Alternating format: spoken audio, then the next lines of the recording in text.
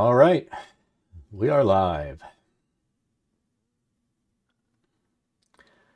So we're going to continue with our mapping of Phandelver today. Still have to figure out what we want to play when we pick a couple days a week to do some gaming. Haven't figured that out yet, but we will.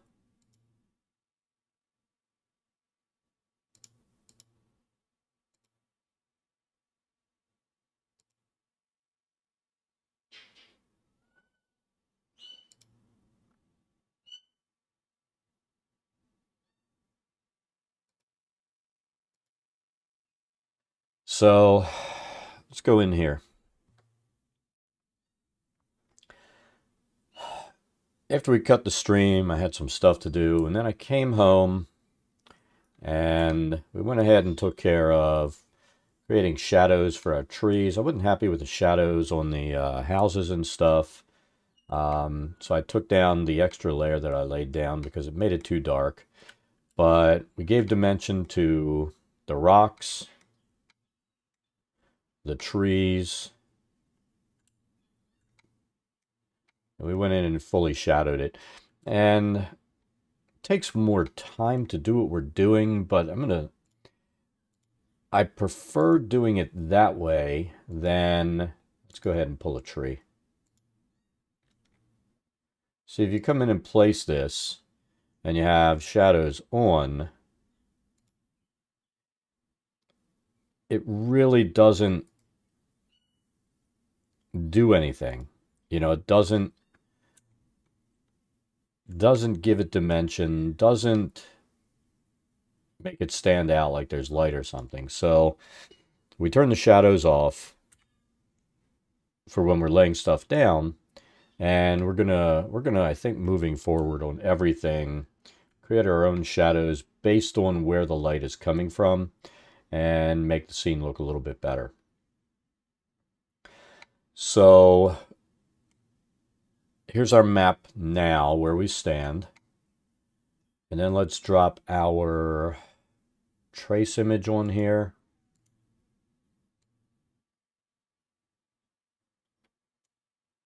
I think there are a few other little spots here we need to add some ruins for. So we'll do that. And as we lay each one down, we're going to go ahead and shadow that thing out. This we might just make a small house and put a hole in the ceiling and go from there. But let's go ahead and do that.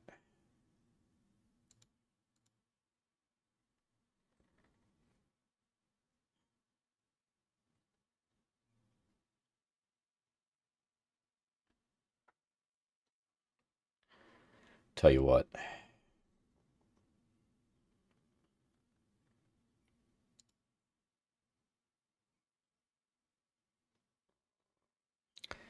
When she hears tell you what, she knows what I'm getting ready to do. She doesn't like being a public figure.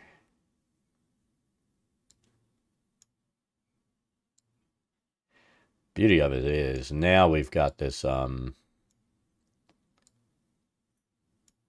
new cam, and it really does move absolutely silently.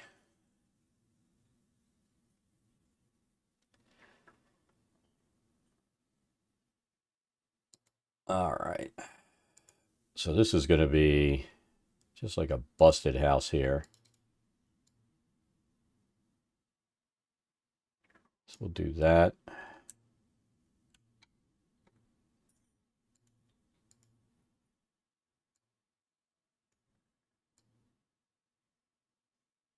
Put that there.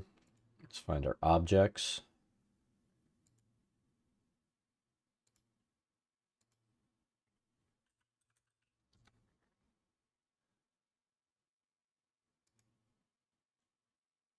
This needs to be over.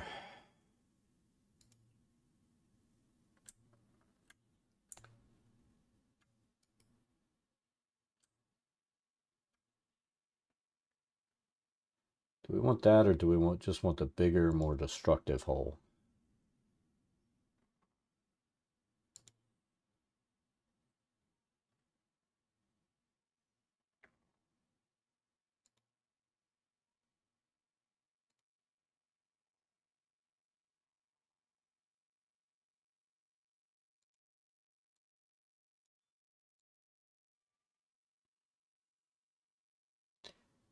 Hey, Strain UK, how's it going? Get this kind of lined up.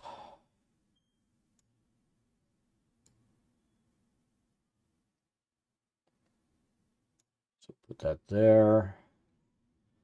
And we're going to throw some rubble around it. I am doing well. Like it's not going to move everything. It's just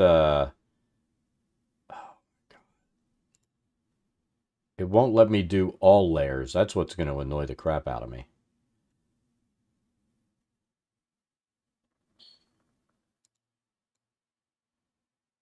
So let's do that. We have them lined up so we can just drop it there.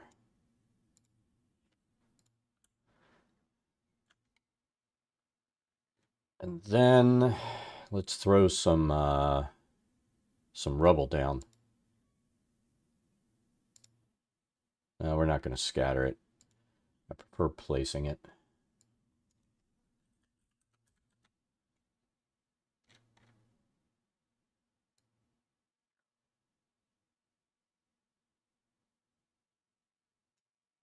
And we're going to stay consistent with the rubble we've been using. We'll just alter the size a little bit.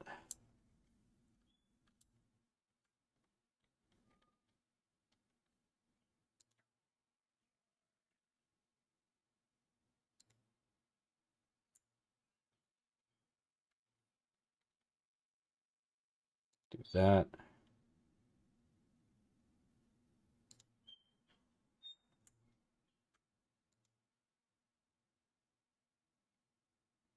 We have no idea why this rubble is sitting outside this broken home, but it's in the drawing, so we try to stay close to it. I don't know why. Then we're going to need to do something to show a little bit of elevation here. And we'll figure that out after we've got everything starting to get close.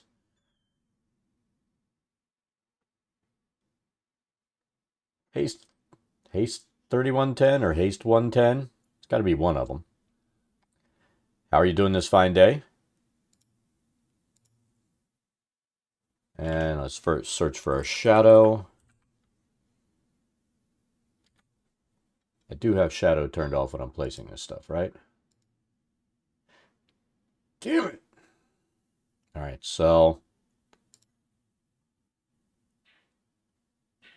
the way you usually pronounce it, you never know, because sometimes people use leet and then they'll put that E on the end and they'll say, no, it's Haste 110. So I'll go for both and see which one's right.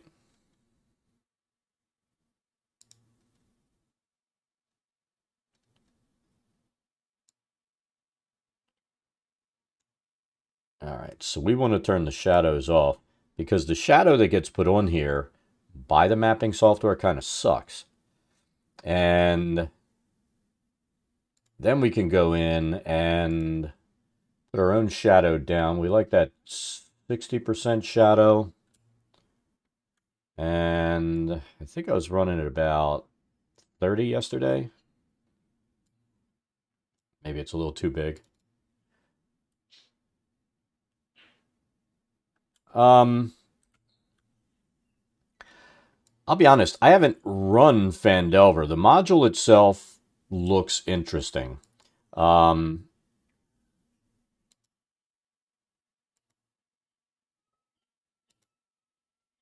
that in. So I do plan to run it as a streamed game eventually. Not happy with that one. And that's why I'm doing all the prep.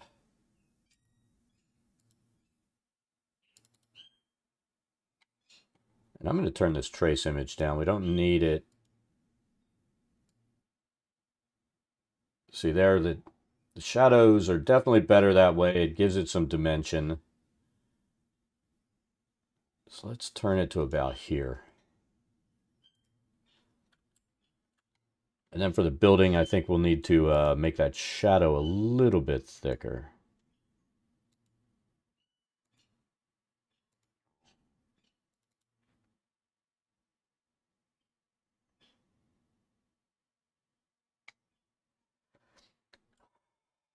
Right now, I mean, there was a point when I was running 4 campaigns at one time, and I'm going to tell you, I'll be blunt.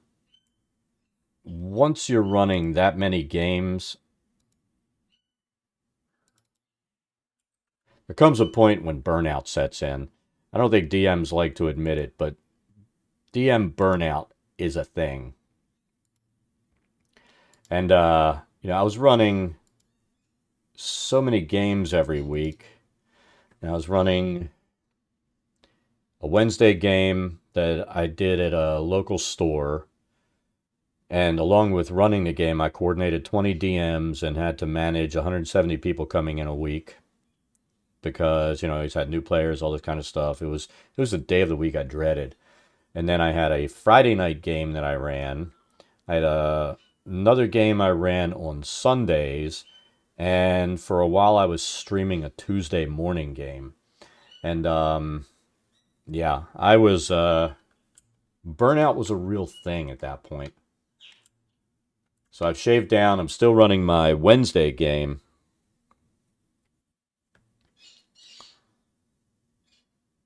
I so rarely get to play as a player. It's freaking crazy.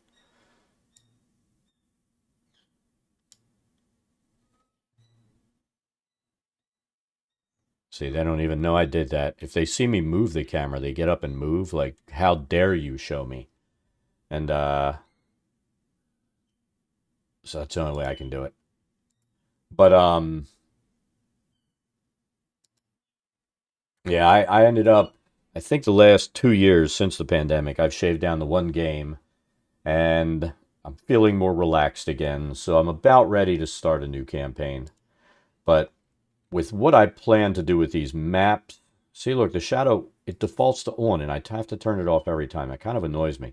And this is why I hate the shadow. The shadow goes all the way around. Unless you've got really weird overhead sunlight, there's no reason for a shadow all the way around. Um, so we like to turn it off. We're doing it kind of where there is overhead light, but it's coming from top down. So we're trying to do that so it gives it proper depth. Light and shadow is important to me. Call me crazy.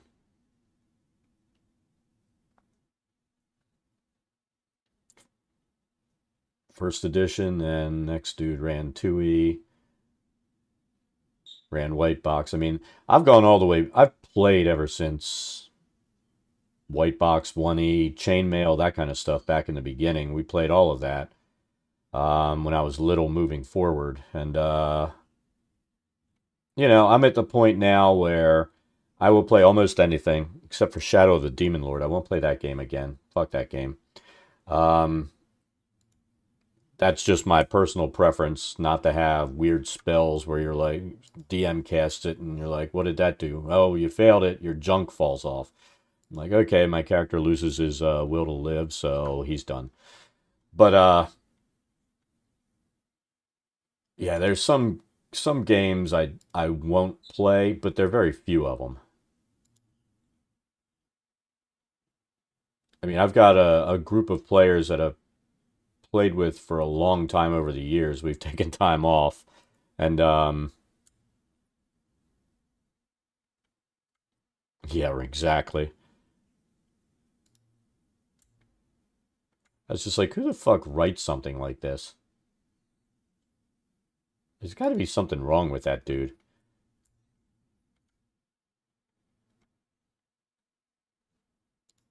We have no idea what that is, but it's kind of there.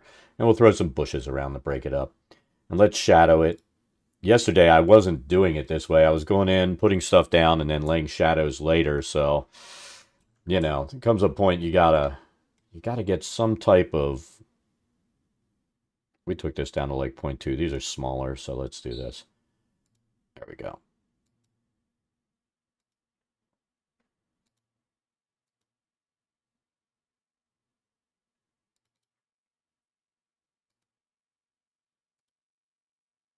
Yeah, I don't know why my son got it in his head he wanted to play that game. I mean, we never really played horror themed games before. And he's like, "Oh, I saw this game. It looks really cool. I want to try give it a try." So we got a group together on Fridays. We played it for about a month, and then everybody was like, "Yeah, we're done." So we went back to running a normal game. I want to say at that point we went in and started playing some Pathfinder, first edition Pathfinder again.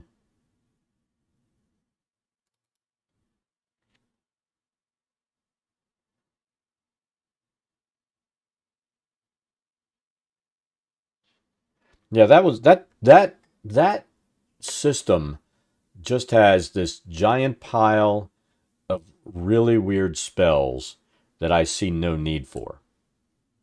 And I'll be blunt. Sometimes I think that kind of shit just kind of goes toward the mental fitness of the person writing the game system. So, I just don't dig that. I probably never will. But I'll admit I'm the kind of DM that there are things that will not be role played at my table. It just won't.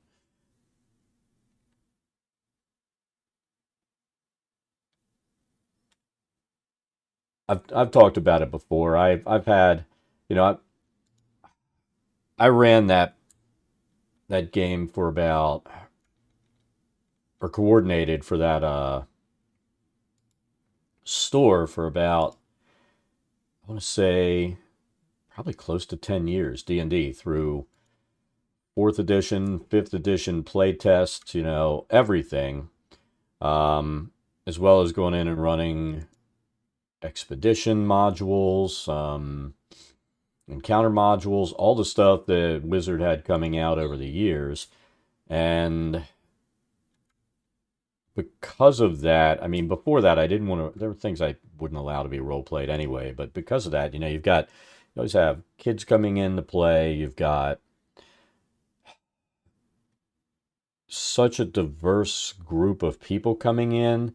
You have no idea what experiences they've had in life, what trauma they've had. And you've got to take that into account when you're coordinating at a public event. And I've thrown people out for doing some really heinous shit at a table that nobody should be doing. And I never asked permission of the store. I told them after the fact when it happened. They're like, "You should have told us. We would have been meaner than you were." But and the fact that for years I was playing with both my kids at a table. My daughter, no, I coordinated for a game store. That was the only thing I did there when I would go down. I'd go down like 3 days a week and coordinate games for them. At one point, there was and I wasn't getting paid. I just did it because I was going to be there anyway. But Wednesday nights we had the where I'd be there from like 6 till 9, coordinating at 20 tables. Fridays there was another thing that we ran for D&D, and then Saturdays that was expeditions. And then what did that become? It was expeditions during 4th edition, and then it became something else that they had other modules that came out. So I was always running stuff there. I'm not going to put a roof on. We're just going to put like broken stuff down like this is a collapsed building. I don't have a proper broken roof asset, and I don't feel like sitting down and trying to draw a proper broken roof asset. So we're not going to do that. Um,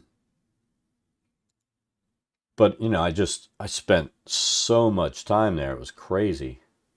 I ended up cutting back and getting somebody to assist with that because, there comes a point when you're like, yeah, I might want to see my wife on the weekend. You know, we'll pick and move these things. Let's place that there. We'll create a wall going up that way.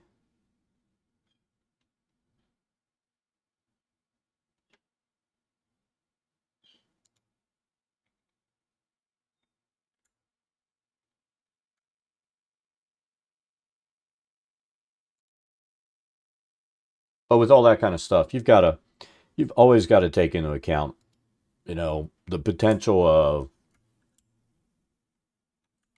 you know, I really, I'll go ahead and talk about it. I've talked about it in some videos before, but I've had morons come in and want to role play sex, rape, autoerotic asphyxiation, living out a fantasy of fucking being in the human centipede and tied to the one chick, sewed to the ass of the one chick sitting at the table. And, every one of these motherfuckers all got permanently banned from the store. So I'm just always amazed at the crap that comes into people's heads.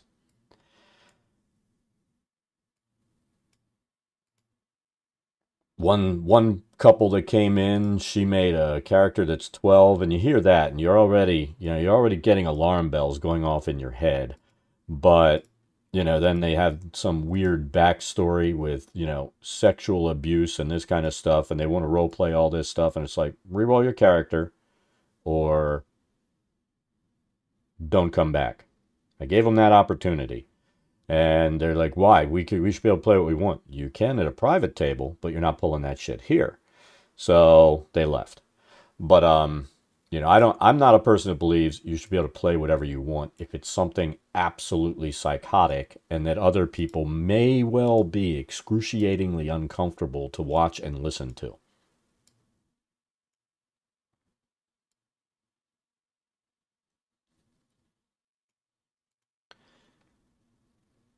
So I think I'm happy with that.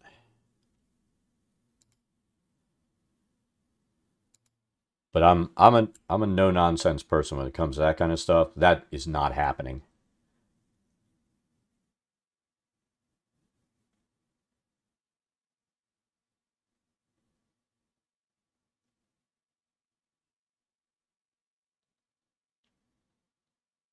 Oh no, when I got the store that I would run for, it would be like a don't come back to the store ban. It was, that they were always really good about that.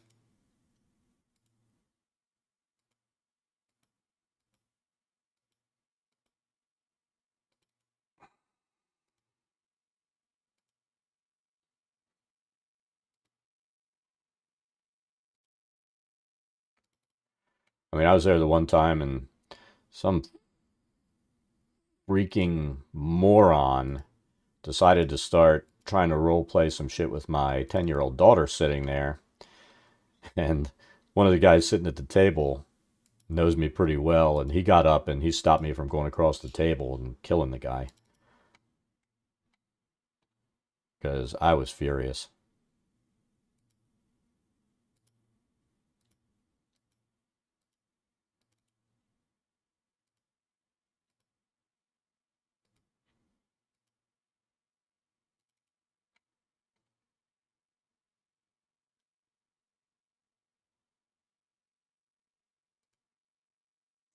You know, we're gonna run this just as a line across. I think that, yeah, that's fine.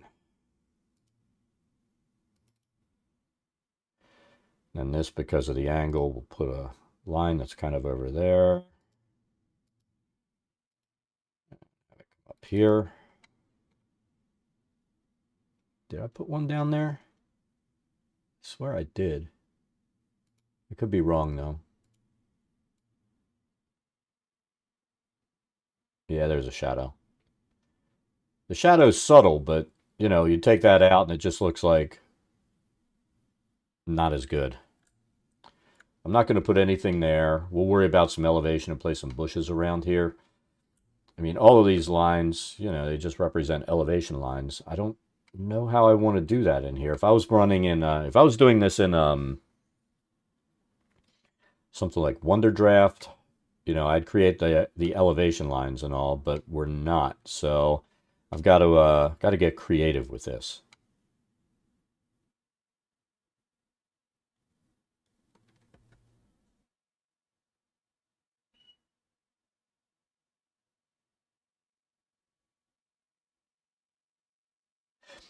See, that's just it. When I had so many people coming in every week, when you've got 20 DMs running tables and, an average of 170 players, and I usually had 20 to 30 new people showing up every week that I had to seat.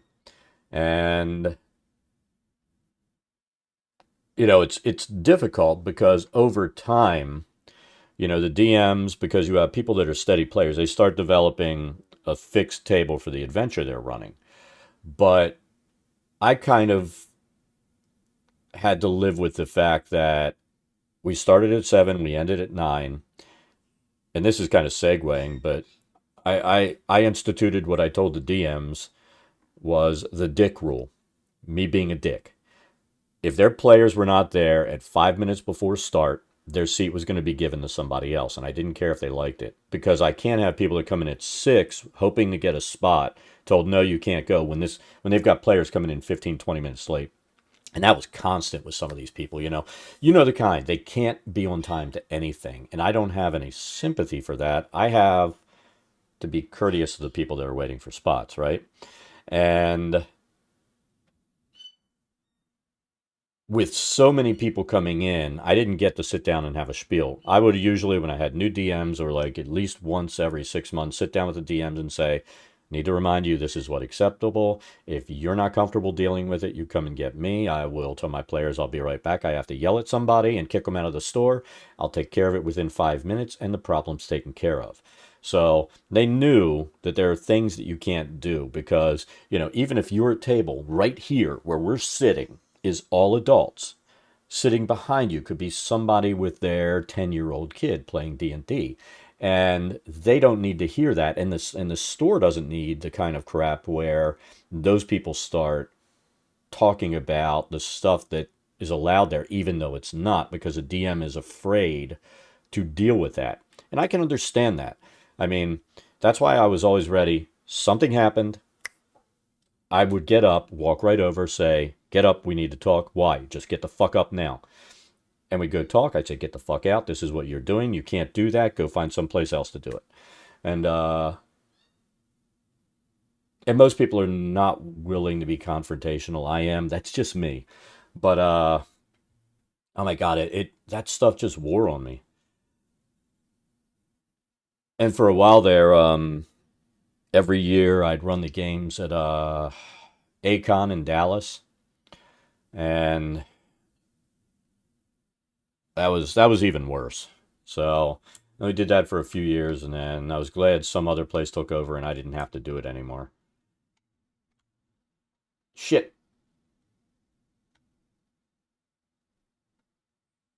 I think that's it.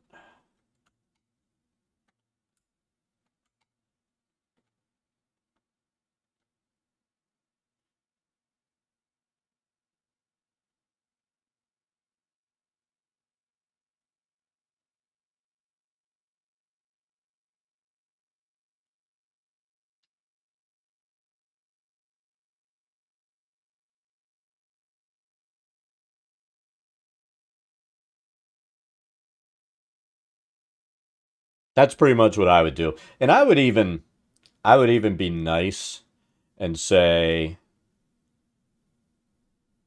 you go up to the room, do whatever. Well, what I'm like, look, if you want to know how you did, roll a d20. If you roll a 1, they laughed and left early. If you rolled a 20, you had a good time. That's the extent of it. And, you know, after that, because nobody wanted to be humiliated at the table by an NPC with performance issues. So, after I did that the one time, it never happened again. I think that's the right size. Maybe.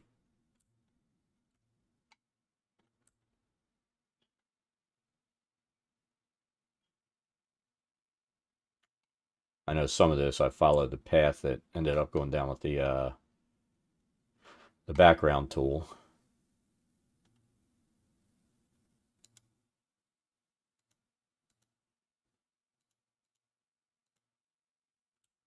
It doesn't matter. I'm just trying to get a general layout.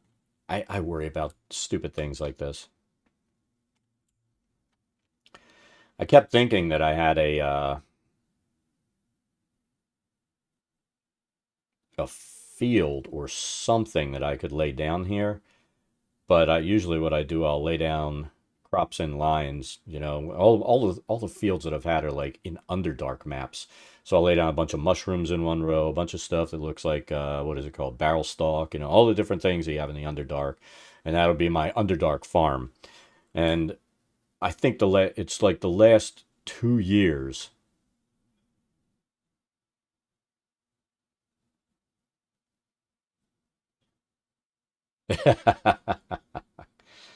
Yeah, I mean that's the only way to really handle it. And I just here's the thing. People can have whatever kink or whatever they want. It it's just that the people that play with them in a game don't need to know about it. You know what I mean? They just don't need to know about it.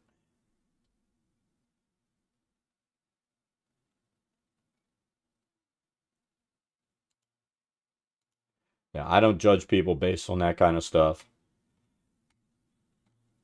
unless it's like, being a pedophile, then yeah, I do judge the hell out of that. But um oh, more ruins.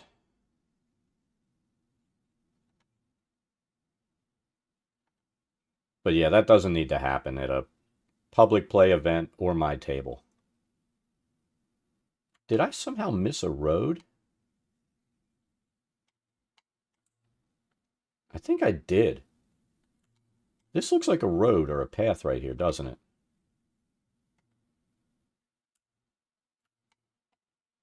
That is a path. Well, damn it. Here, I thought my pathing was all done. Fortunately, let's see if I still have the terrain brush up that I wanted. That was this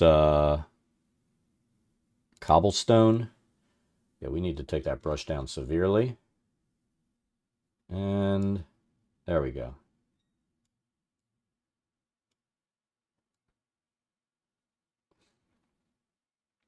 I can't believe I missed a path. We got to grass that in too.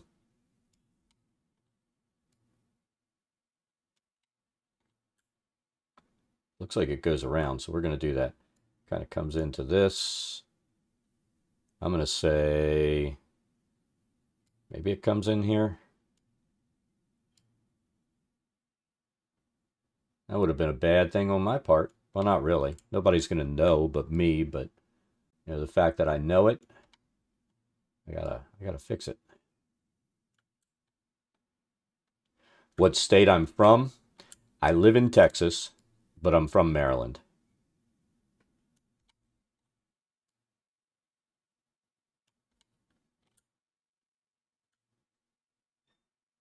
So that's kind of weird. It comes around here, but I don't see the path really exiting. You know what we're going to do? It's not on the map, but we're going to do this. Now I've got to put my outline on it. I can't believe I did that.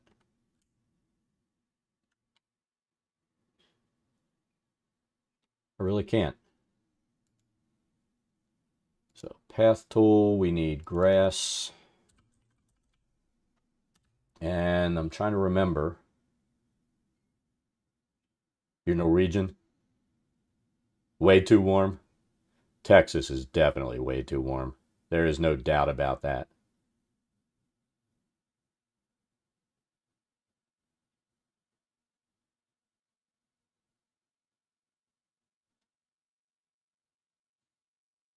We ran that.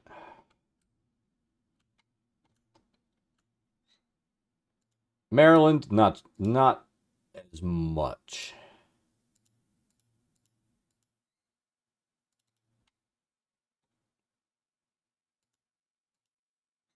Maryland was one of those places where, you actually had spring and fall. I've gone fly fishing when I used to live there, and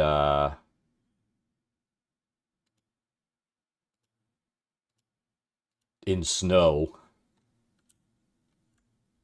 way back in the day. I've been down here for what, since '96.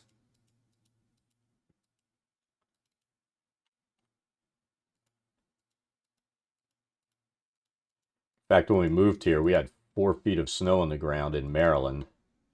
It was kind of funny. You know, we were still going to work in that crap. Got down here and there was like an eighth of an inch of ice on the ground and the whole place shut down. Which is a good thing because the people down here can't drive in inclement weather, be it rain, snow, whatever.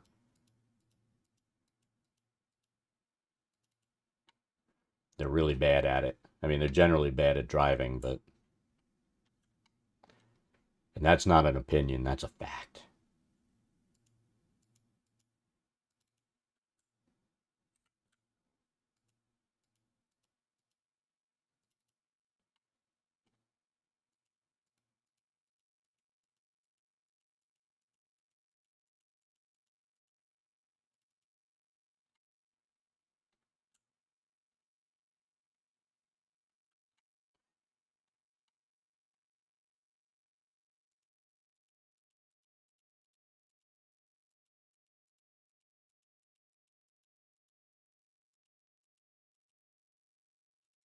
I mean, unfortunately, we have more than our fair share of problems right now.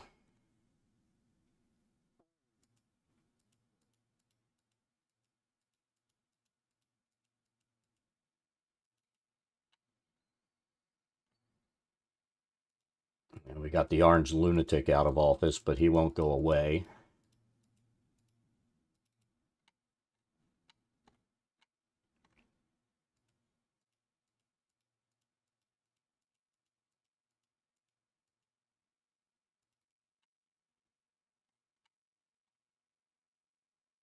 All those Big Macs and chocolate cake that he eats have not done their job.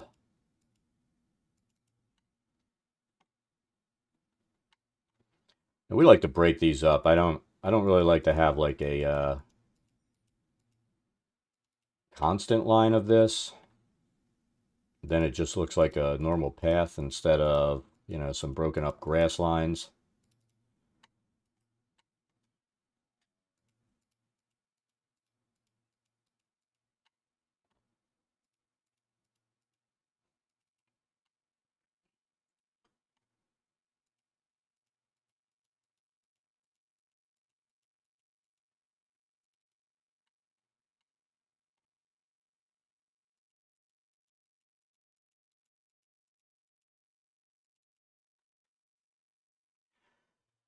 Keep getting closer and closer. I almost pulled the trigger this morning. I was thinking about buying a, I've got a XP Pen 15.6 tablet,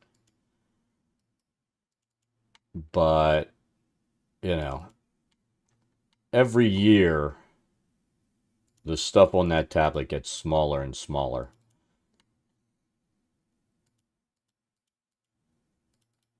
It's just your eyes get worse and worse every year, let's face it.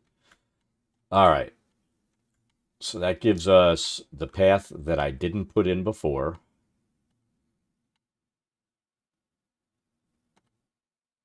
So that looks fine. Let's see if there are any other... Yeah, this is what exposed the path to us right here. We saw this and we're like, wait a minute, that looks like a path. And it was a path. So let's start building out this rubble-filled zone.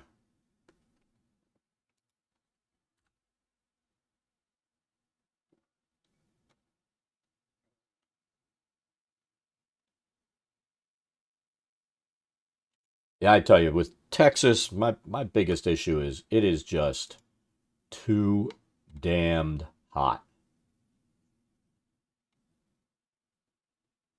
I mean, it's just beginning of April. We're going to be like 80 today. It was 90 last weekend in the 90s. That's stupid in March in the 90s.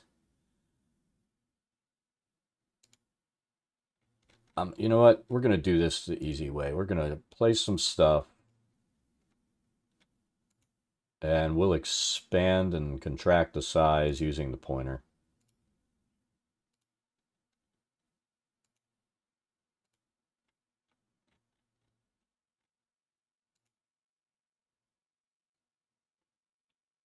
You know, if you're out in it, you get used to it. But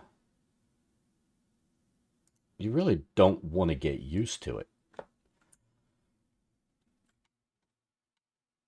if you know what I mean.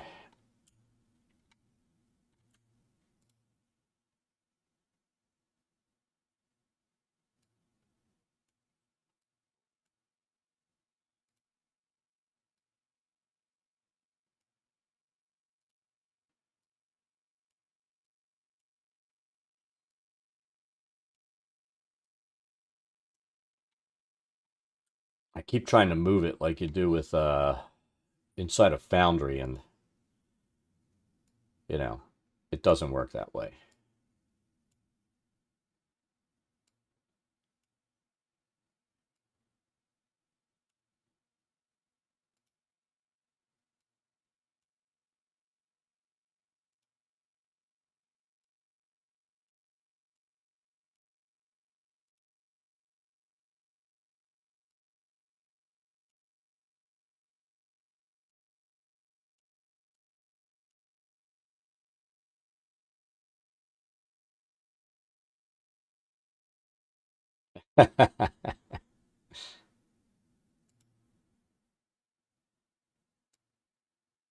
See, what I missed when I moved down here, where I grew up, I used to go fly fishing.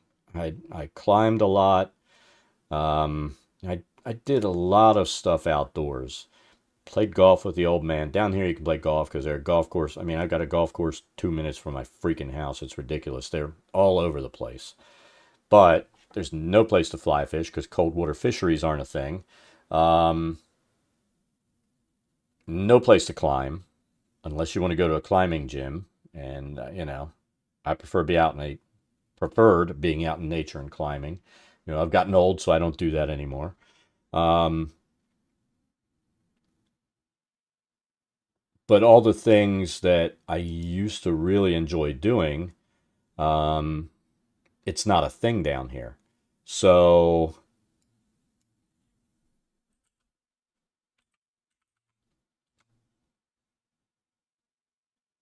I miss that stuff. And like I said, I miss actually having seasons.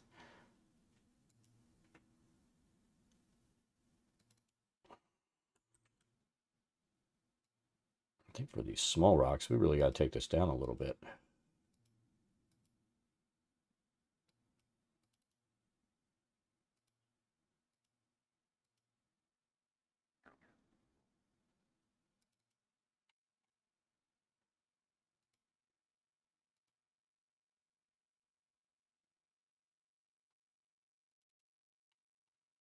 It doesn't help that, where I live,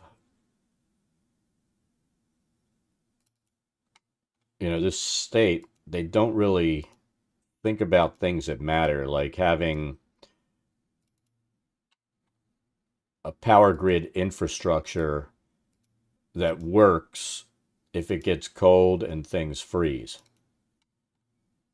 Last year we had a big freeze, bunch of ice, and power was out just everywhere because they don't bother to. Has 3110. Thank you for the follow. You have to head out, no problem. Session 0. There you go. Stop in anytime. We'll be doing the same stuff.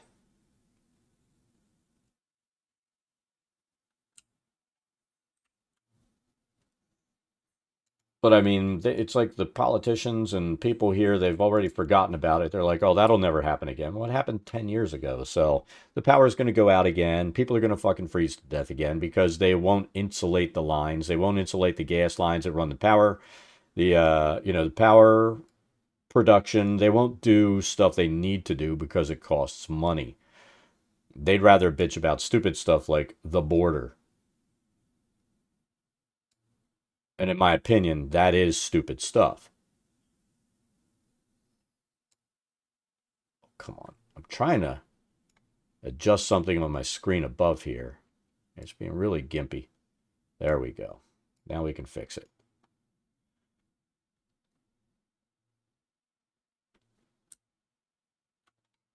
So let's see if there are any other. I mean, there's an outbuilding here.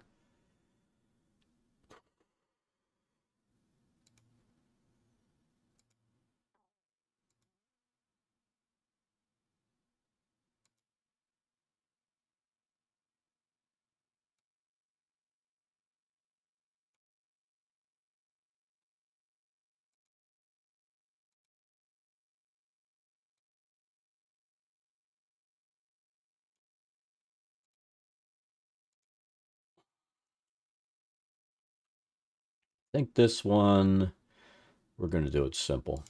We're going to go like this. Oh, I don't want it to fade. You know what? That doesn't matter. That's good. It's probably a good thing.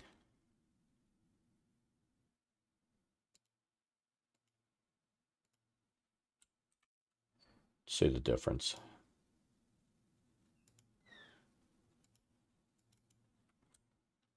I mean, that's why we've been doing that little curve. It kind of takes care of the fade effect. We have a lot of... We're going to assume some of these things are just rocks. We'll lay those in so it's not rubble everywhere. I think we missed part of the rubble line here. Because this is basically an old wall that used to be around this area.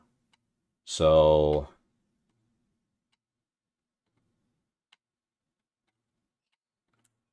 we'll place... In fact, that probably is the rubble. I am just wrong.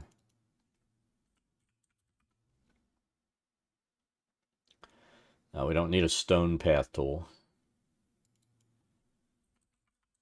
Let's leave the shadwow. What's a shadwow? Leave that there.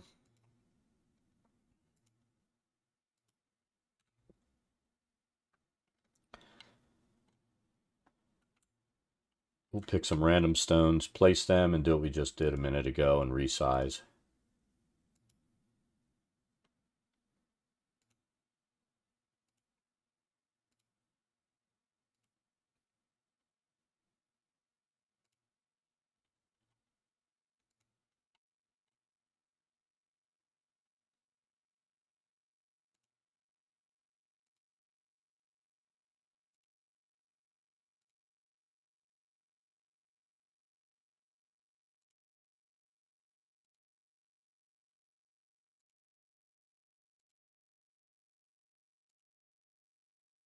I'm going to throw a random one that's not really drawn. And let's go ahead and resize, and then we'll shadow them.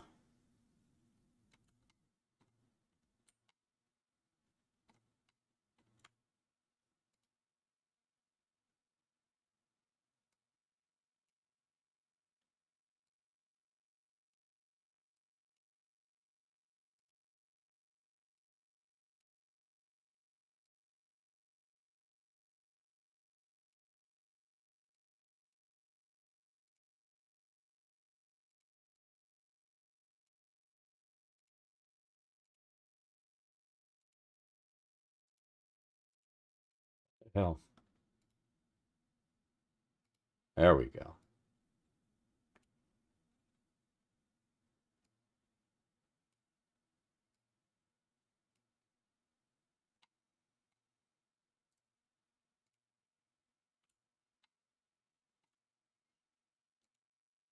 Getting a little bit of pausing in there, so I want to go ahead and do a quick save.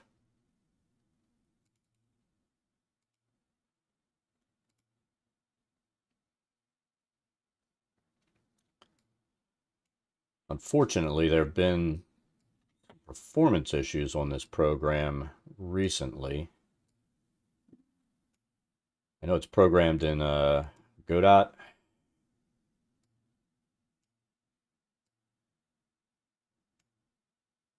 And they changed something in the engine, and it's affected this.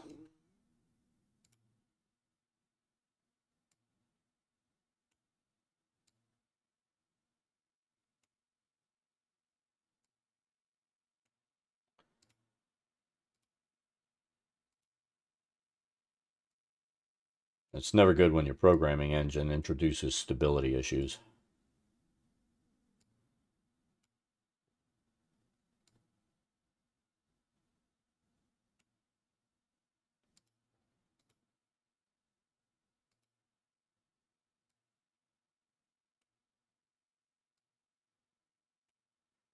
There we go.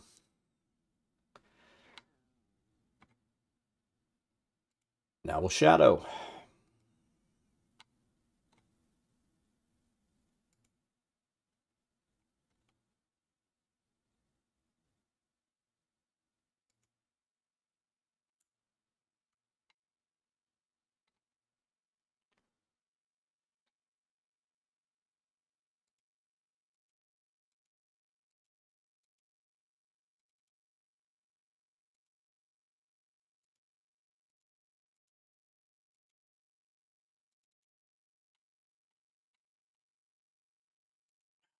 Try to be consistent with the light where it's cast. Sometimes might be a little bit off. This one I think we can just go straight across.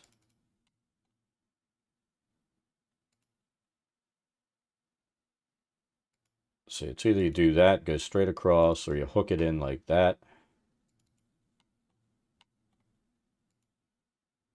It comes out to like 6 of one, half dozen of the other.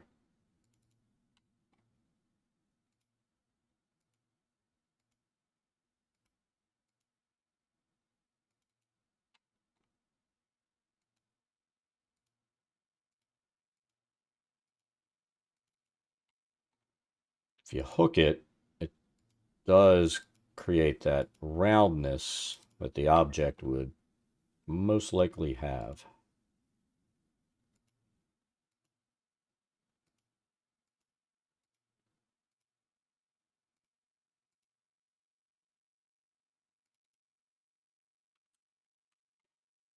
So that's another one done.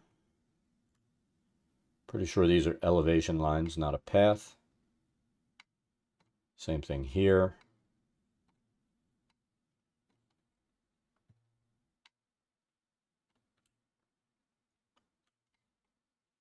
See, this is actually more rubble from the old wall. We're going to place that. I thought it was something else, but I was wrong.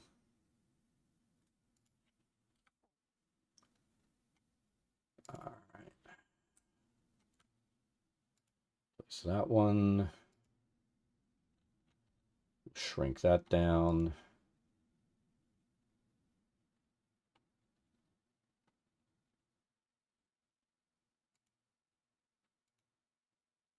A few of these will need to be shrunk and grown, otherwise known as resized. This one here.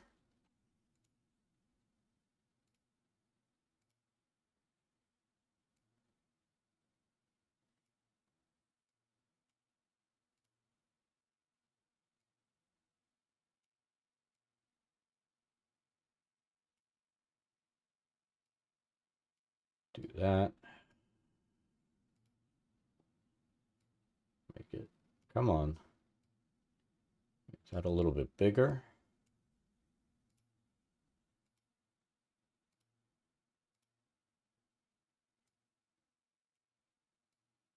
Make that a little bit smaller.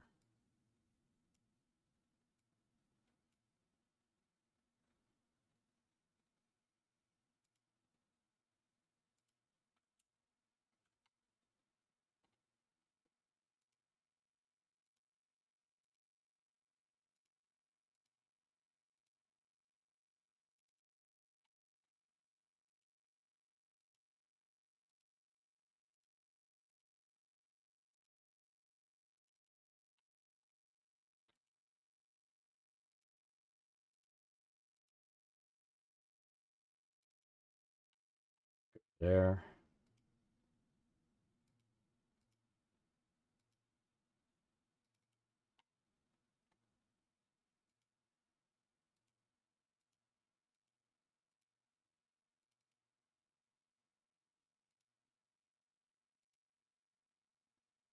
At least now the object tool is being persistent.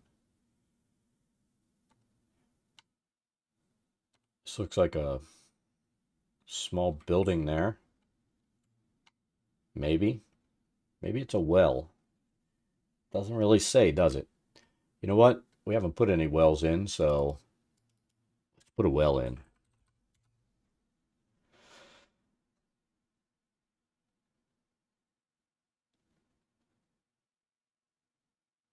Let us install a well, because why not?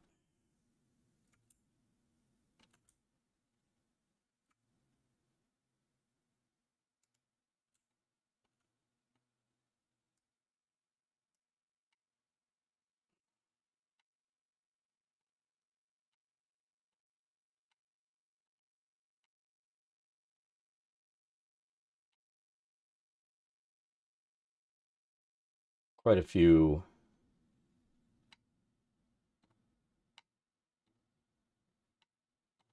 Looks like that's a cart. Let's see if we have one. There we go. Pretty much looks like what that guy has, right?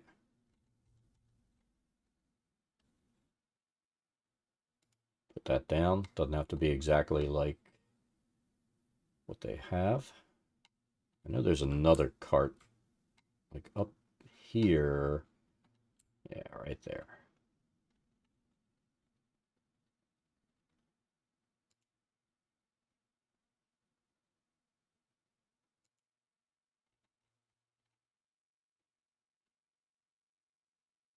Put it there.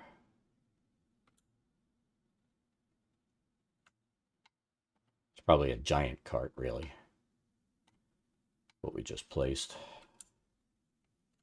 A little outbuilding here. And let's see, these shingles don't downsize for that, so we're not going to shingle it. We're going to use this. We'll do it hip. Let's draw it over here. And then we'll spin it and relocate it.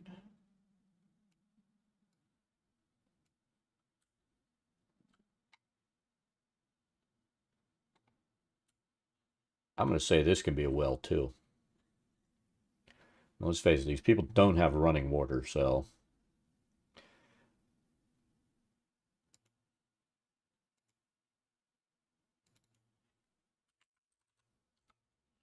that's what we're going to put there.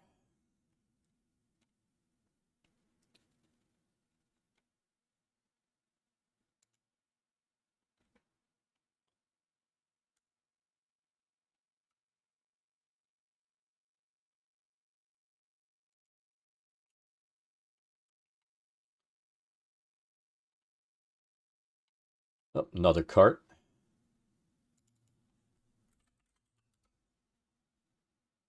This is the town of carts.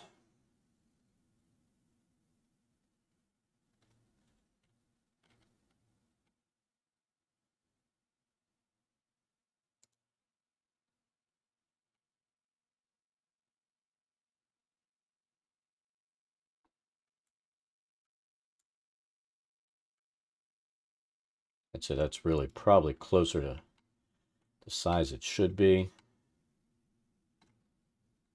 Yeah.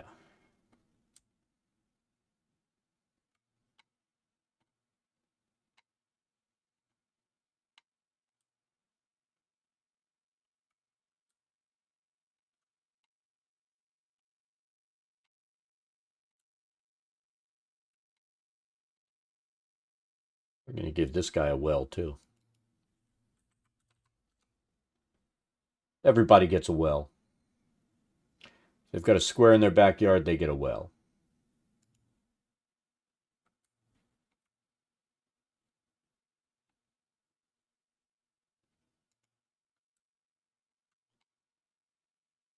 No square, you have no drinking water. See, look. They've got a well. Tessa's just like, oh, I don't want to hear about people's wells.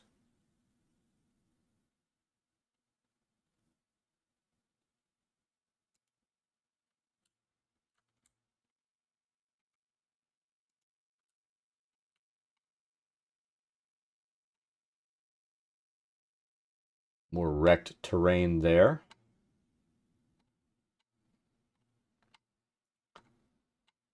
There's a shack we haven't built yet.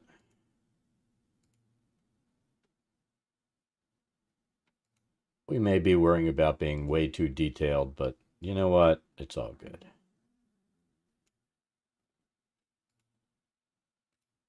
And you know what we haven't done? I'll realize this later. So let's take care of it now.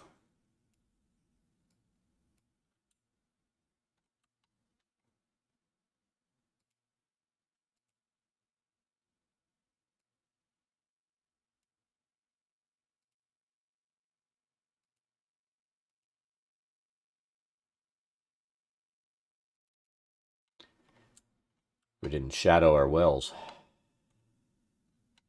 Or our carts.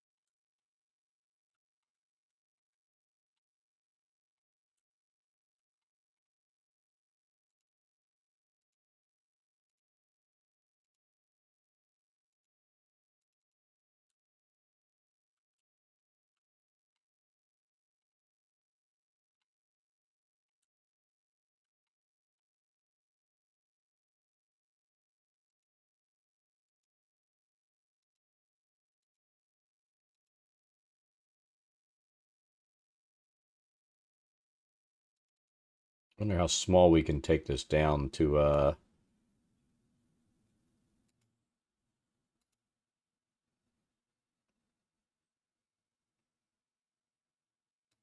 this is where a tablet makes a difference.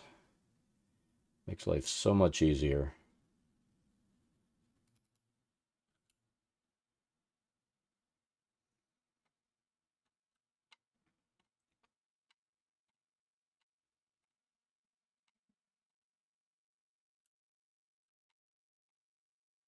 The shadow there. Where are the other carts?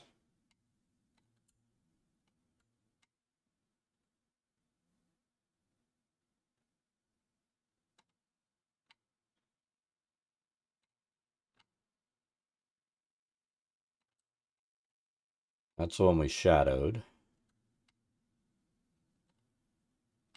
Come on, where's Cartman? There it is.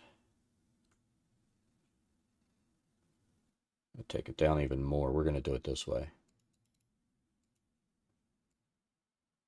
We'll go down more. So since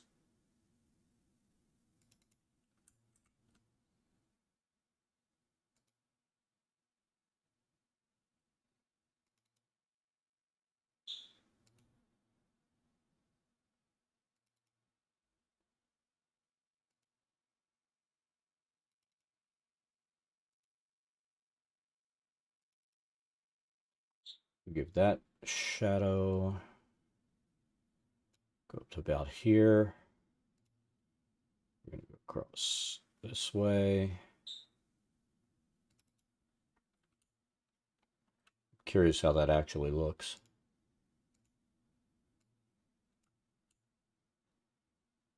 So there we go.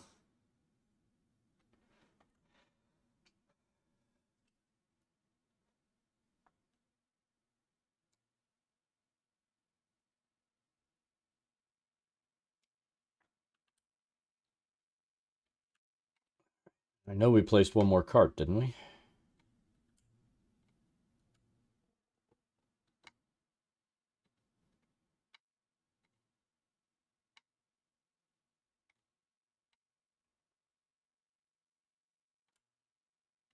We did one there. There it is.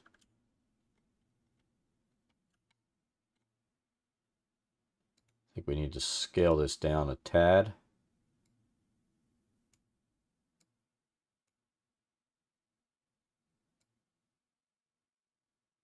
About like that.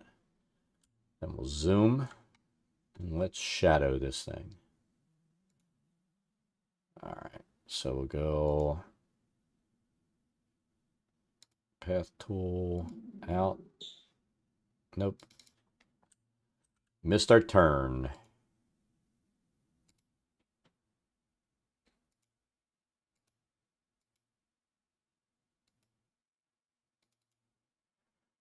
And then we'll take it all the way down here and we're gonna offset it this way.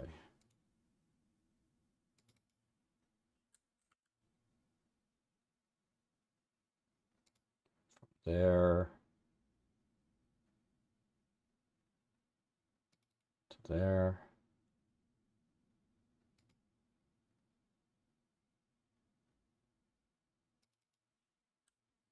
Not really perfect, but I think it'll work. Now we're just looking for minor details that we need to put in. I don't really know what some of this crap is here. I'm not gonna throw extra rocks down. I'd rather start putting bushes and things like that in some of these areas. So here's another wrecked house. Tell you what we could do. Let's experiment. We're going to experiment with a wrecked house. And we need to do some, I tell you what. No, thank you, Scam Likely.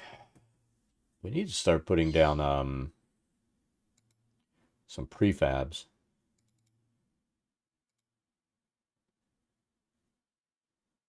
And I think that's like over here.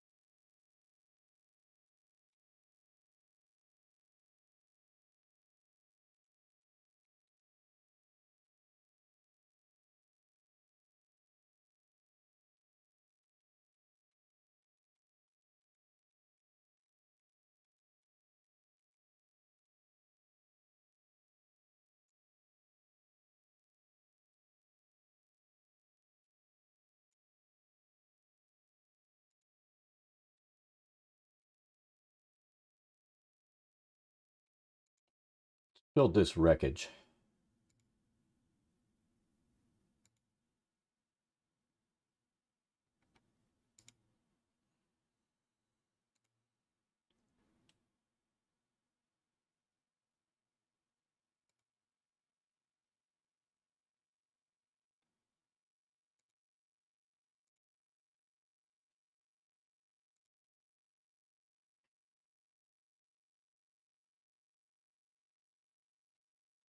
This may be the only properly wrecked house when we're done.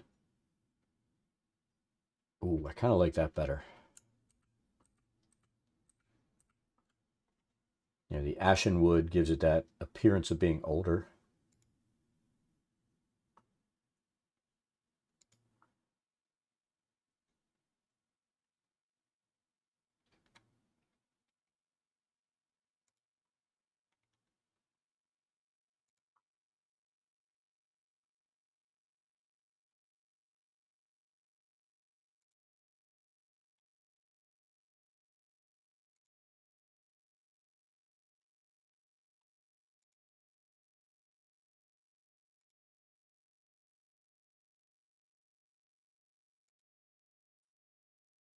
Scale that down a little bit.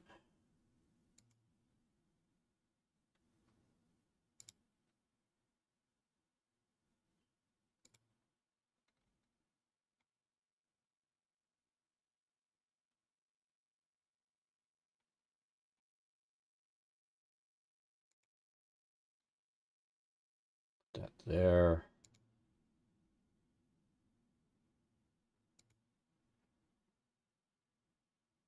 Put that there. We're just trying to give an indication of this wreckage.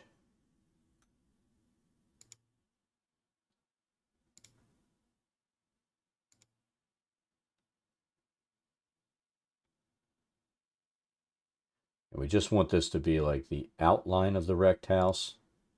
And then we don't have to worry about the bogus roof. All right. Let's see how this looks after we get this all rescaled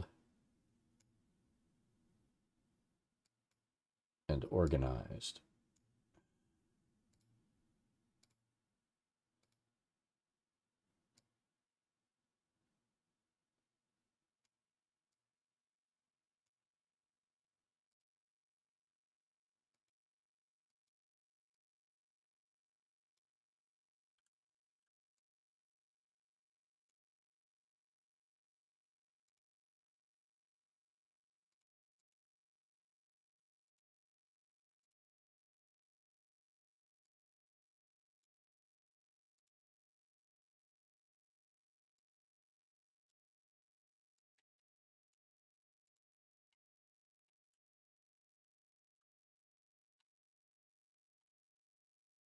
Oh, come on.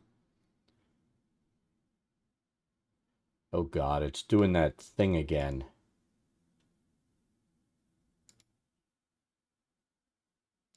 It did this the other day where the controls stopped working.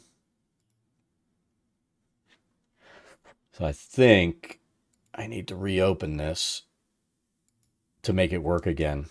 This is really fucking goofy. See, now the controls are working again.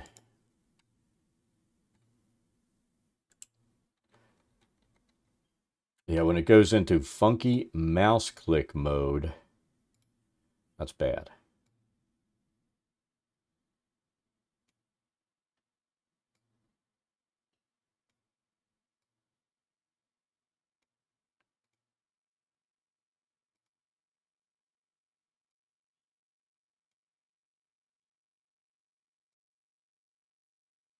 You can kind of tell it's going to happen because the the mouse starts slowing down and getting non-responsive.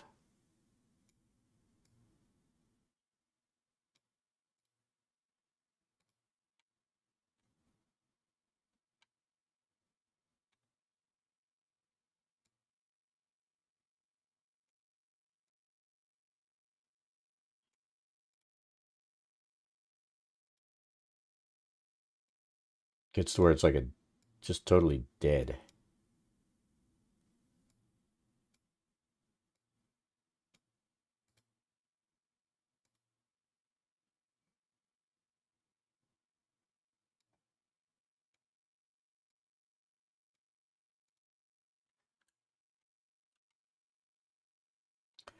There, that looks like the remains of a broken down, busted house. We're going with that.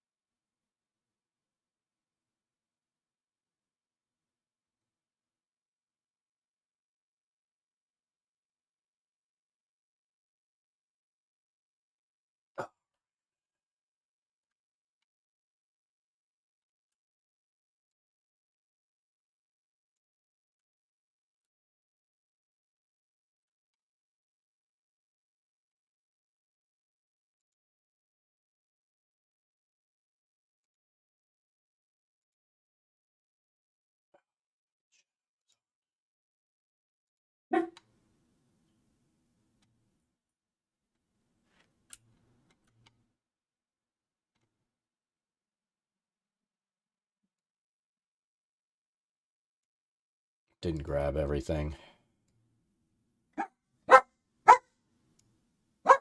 Hey, behave. There's nothing going on.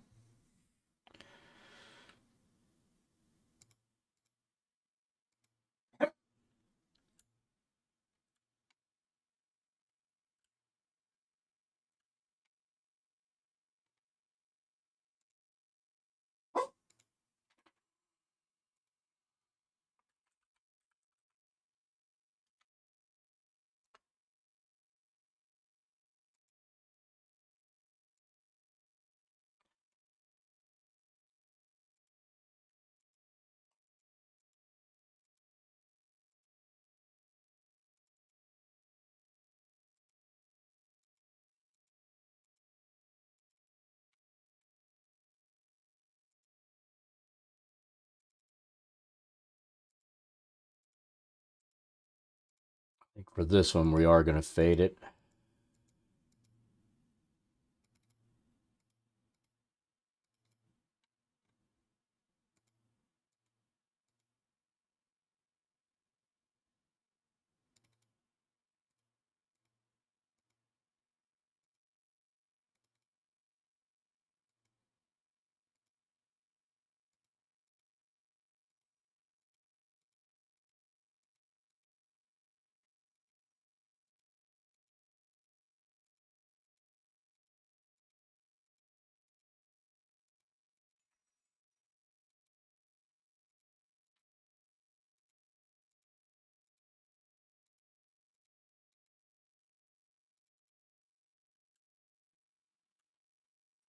Curious how that looks.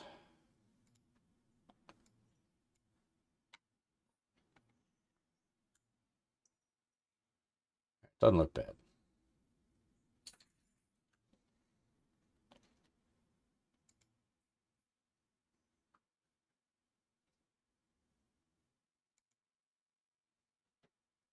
We're going to pick our path tool so it doesn't keep trying to drop something on the ground.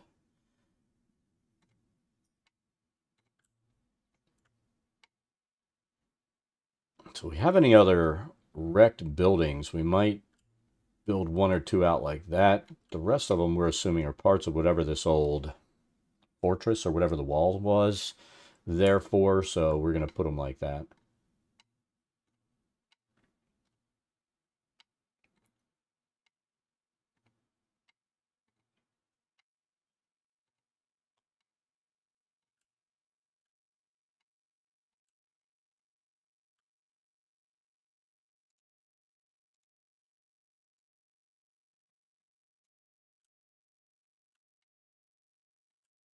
We're going to zoom in on each of these buildings now. See if there's anything extra we need to build around them.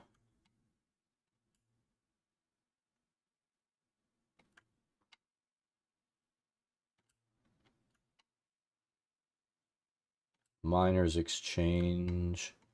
Probably need like a sign out there or something. Woodworker. He's got a well too. We're doing a well. Because, well, why not?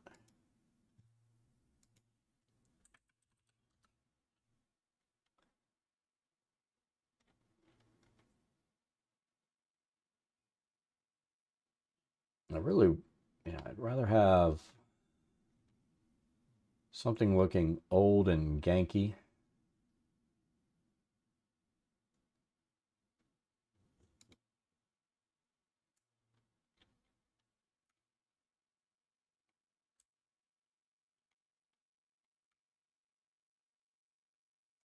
There, that's old and ganky.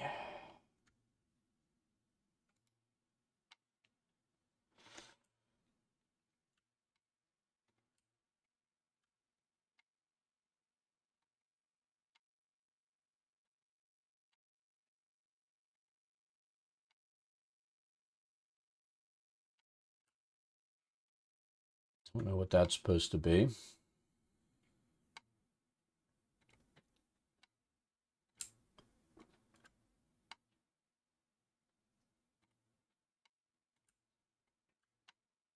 I do we know we missed our opportunity to shadow. I said we weren't going to do that.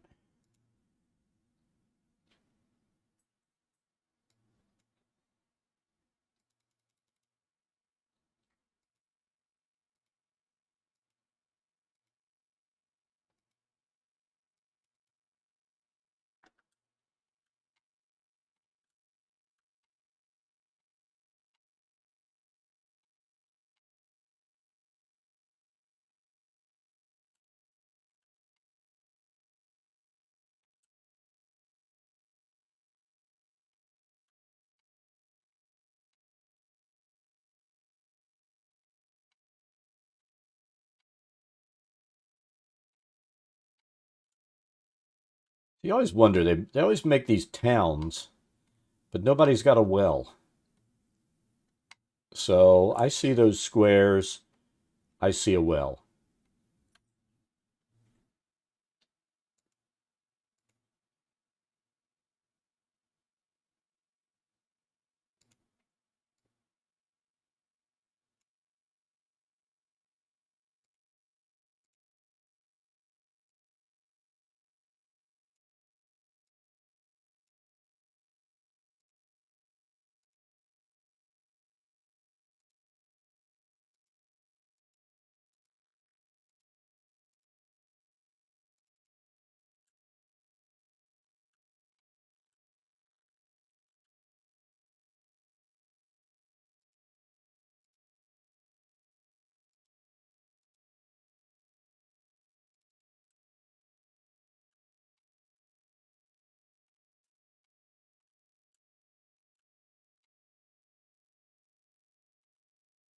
Sometimes I think the map makers for these games don't think about that. They don't need wells or water. I mean, after all, there's no stream or anything running through this freaking map. This might be a stream over here, but I doubt everybody in town would be going over to that stream. That would be stupid. All right, we can put another broken building over here.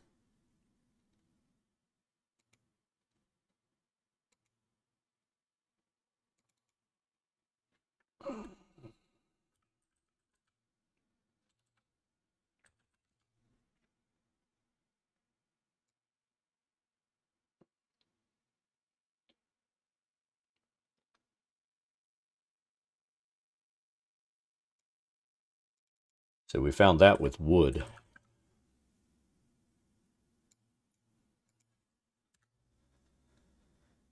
Why are the statues showing up as wood?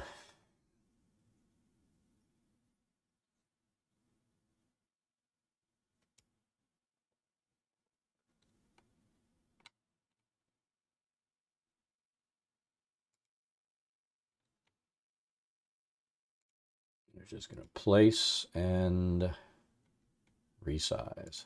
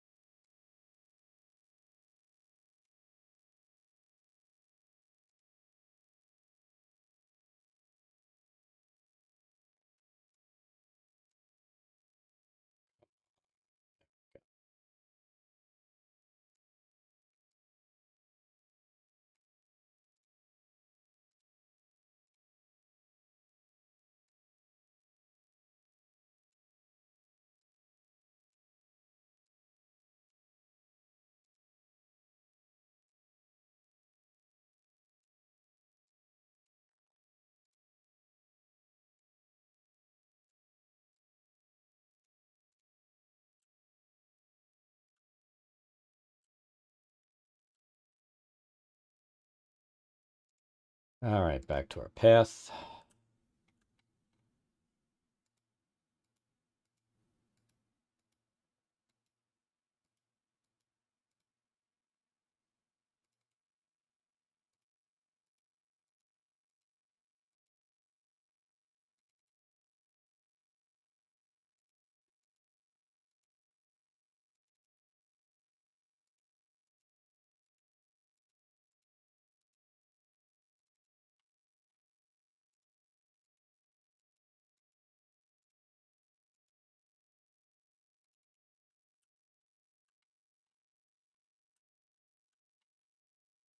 Debris done.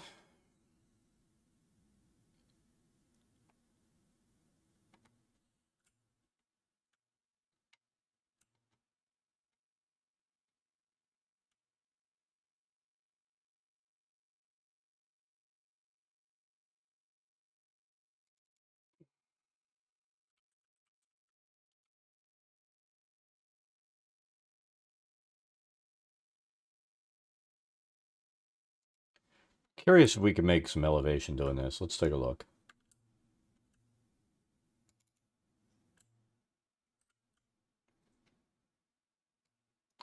Let's get it up to like 30.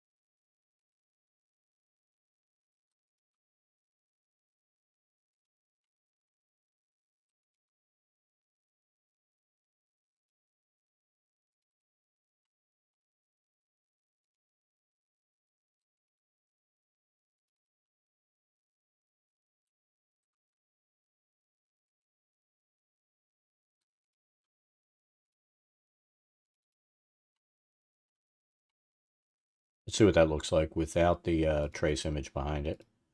If it gives us a kind of indication of elevation going up, does it?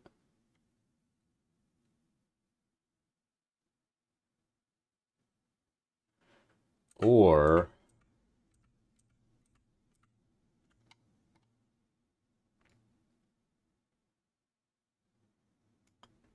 tell you what,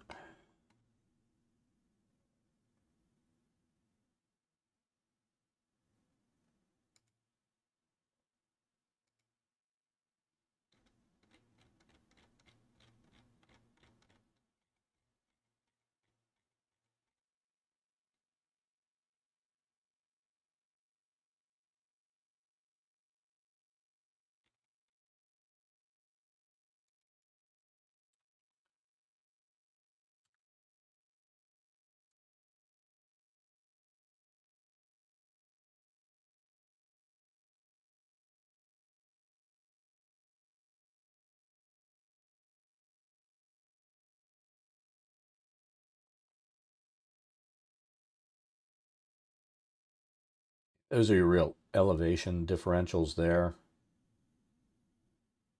But I want something more subtle.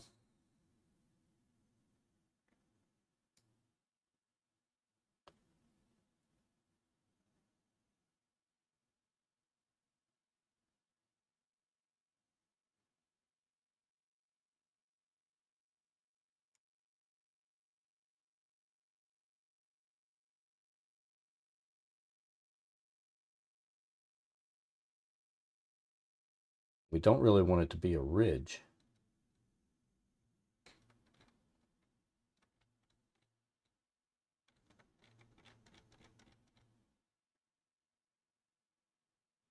I mean, you've got contour lines, but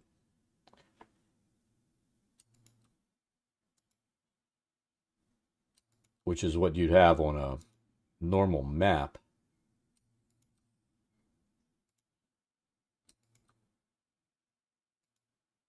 Yeah, kind of like that.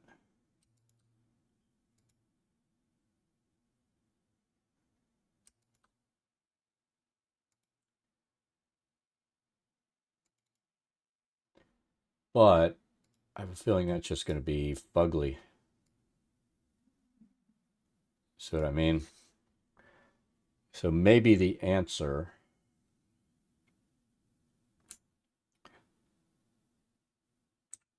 is something else.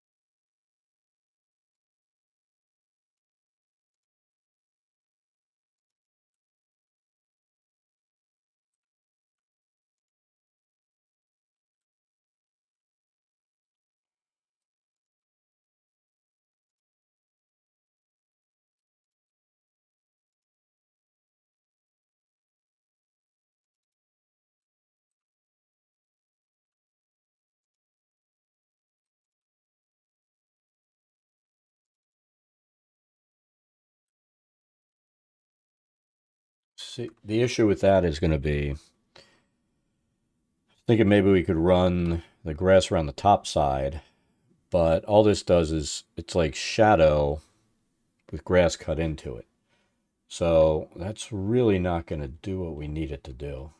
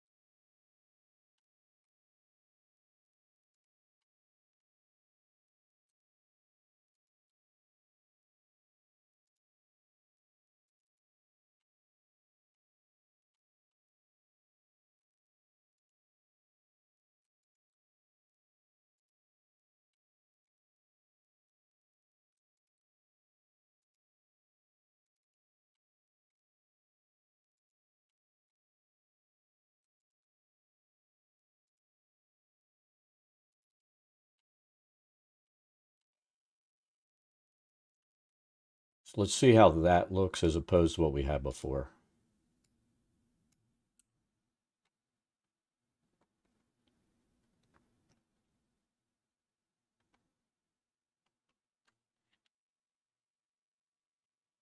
I mean, it's kind of subtle, but I don't know.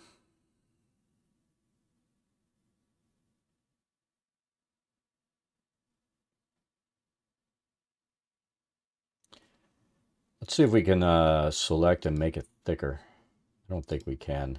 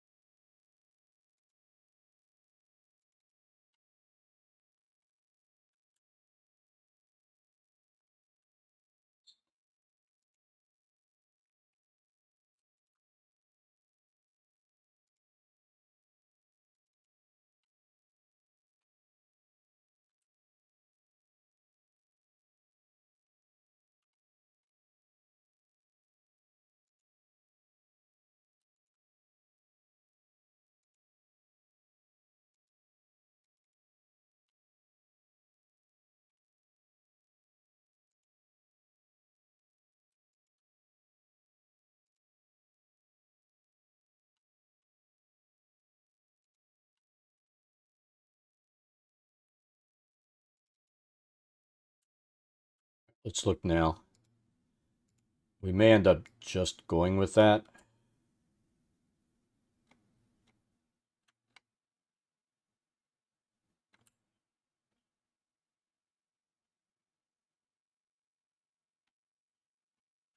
And I wonder.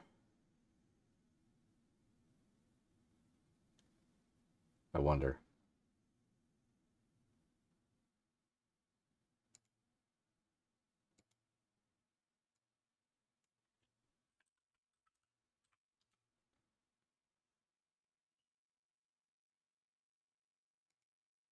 I wonder.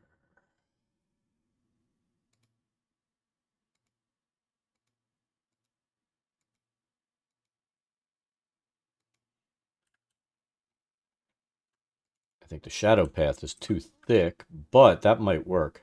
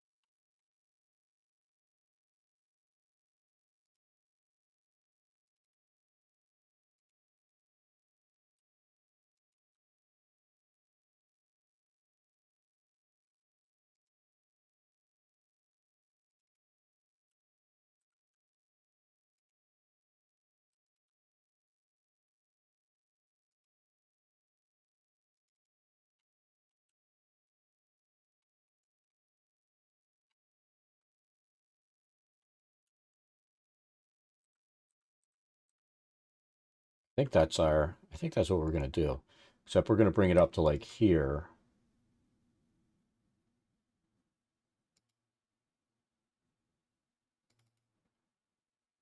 Captain Ragebeard, how's it going this fine day?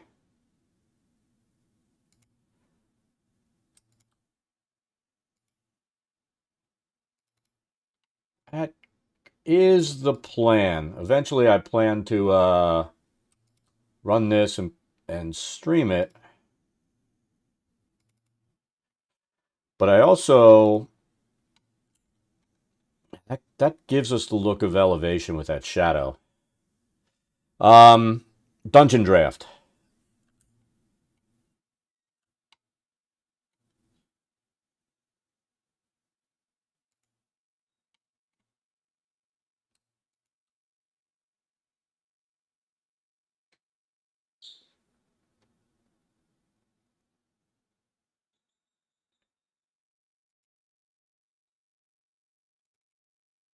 Yeah, there are times when I'll use I've messed with Tailspire.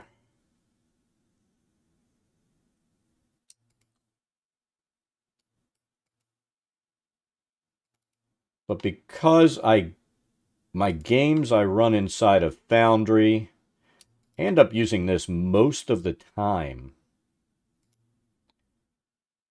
Just because of its integration. So what do you think? Does that look like we've got levels stepping up with elevation?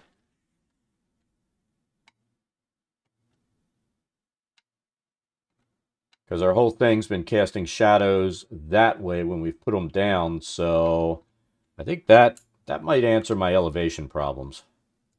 And then we can always I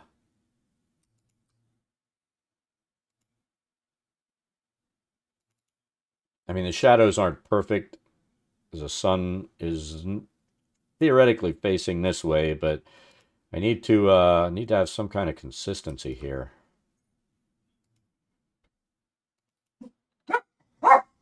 That was you. Dog banged on the door and she's like, what's that? That was your brother over there banging on the door. Tell him to stop banging his head.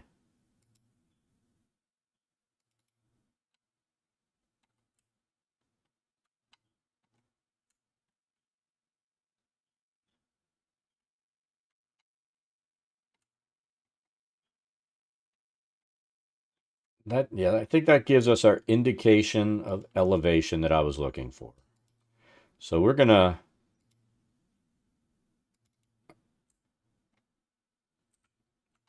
go with that.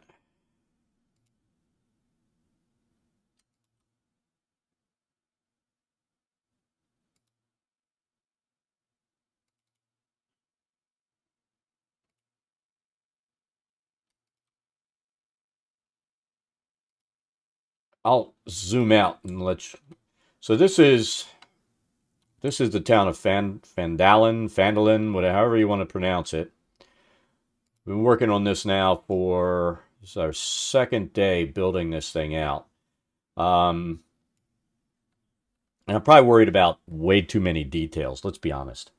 But our plan is to export this not as a DD to VTT file because we don't want any walls or anything built in. We're going to export this as a WebP image, and then we're going to use levels and two other modules to create map points where I can click on it. It'll open a zoomed in version of the actual like Town Master's Hall map. And I think what we'll do is, create this map here in a section.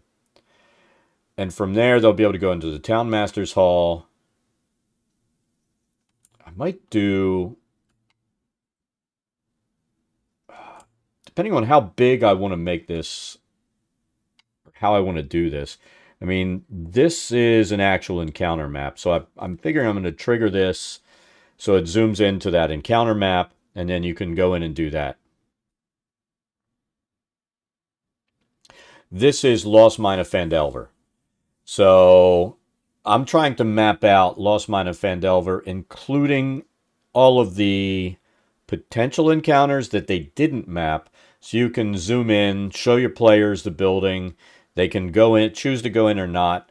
Like if they go to Sleeping Giant, they're going to have an encounter with the Red Brand Ruffians. If they choose not to go there, then I'll create an encounter on the street where it'll zoom in and have a street encounter. Maybe, who knows, somewhere down here. You know that name from somewhere? Yeah. But I want to have the whole thing so that it kind of drills down into that, and I'm going to throw it all into a module for chapter 2. I'm going to go back and do the same thing for part 1. We did those maps last week, but this one I'm doing much more detailed mapping than the adventure calls for. Mostly because I want the players to be able to see this map and then go click, zoom into the Town Master's Hall. They go in, they talk to the guy, get their quest. If they're murder hobos, then they kill everybody in there. You know, whatever they want to do. Preferably not the murder hobo thing. But I decided to turn this into a bit of a bigger project than it needed to be so that every possible encounter is going to be included in a module that I'll be able to pump out and, you know, have the map ready. Yeah, murder hobos. Everybody's got them. Most people hate them, let's be honest. Ooh, we didn't do this building either. We need to we need wreckage here. I'll tell you though, what's eaten time is just I'm so worried about detail on this. Like I hate in Dungeondraft the way it throws shadows down, where you throw a shadow down and it's a square around it.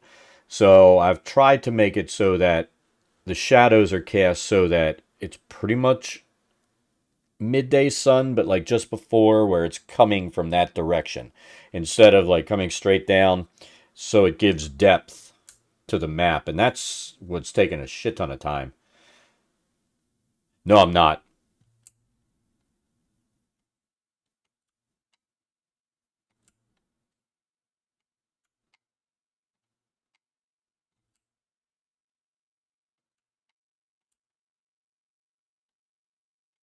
Did I? Ooh, I missed shadows.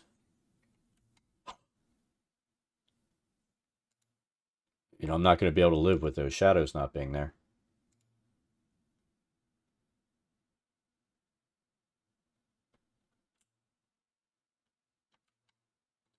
I might have to take a look at that.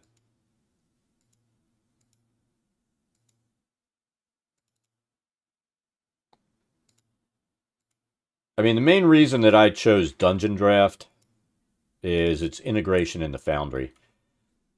Now, the fact that I'm going to start setting up maps with multi levels and stuff like that, sure,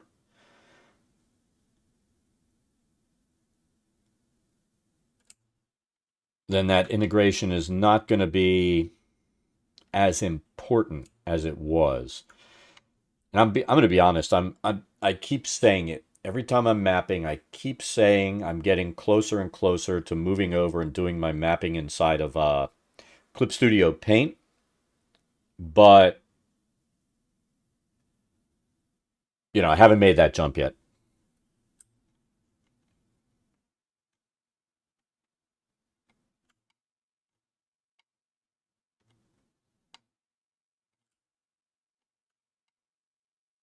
All right, let's bring back our trace. We saw that shadow and it was bothering me, or lack of shadow, I should say.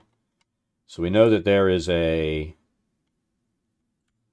wrecked old building here. We're going to build that out the way we did the other wrecked old building.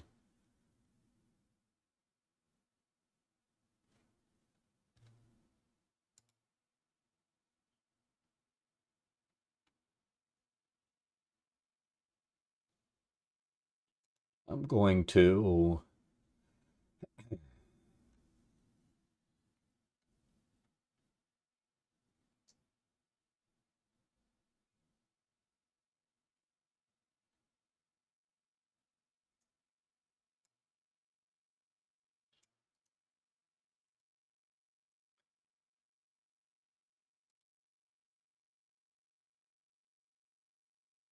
I'm guessing it's the one with 72.8 thousand members.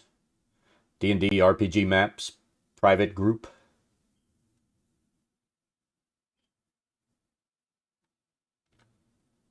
I'll join that for the hell of it.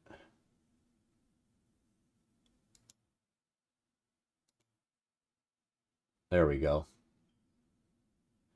Membership pending approval. Do you agree to give credit in your post for all copyrighted material? Yup. Which games tabletop RPGs most interested in?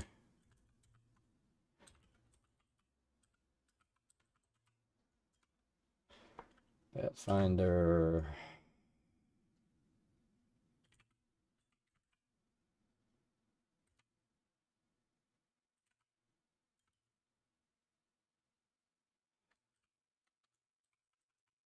GURPS.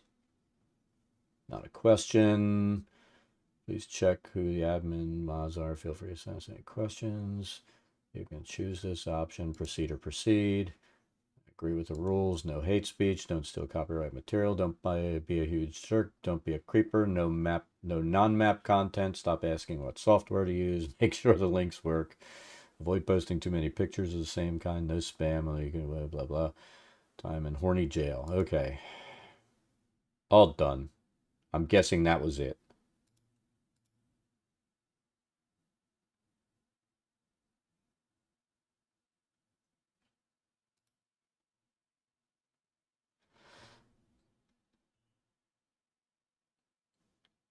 Alright, so I really do hate these wrecked buildings.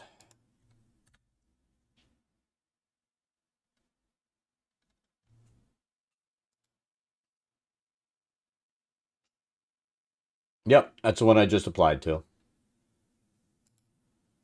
I figured that was it. If it wasn't, I'd be in multiple map groups. Alright.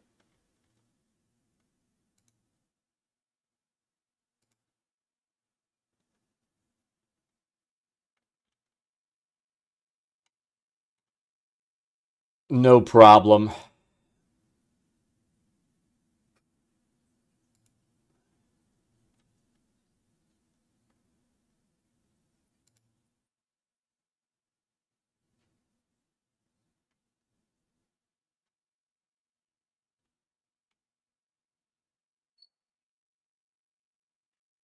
I get quick on the draw.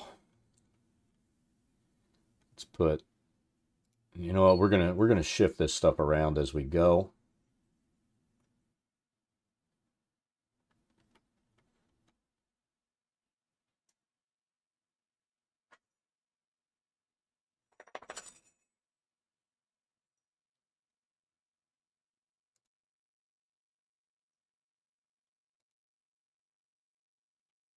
I like to place and resize.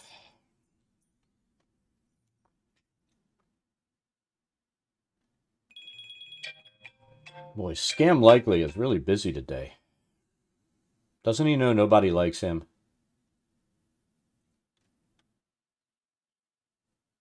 Nobody likes Scam Likely.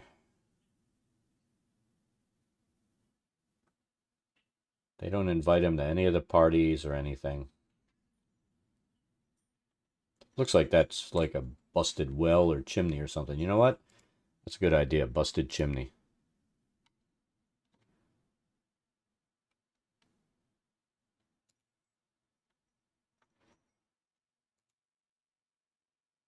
I kind of like doing this. It just makes like an outline of where the building used to be. That's a little too heavy for an outline wall. Let's do that.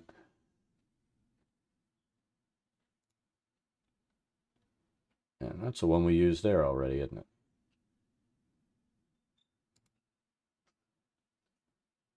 And we'll resize. Nope, I don't really want to use that right across from its neighbor. There we go. Internet can be done a lot. I think the best thing I ever did was getting fiber in the house.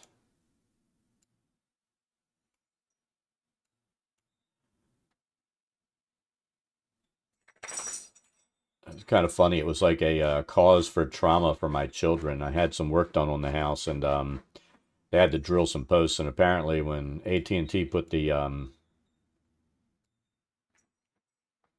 fire cable or fiber in, they buried it way too close to where the fence post lines were, which is kind of dumb since, sometimes you got to replace your fence and stuff.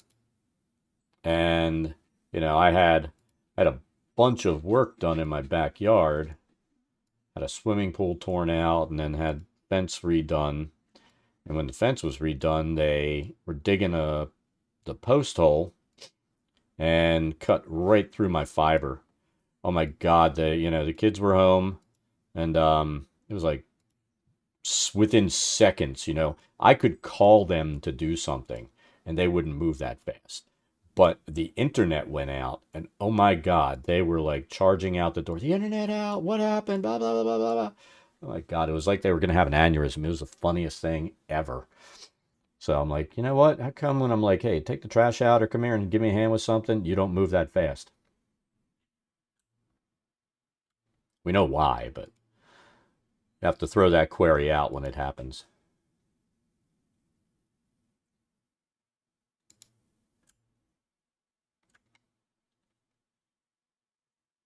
All right, so fade to fade.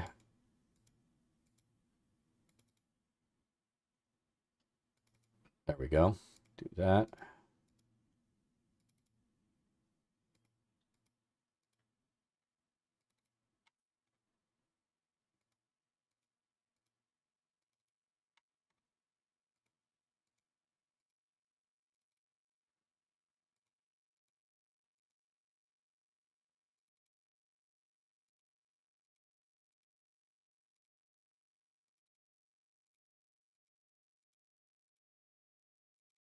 The more I think about it and the more I'm mapping.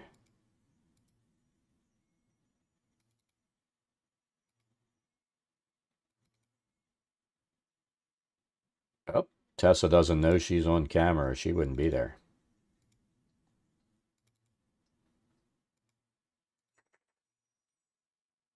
The more I think about it and the more I'm doing this, I'm pretty sure I'm going to, at the end of today, commit to that 22-inch tablet to make my life easier. I've got the 15.6 XP pen, but that thing just keeps getting smaller every year.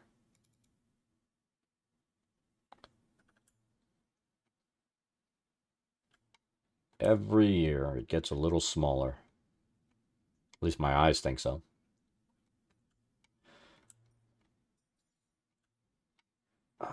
So I think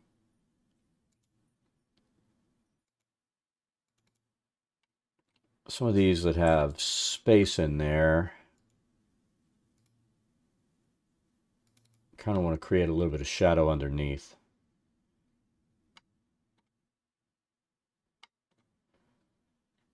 Like this one.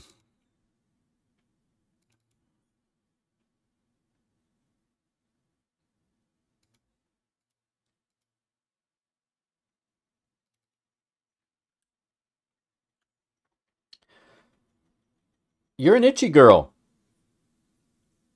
You shouldn't have spit your Benadryl out this morning. I tell you what, I think that's one of the silliest things in nature. Dogs with grass allergies. That's definitely nature saying, screw you, puppy. See, this is elevation too, so I want to take one more look at that and see if I really want to commit to making it this way. I mean, we're going to make it look nicer by throwing some brush and stuff around those edges, but I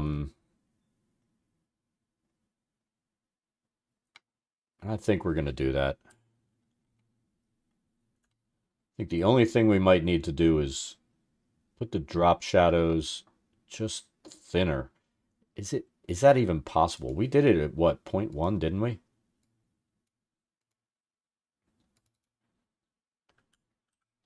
How big did we do it? I think it's a little bigger than 0.1.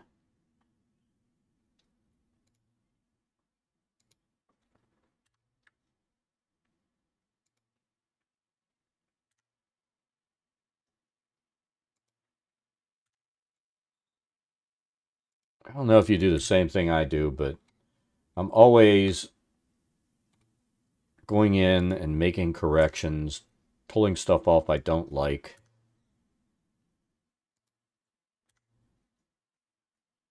and adding more time to my mapping.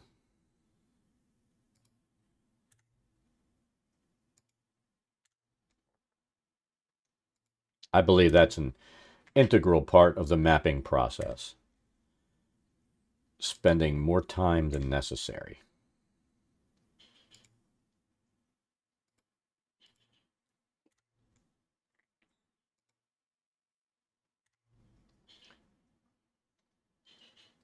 All right, so let's try the path. I'm going to make sure we're as small as it'll get. Smoothness, block light off. We're going to transition fade on both sides, both ends. Um, we've got 40%. Wonder if 20% will make a difference.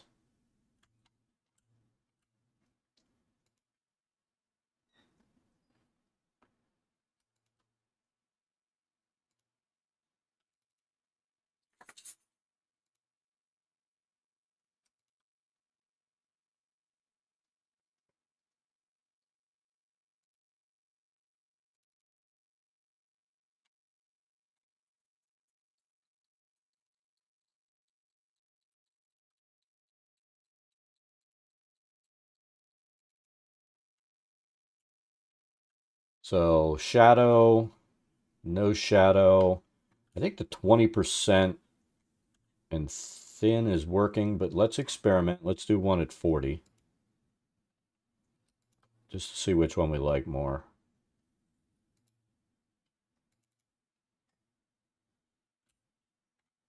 So I don't know. What do you think? 40%, it definitely looks like a harsh overhang.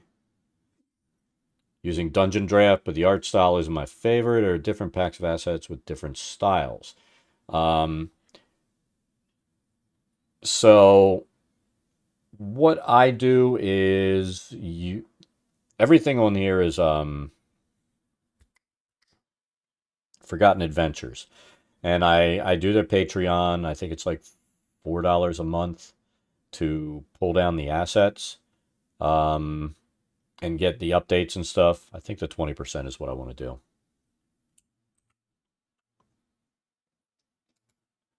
So I'd say the thing to do, I mean, there are a lot of really good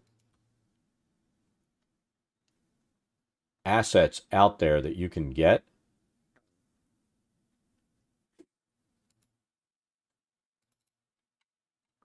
Um, some that come to mind, Forgotten Adventures. That's a real easy one to recommend because they have so many. Um,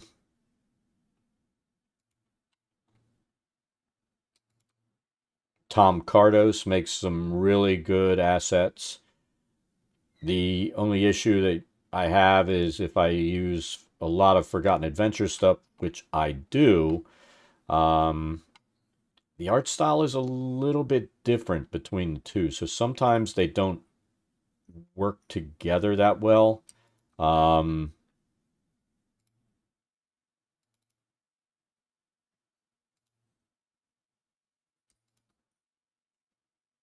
but I mean, those are the two that come to mind. There's another one that the assets are not bad. I don't think that worked. Shit. I got rid of the line that did work.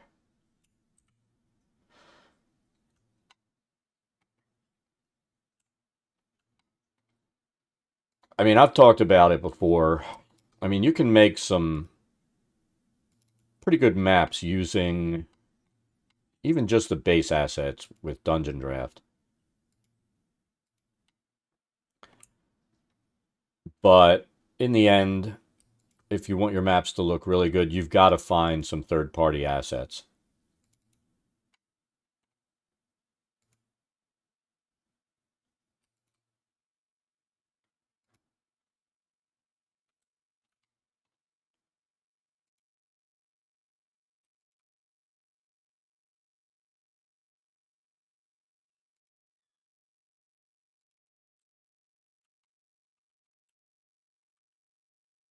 Yeah, I think I like the more subtle shadow than what we had.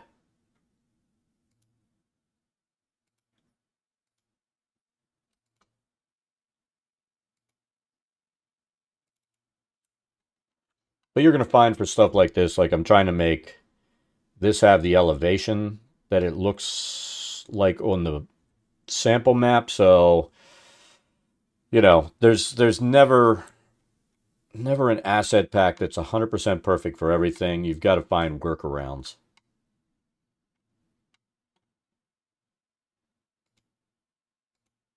And then if you find a workaround, it may not be perfect, you just have to be happy with it.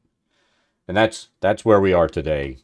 It's not perfect, but it works.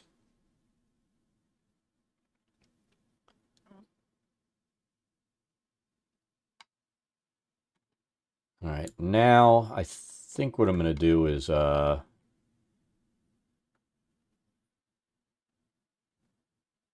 let's drop our water in here. And we don't use the brush. The water brush sucks. I'm going to be honest. The water brush really does suck. Because it'll do weird stuff. It'll flood. And there's all kinds of stuff that is going to do to mess with your map and mess with your life.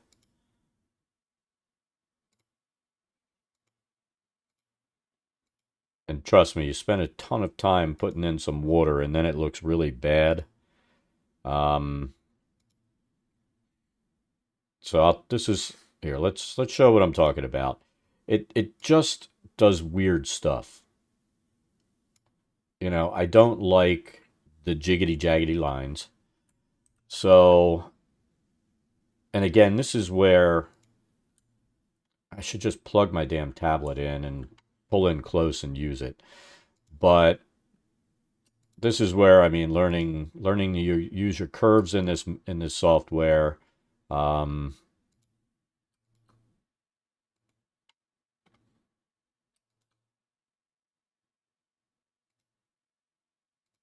no, not happy with that. And all the little tricks that, unless you play around with it a lot, um, you may not know or may think, oh my God, I got to sit here. For the longest time, when I do stuff like this with curves, I would waste a ton of time just placing a million dots along this line without realizing the type of program it is. Yes, it's going to have curves built into it. And it does. So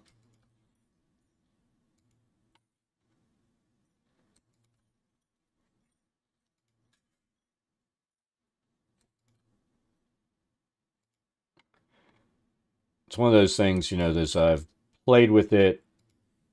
Maps get a little bit easier to build and a little bit better every time.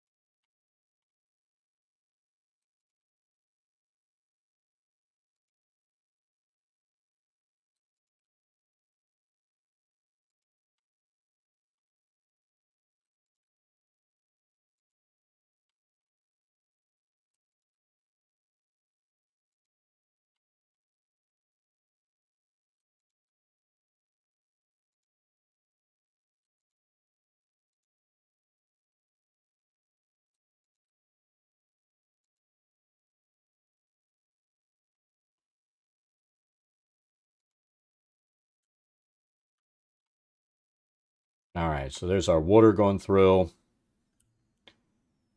We're not super happy with this, but I don't think So you can't come in. That's the only issue with the water brush that I have. Um, you can't really come in and repair the points on that. You know, every other tool has edit points. This doesn't, and that is a little bit problematic. But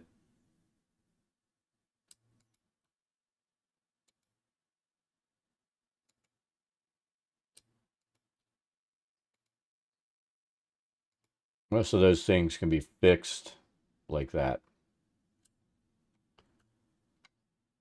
And really, I could put brush or something along the edges, and that'll clean it up too. Let's take a look at how that looks without that on there. So that gives us that.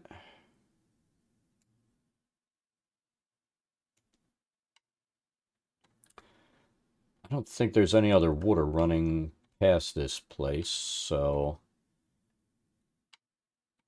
that takes care of that.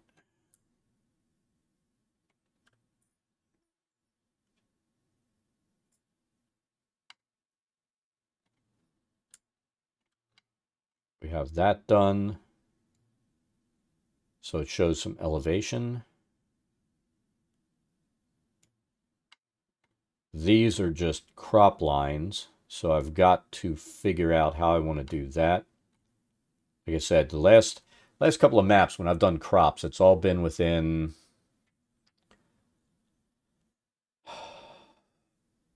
the Underdark. So you lay down a line of mushrooms, you know, because all the stuff, you lay down stuff that you figure that's what would be there. And that takes care of the Underdark for you. But up here, what would be perfect is if we had something in our pathing tool for like wheat, plants, but we don't.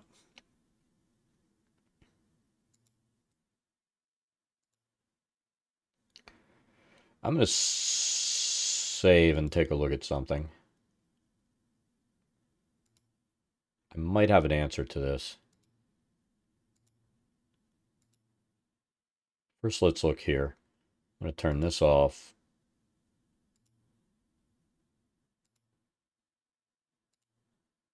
So let's go there.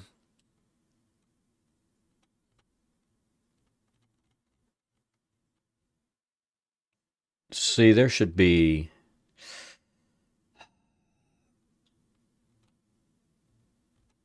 Pretty sure there's like a set of farm stuff, but now the way they bring it in...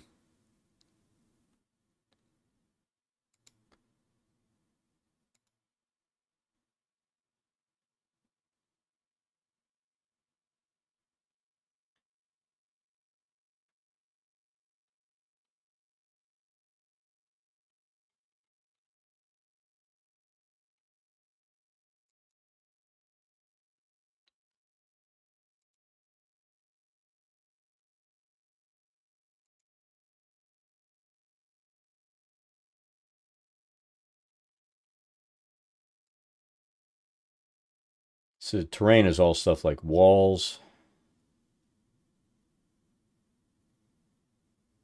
water. What is that?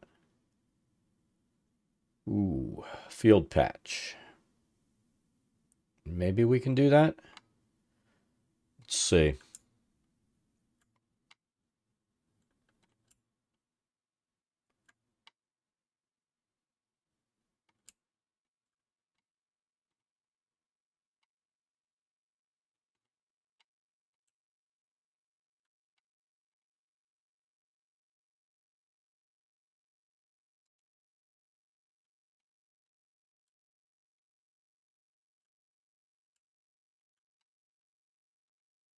I guess instead of, so that's like corner, inside.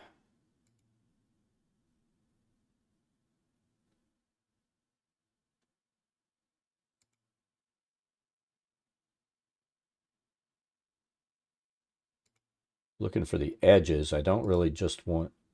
Just having corners isn't going to cut it.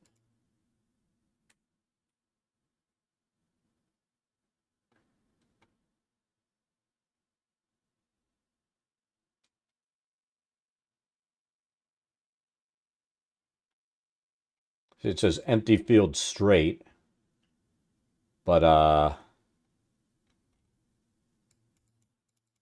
let's try this.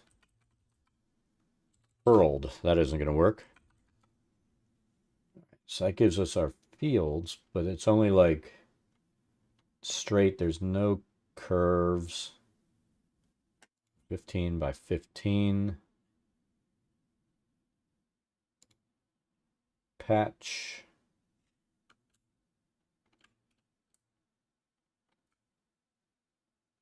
Six by 6.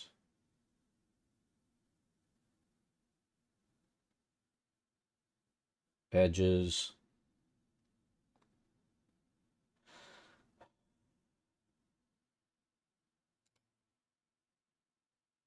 I'm just curious if we do it this way. Let's try field. It's not going to be there.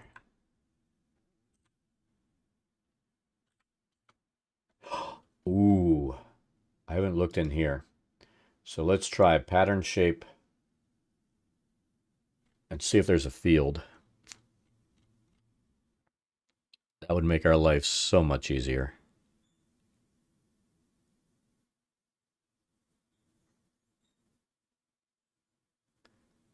But I'm kind of getting the feeling, why would we want to make our life easier? Field of coins, that's what we need. Wouldn't that be the real field of dreams? Coins everywhere.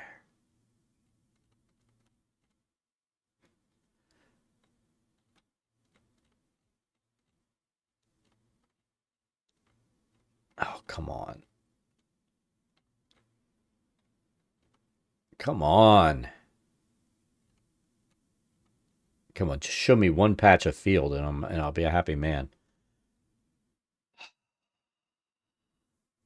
No happiness for Dad.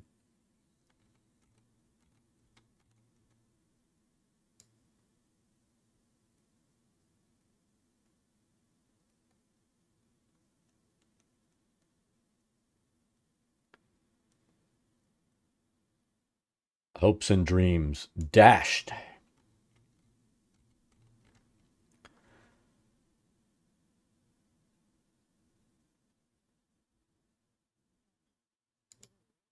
All right, so we'll have to figure out how we're going to do these fields.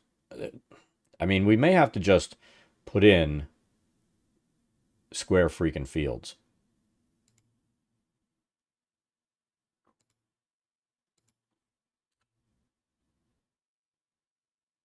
I mean, do we want to do it like this? I don't think we do.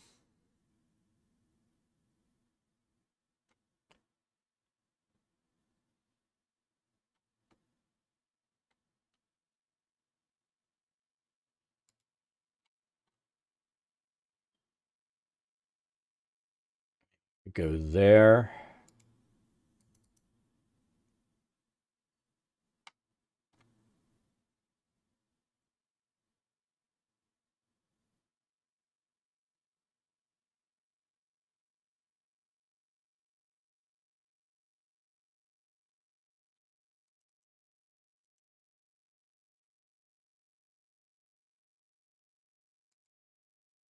That's not helping.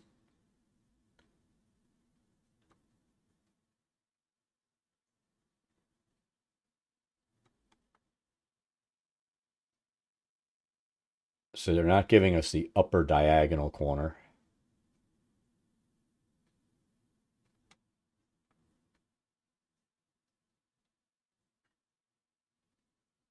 Loki!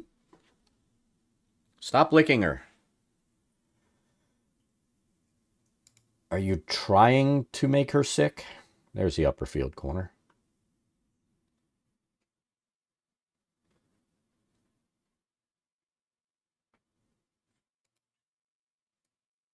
We'll have to zoom in and adjust those. I guess we could do this so it's like that.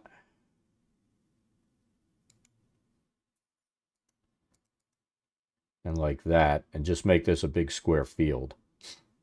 So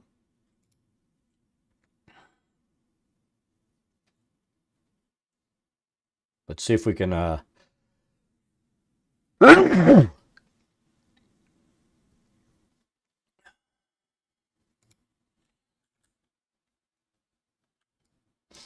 let's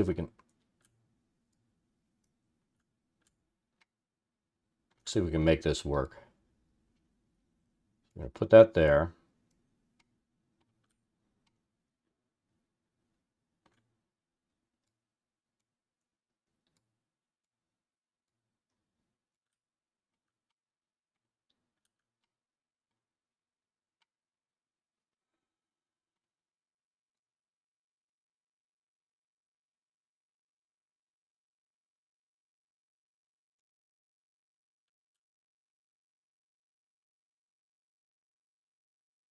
See, it matches, but that fuzzy edge, it's gonna bother the crap out of me.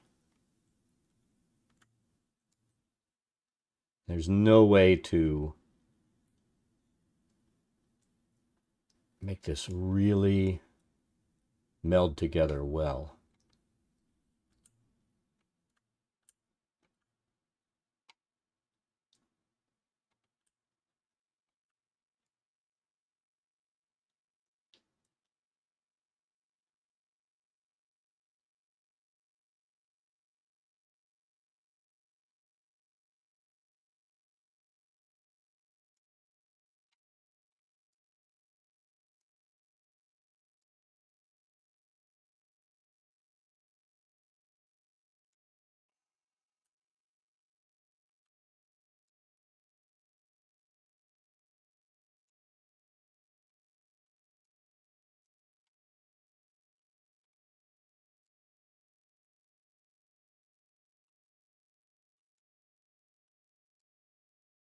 Maybe we need to get it to overlap that way.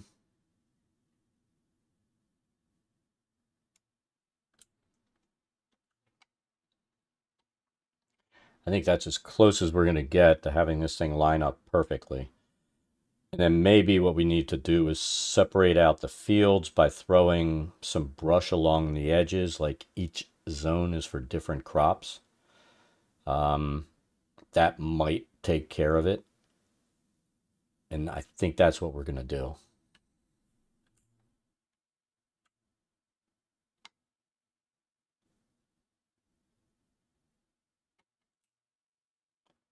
And then this looks like it's a field here. Let's see if we can find one that's just like a all-in-one.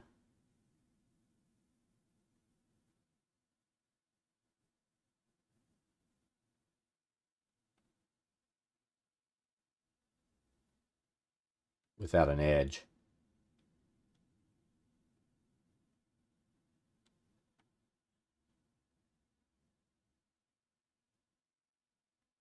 Hey, that's what we really need is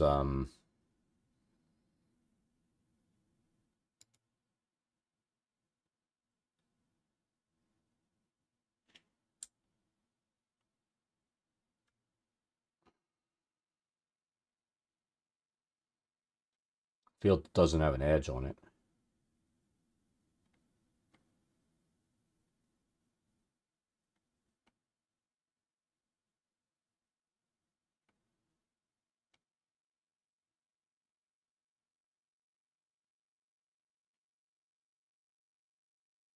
Finding that is like the unrealized dream right here, I think.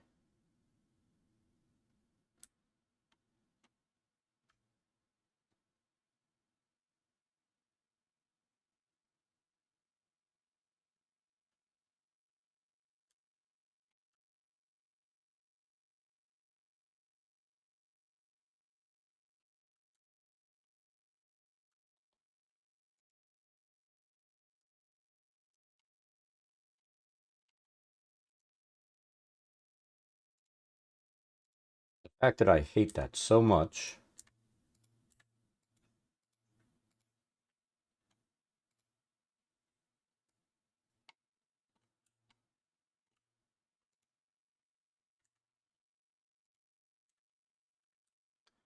We're going to take that off.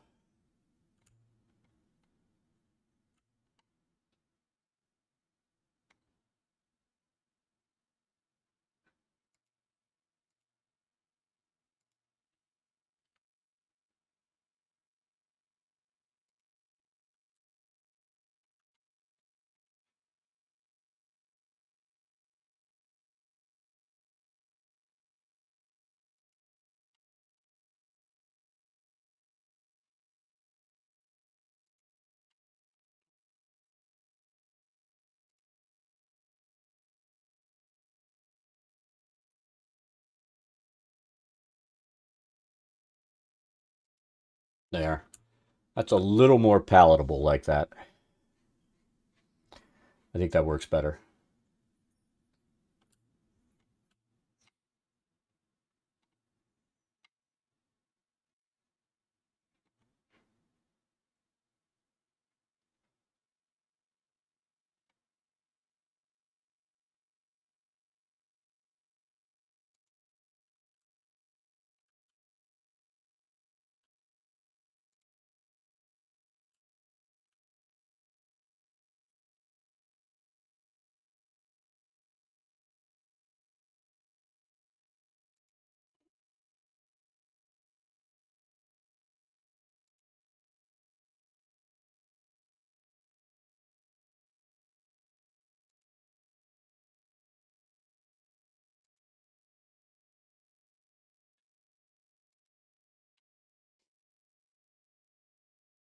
Do they give us the gift of a diagonal?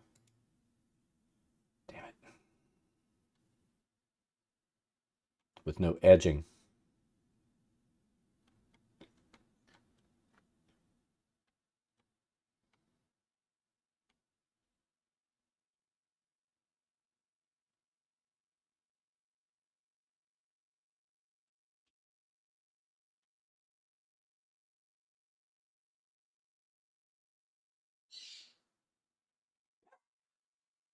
All right. Let me take a look.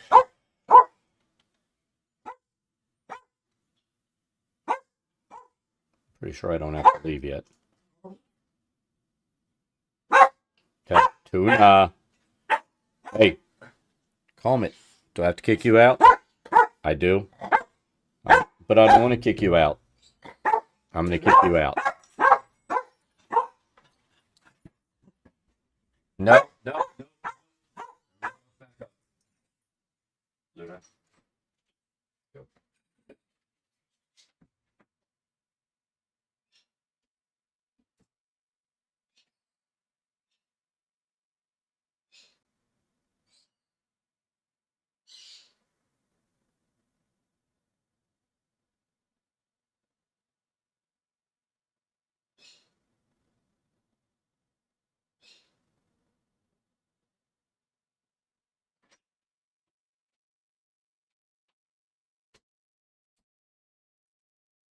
Move. Watch out. See, if my daughter did what she's supposed to and didn't cut all her classes, it would be peaceful all day.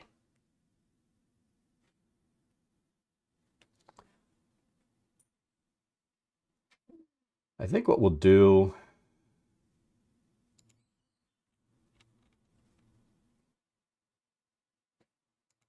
is this.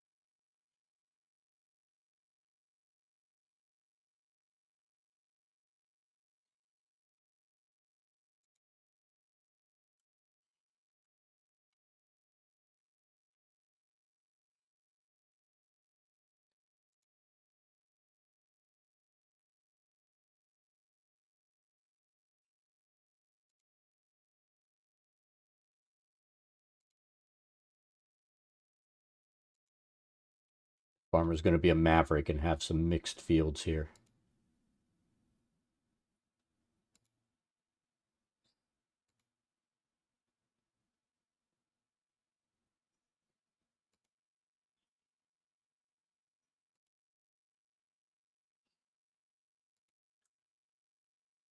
Ooh, look at that. That took care of the lines pretty much, didn't it?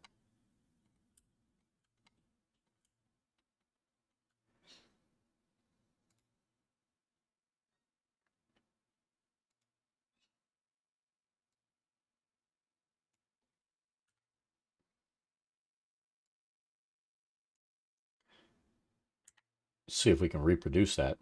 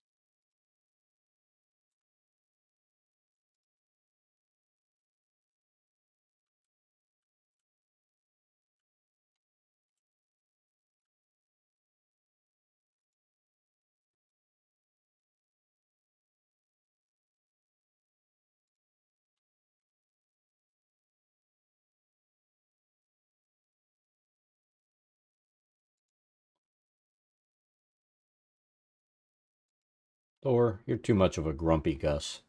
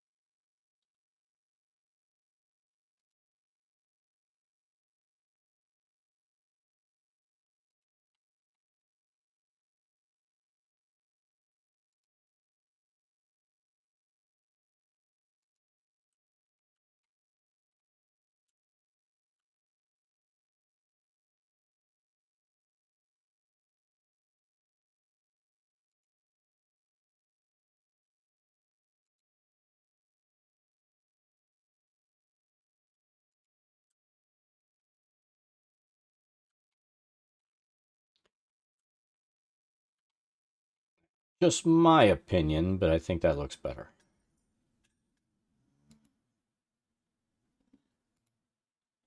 I could be wrong.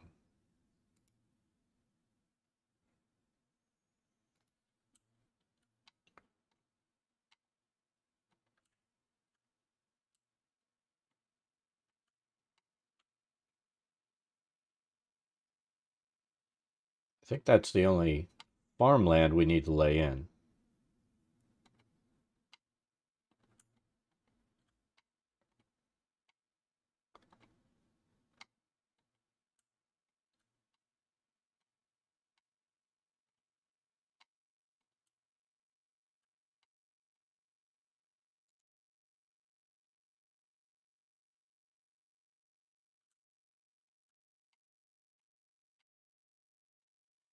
All right, let's save that.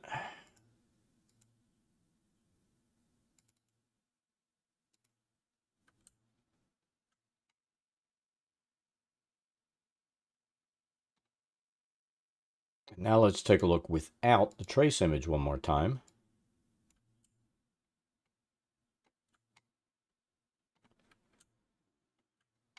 There you go. The map is definitely getting better.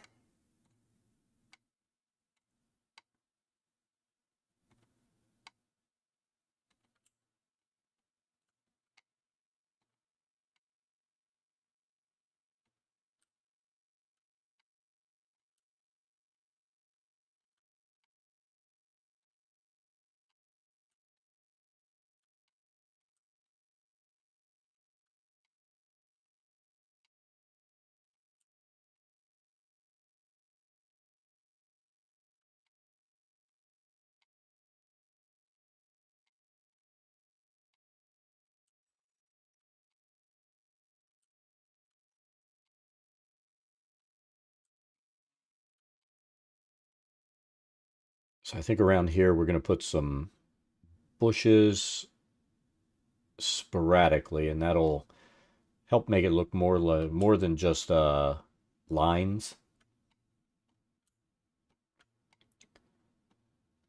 We'll do the same thing when we get over here. We'll start putting some foliage and stuff along the bottom. Make it a little more interesting.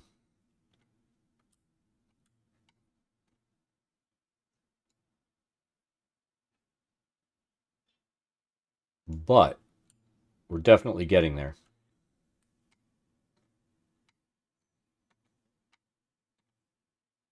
Let's see if there are any buildings that we're missing. Buildings, wells, carts.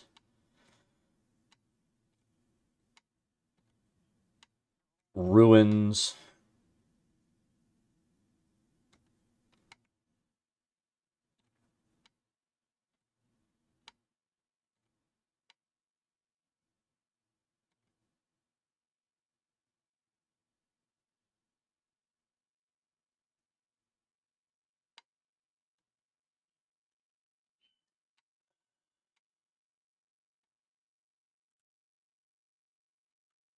So the town green gives the appearance of having a little bit of elevation going up to there.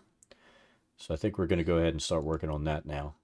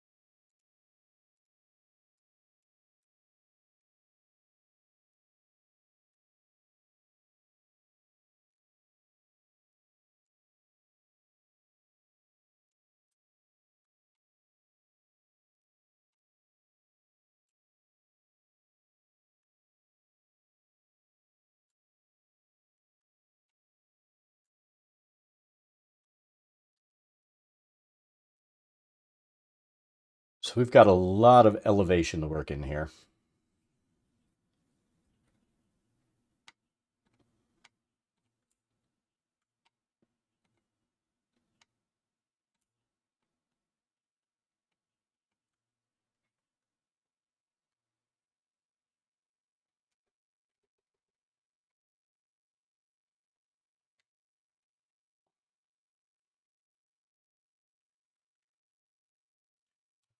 Tell you what, let me hit save and make sure we don't do something to screw anything up.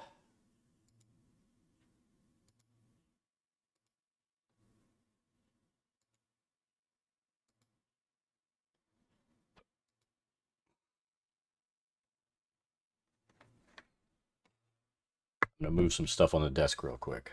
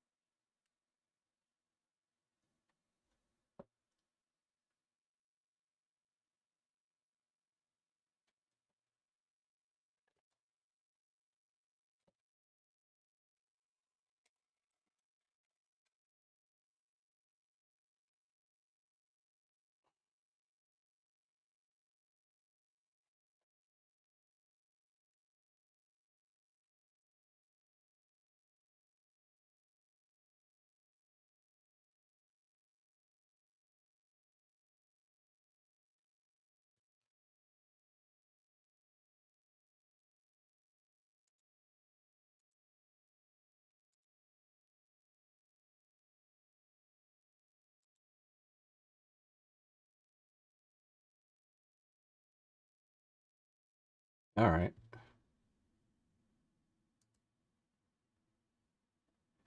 So this one is 3, I guess. Let me check one more time.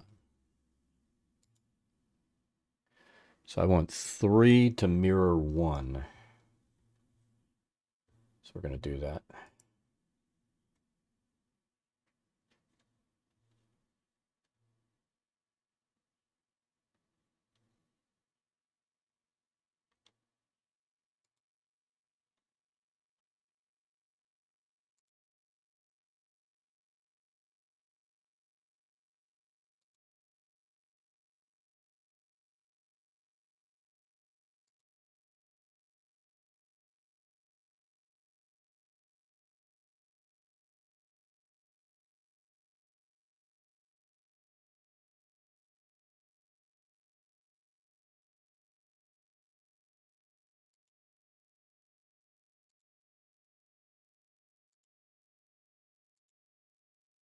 Bear with me 1 second.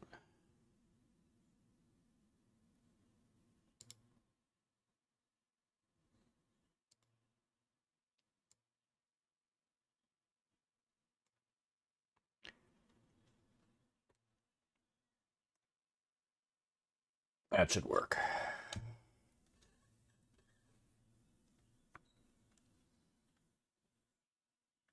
No.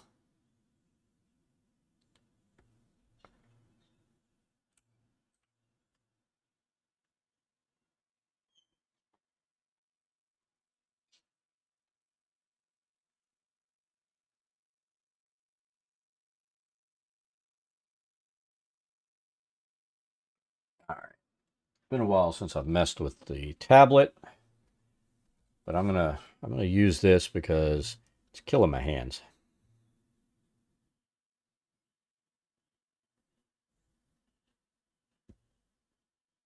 Let me pull up the pen tablet program.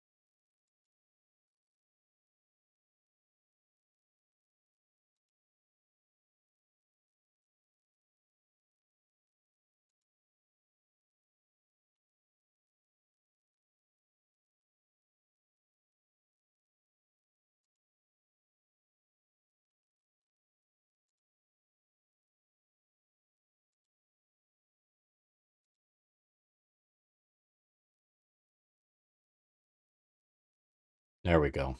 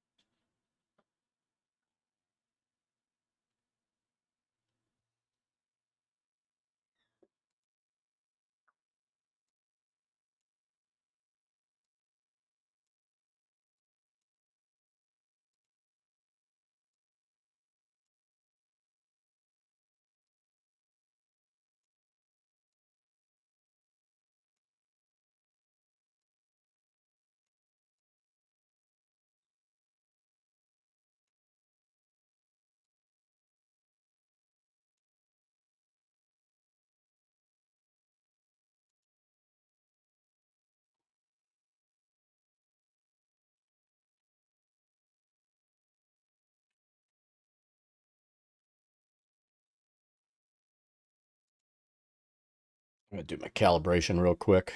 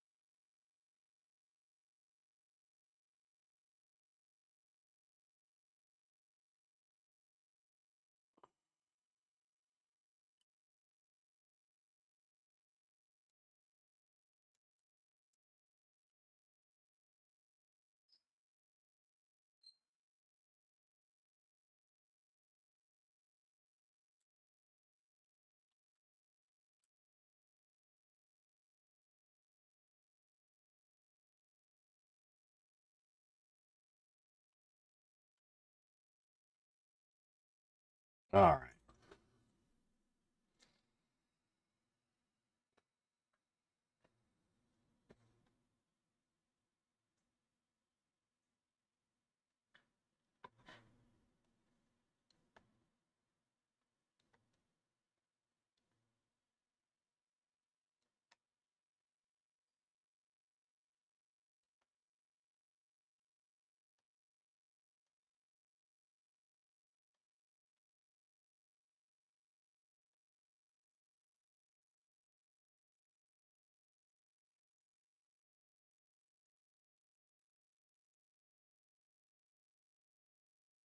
Looks like this is a farm over here.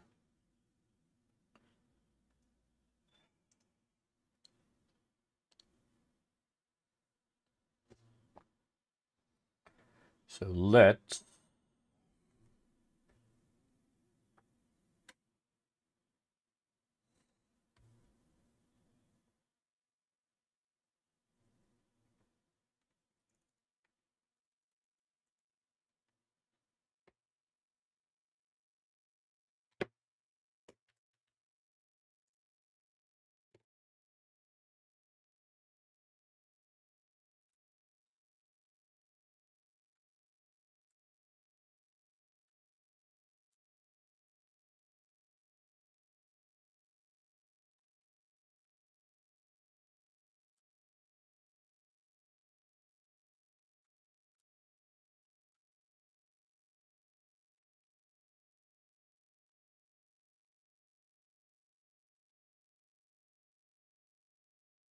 guess what I'm gonna do is place a couple of these and then we'll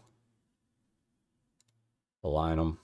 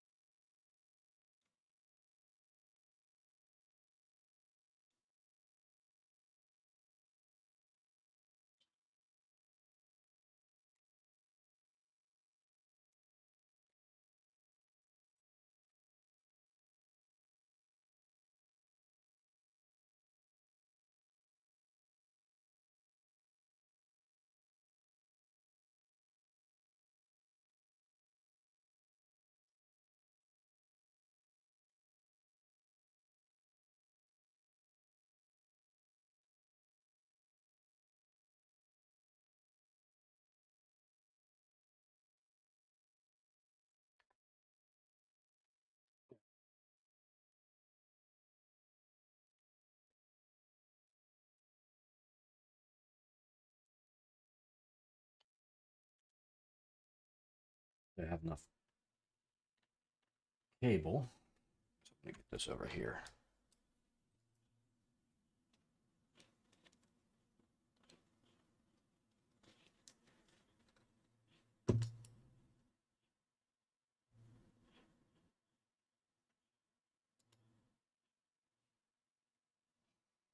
Oh crap, look at this.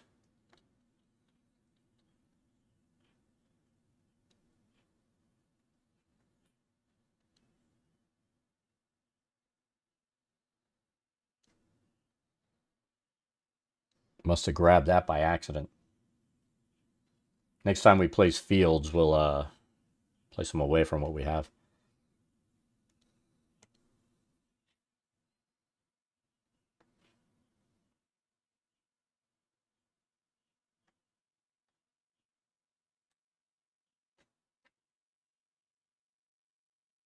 So that one's done.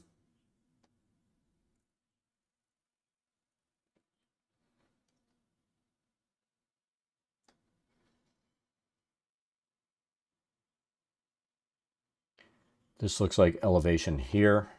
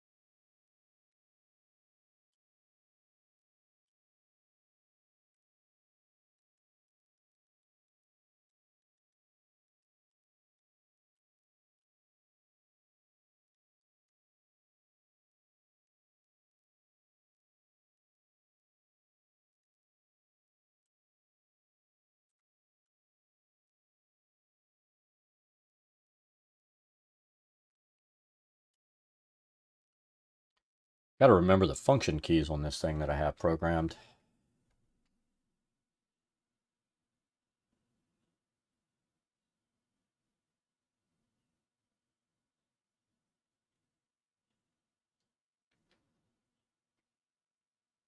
I'm going to move some of these around.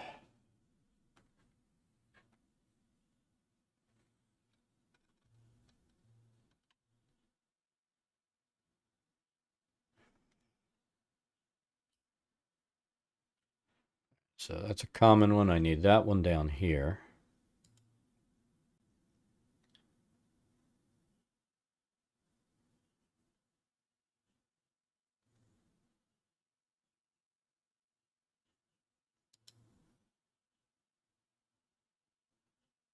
Let's see, shift one of them.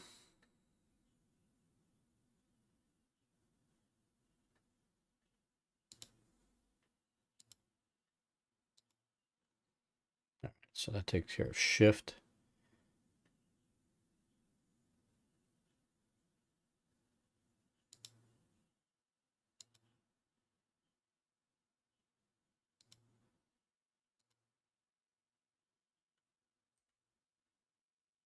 Undo.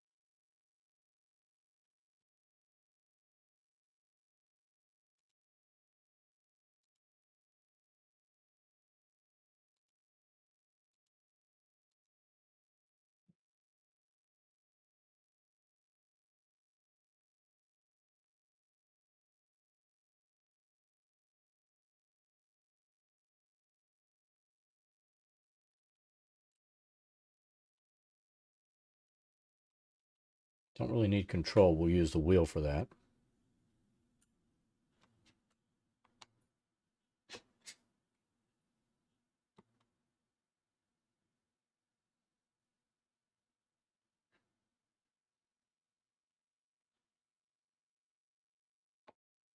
Can I get my mouse over on the other side? I don't think I have enough mouse cable. That doesn't sound good.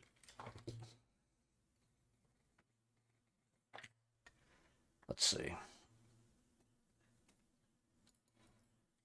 Oh, stop it. I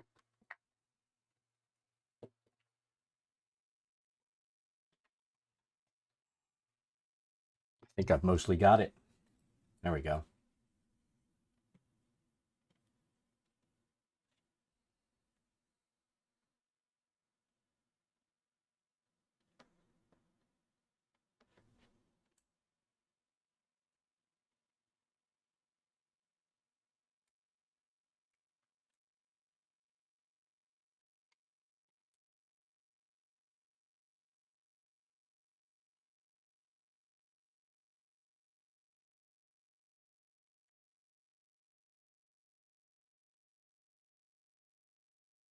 Okay. I think we're good.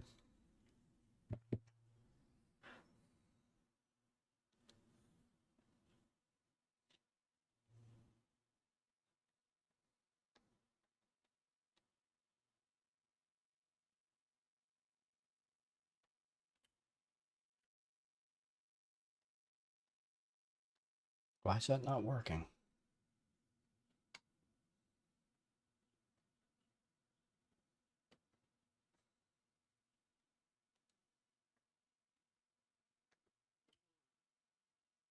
That's weird. It's working there, but it's not working there.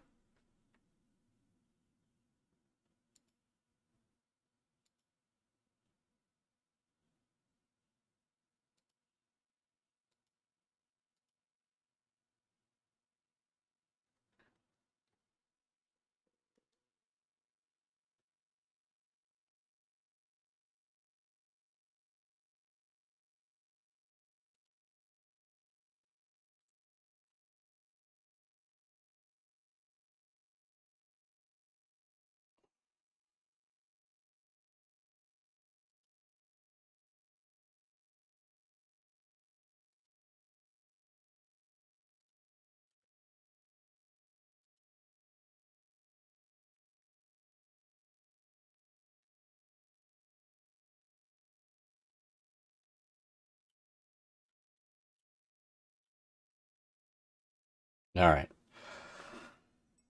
Oh, I'm sorry. Your nose shouldn't be there.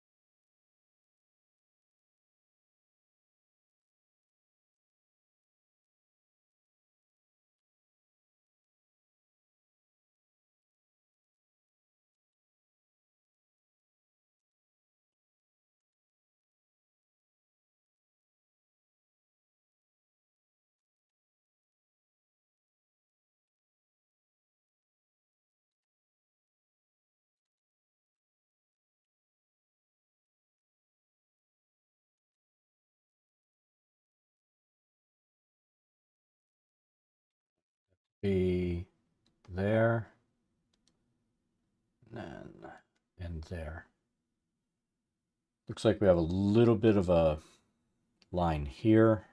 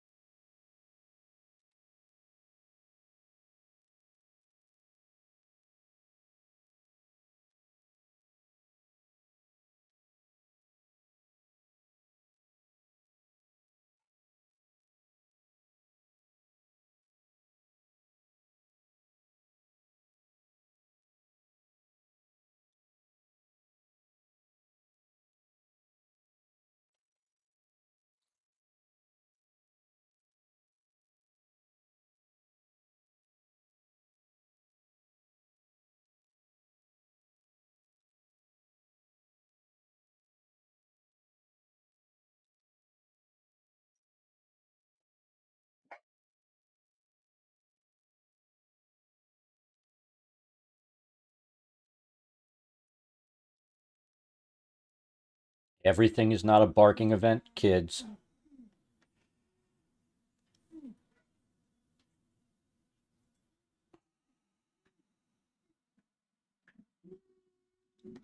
They think it is.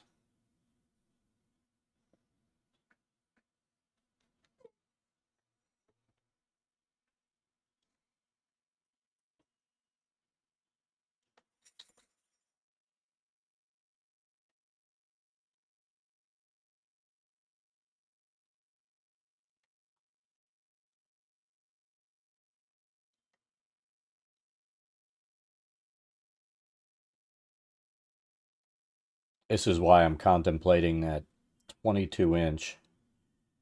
Be a big difference. I mean, it's going to be a real pain in the ass putting it on the desk here.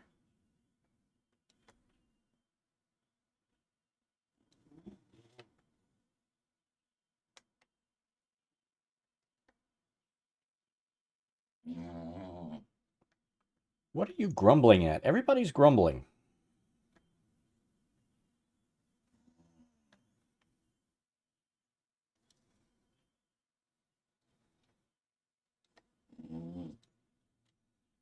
No.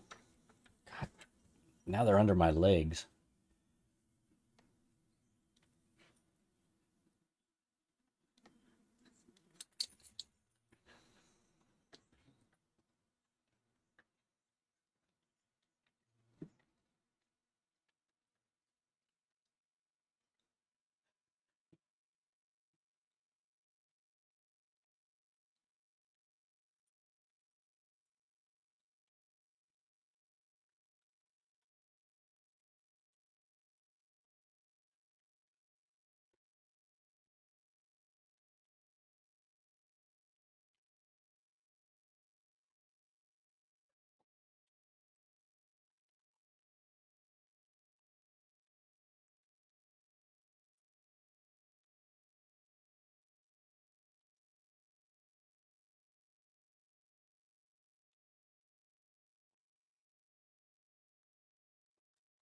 Hate to say it, but I'm quicker with the mouse right now. We'll practice that shit offline.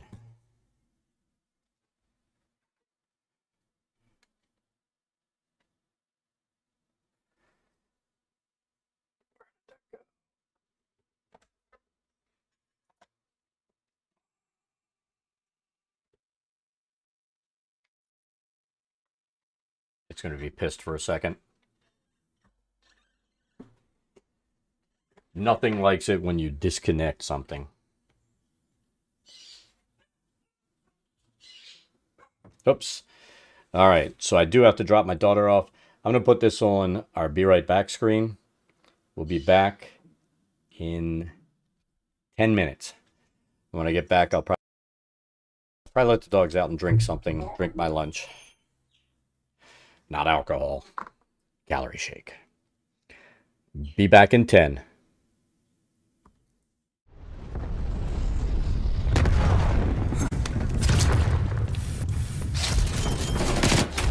It was worth it. It was so fucking worth it. Here, let's try it. I like that. Oh shit.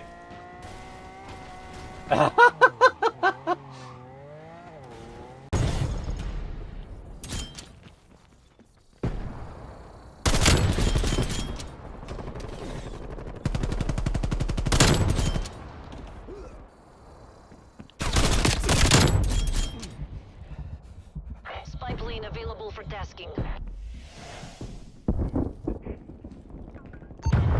Spy plane is there. Die!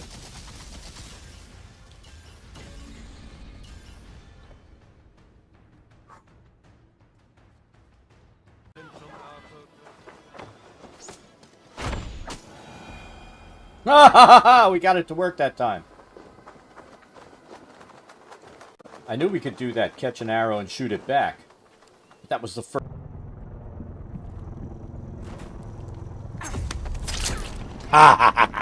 We're full ahead. How'd you fucking feel?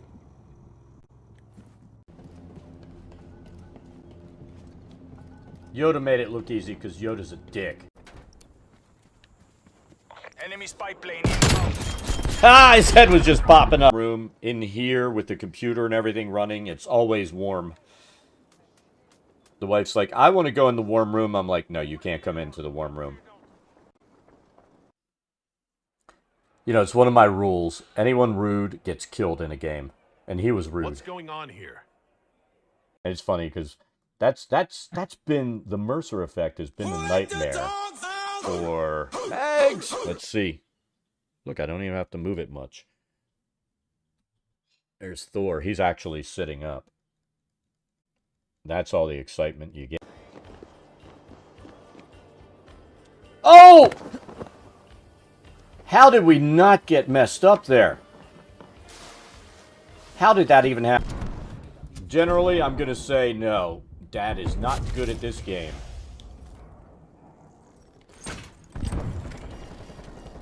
But I still play it. Enemies destroyed. Napalm strike awaiting orders.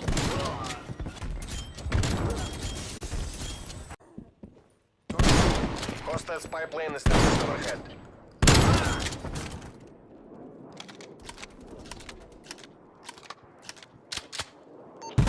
Spy plane commencing surveillance operation.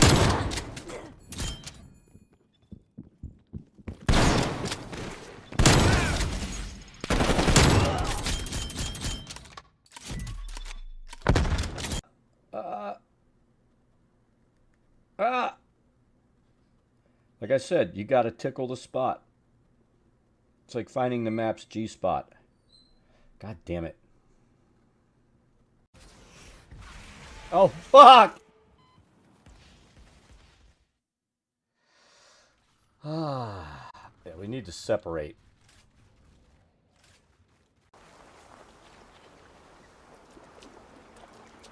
I've always thought, chat. Hold on. You're mine! Oh! Oh! Ah. Die! God's justice away!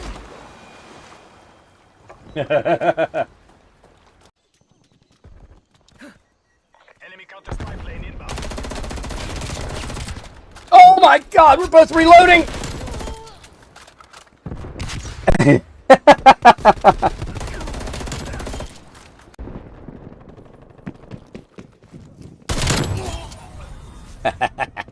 Counter-strike deployment.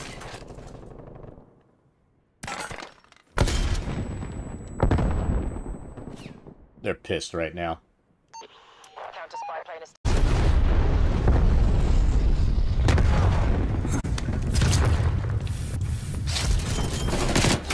Ah, it was worth it. Secure. It was so fucking worth it. Here, let's try it. I like that. Oh shit.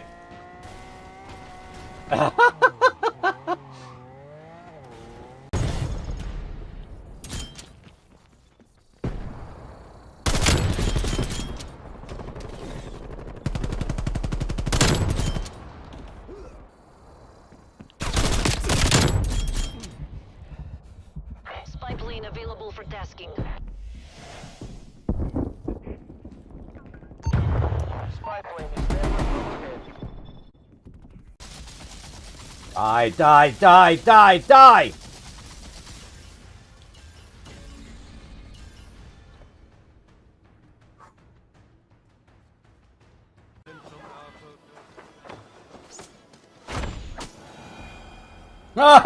We got it to work that time. I knew we could do that, catch an arrow and shoot it back. But that was the first.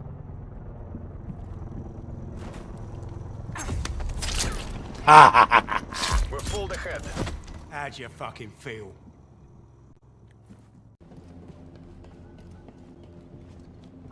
Yoda made it look easy because Yoda's a dick. Enemy spy plane inbound. Ah, his head was just popping up. Room in here with the computer and everything running, it's always warm.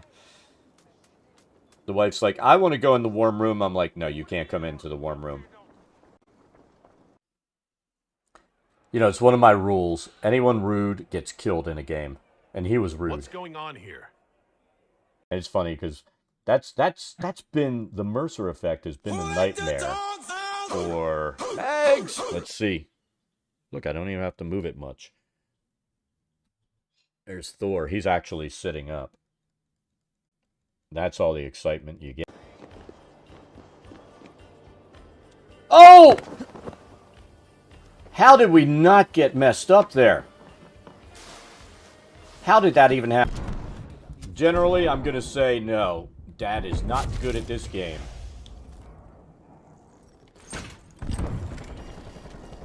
But I still play it. Enemies destroyed. Napalm strike awaiting orders.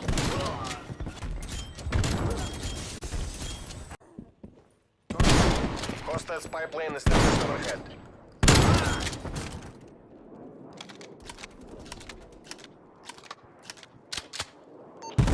Spy plane commencing surveillance operation.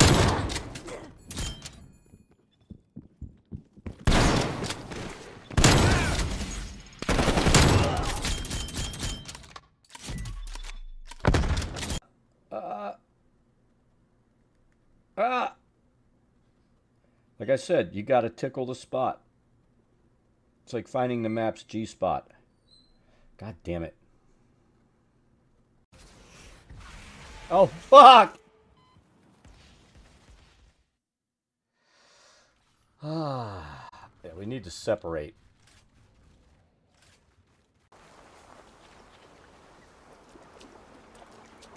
I've always thought Hey. Hold on. You're mine. Oh.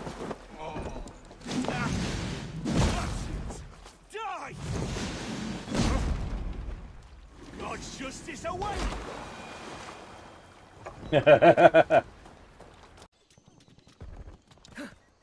Enemy counter spy plane inbound. Oh my god, we're both reloading!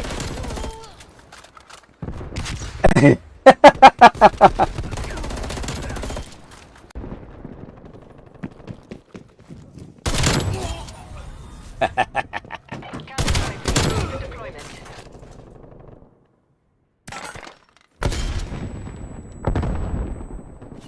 They're pissed right now. Counter spy plane is.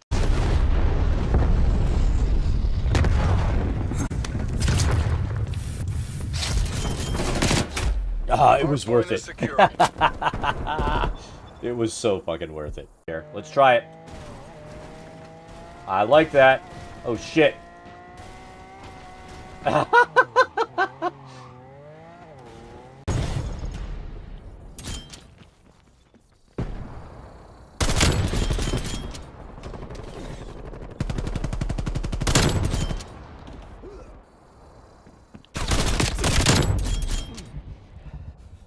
Spy plane available for tasking. Spy plane established overhead. Die, die, die, die, die!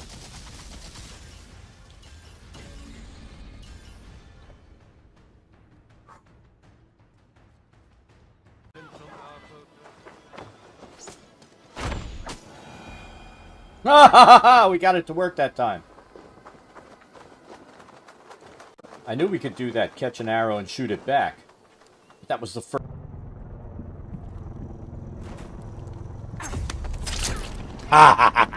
We're pulled ahead. How'd you fucking feel?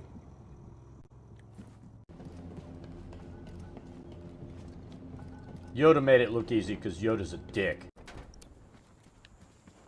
Enemy spy plane inbound.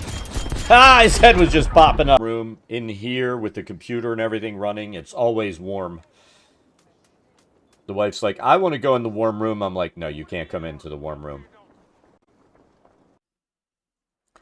You know, it's one of my rules. Anyone rude gets killed in a game. And he was rude. What's going on here? And it's funny because that's been the Mercer effect has been the nightmare for Mags. Let's see. Look, I don't even have to move it much. There's Thor. He's actually sitting up. That's all the excitement you get. Oh! How did we not get messed up there? How did that even happen? Generally, I'm going to say no. Dad is not good at this game.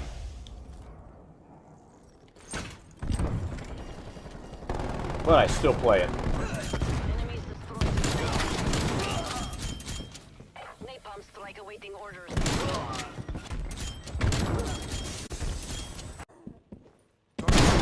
Hostile spy plane established overhead.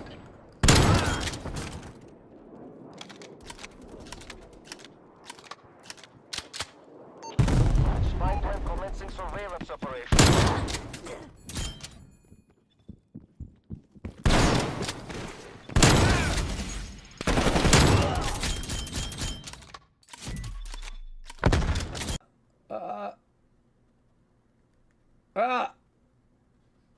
Like I said, you gotta tickle the spot. It's like finding the map's G-spot. God damn it. Oh, fuck! Yeah, we need to separate.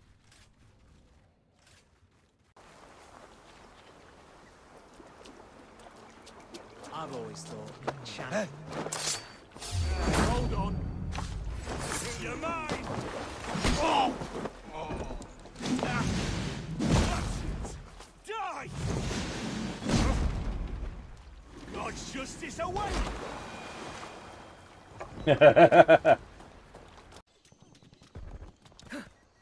Enemy counter spy plane inbound.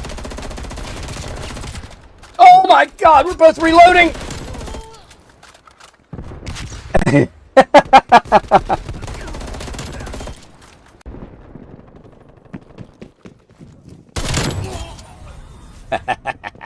Counter-strike deployment.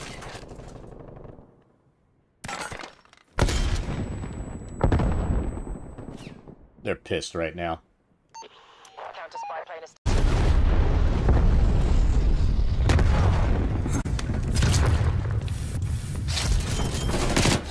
Ah, it was worth Hardpoint is it. secure. It was so fucking worth it. Here, let's try it. I like that. Oh shit.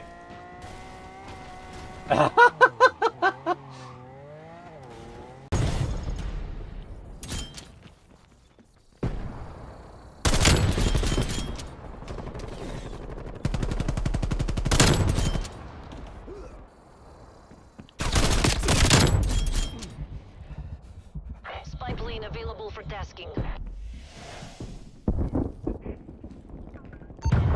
Spy plane established overhead. Die, die, die, die, die!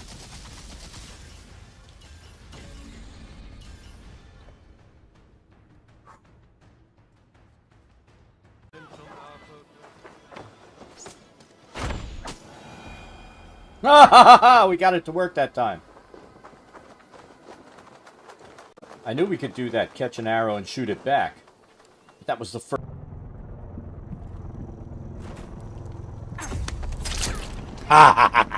We're pulled ahead.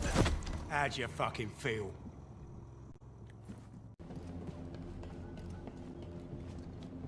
Yoda made it look easy because Yoda's a dick. Enemy spy plane inbound. Ah, his head was just popping up. Room in here with the computer and everything running, it's always warm. The wife's like, I want to go in the warm room. I'm like, no, you can't come into the warm room.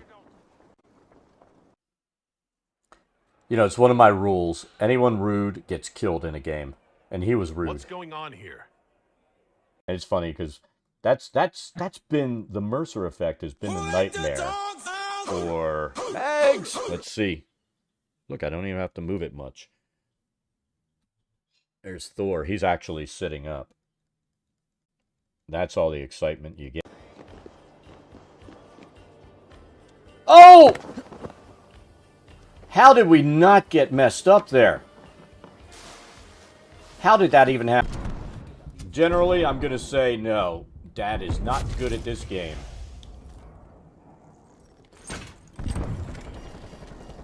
But I still play it. Enemies destroyed. Napalm strike awaiting orders.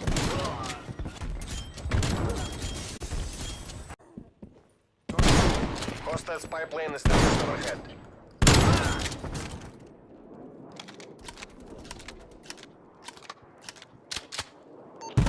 Spy plane commencing surveillance operation.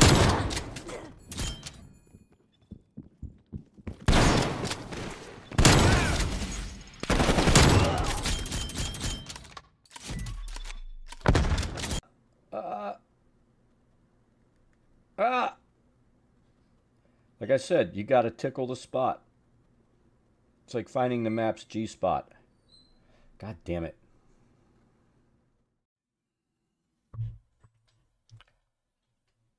All right, we are back.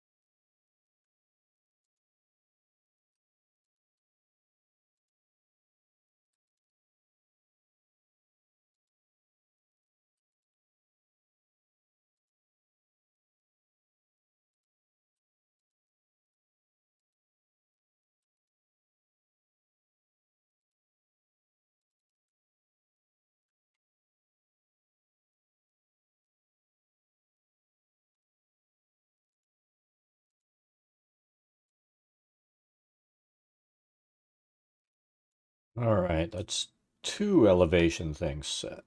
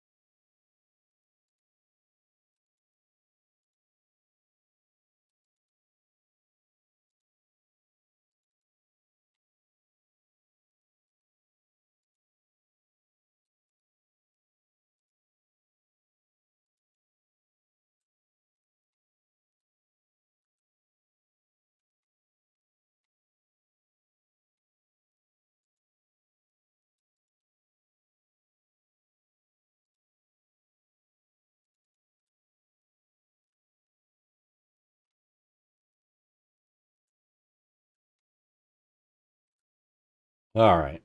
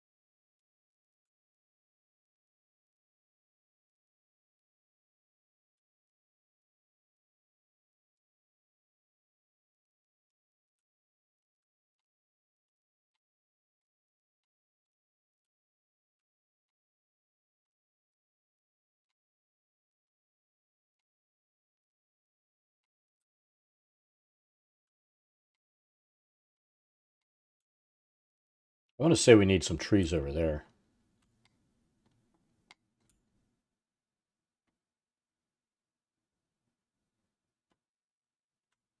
I think we're going to fill some of this in with trees.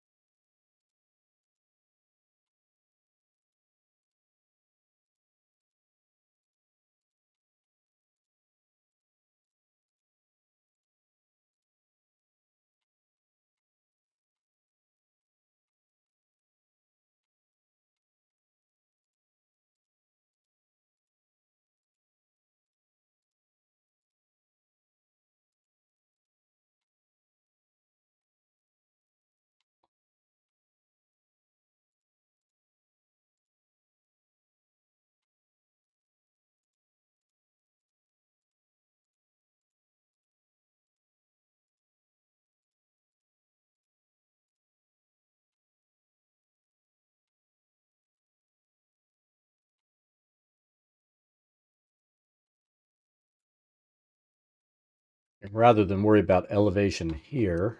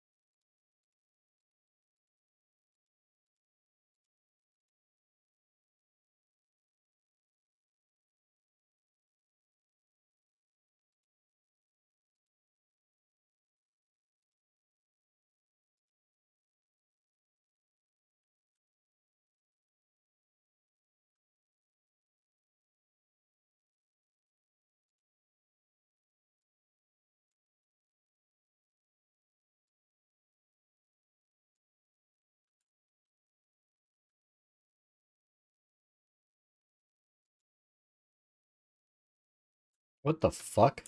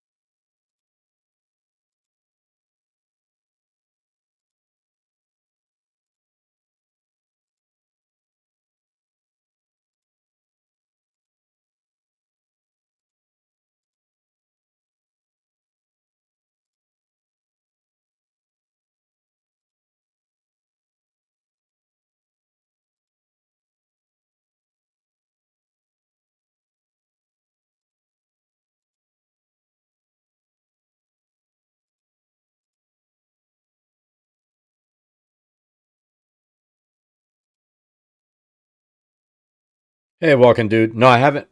I think I took a look at it, but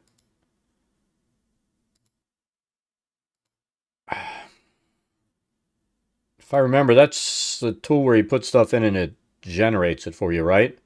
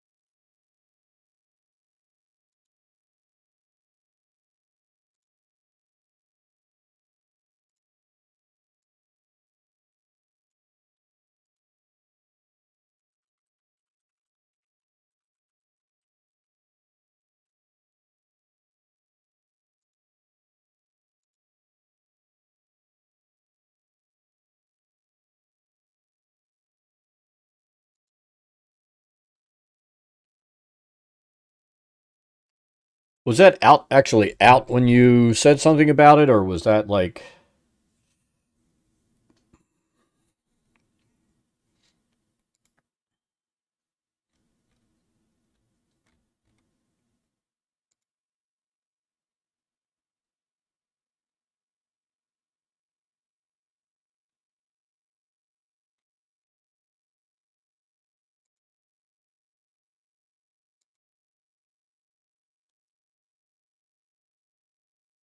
Oh, it was just released.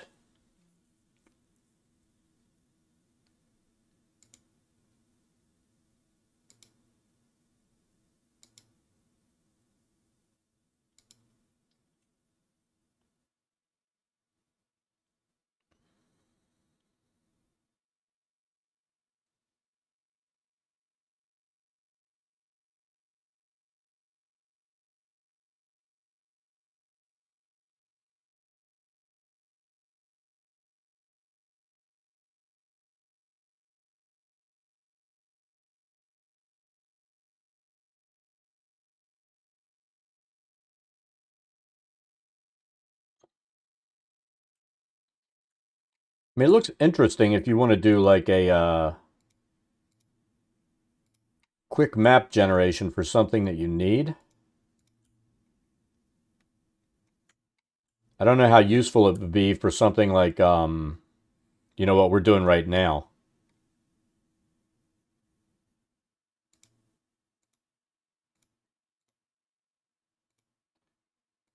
With recreating one of the module maps like Lost Mine of Phandelver.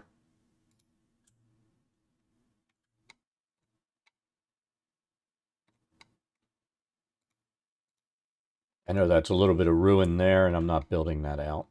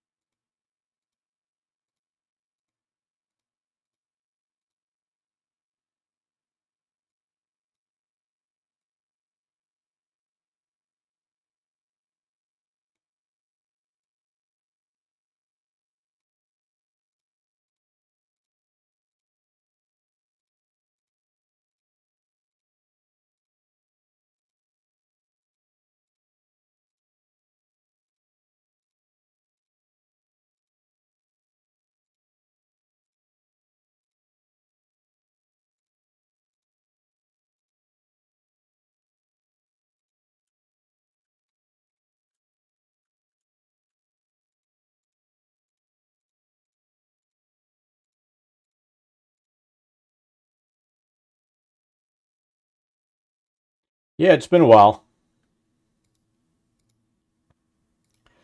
I just decided to get back in and get back to doing some mapping. I took a break after that massive map build with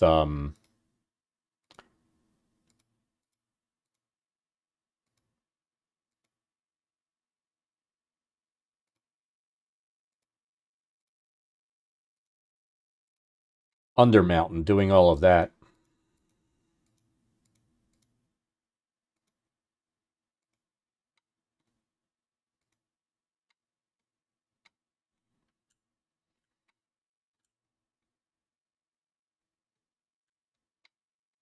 All right, now we need to set down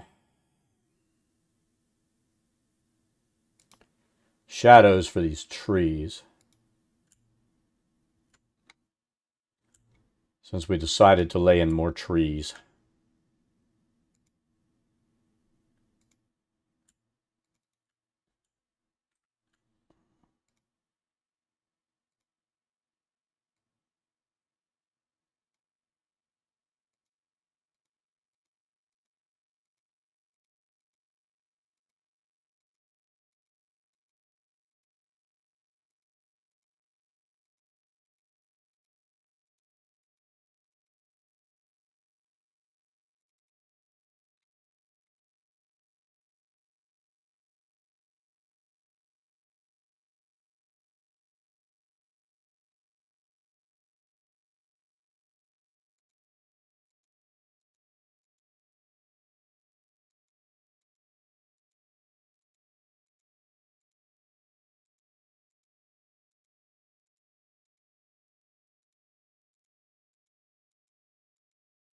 I mean, are cave builds even an option in that?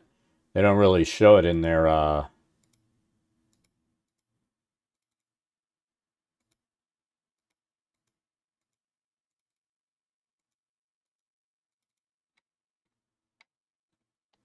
graphics that I'm seeing.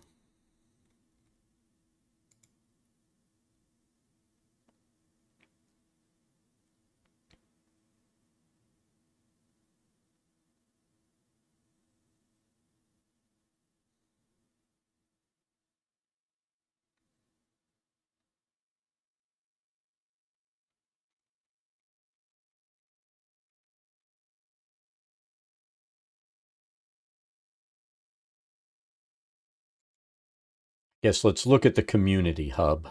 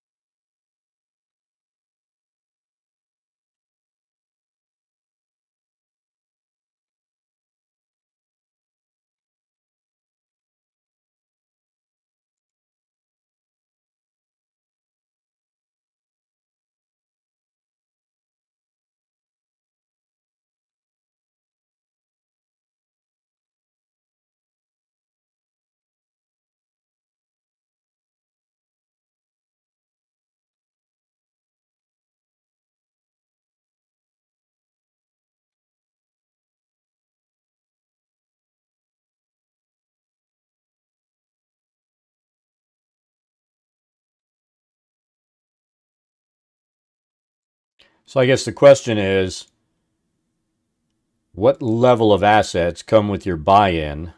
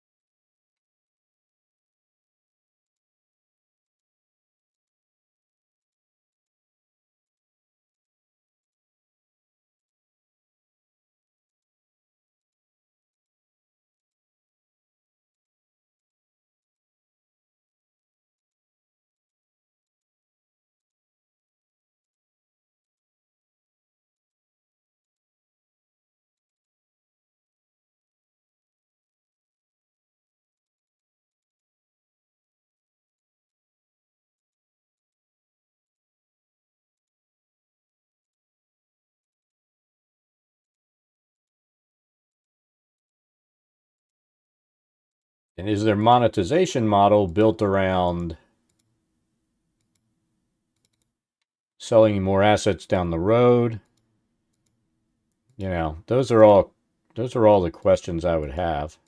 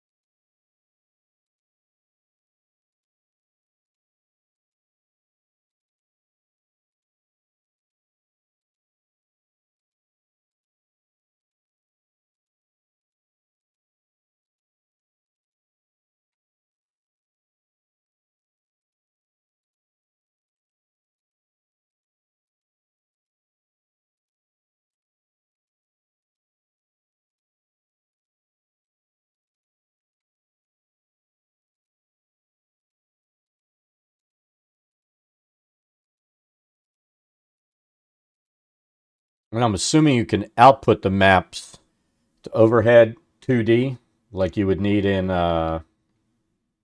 Dungeondraft or something like that.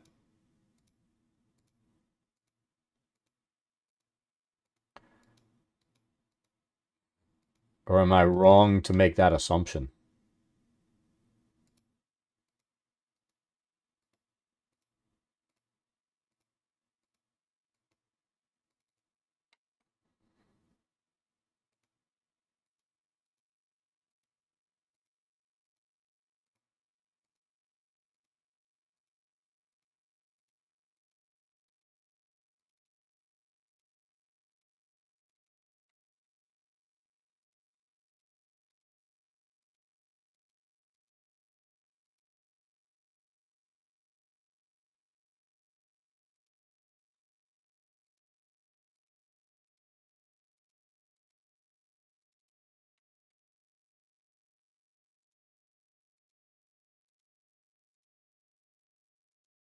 Does it have map size limits like this limits to 128 by 128 as far as squares?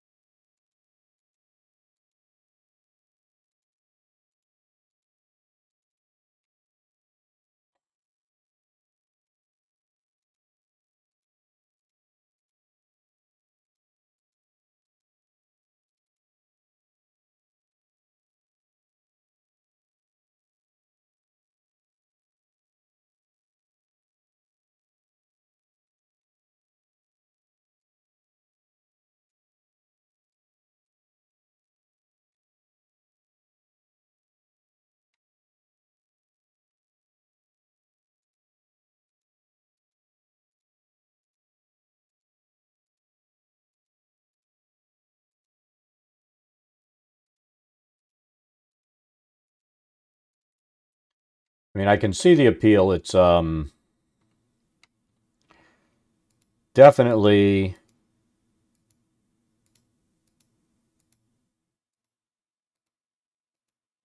not all blocky like a Minecraft map like in Tailspire. That's kind of what I consider the downside to Tailspire.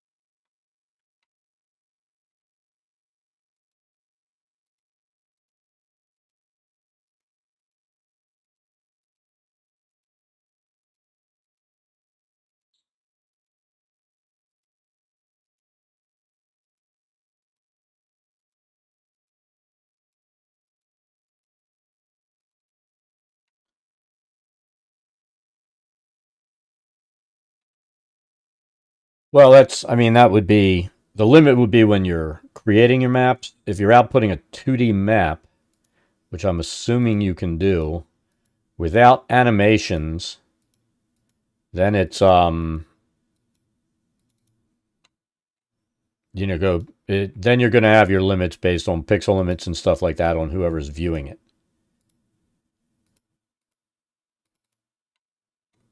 like the perpetual complaint that I have about Mac users. And now I can complain about them even more if I want, since I own a Mac and have run into those issues on hyper large maps.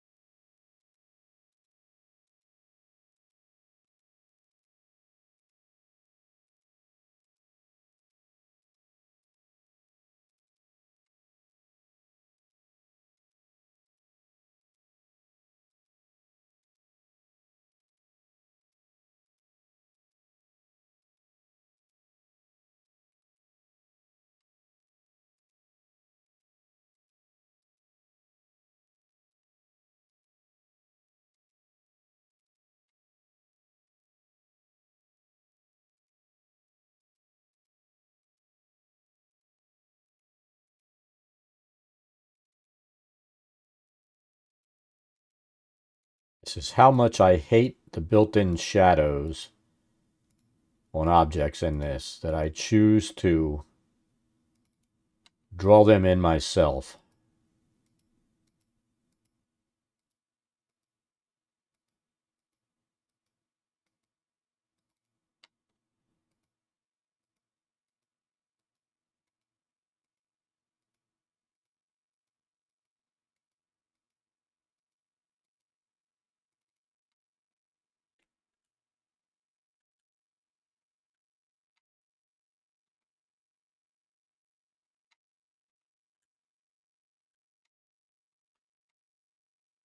So your limitations are going to be graphics cards, stuff like that. Maybe what your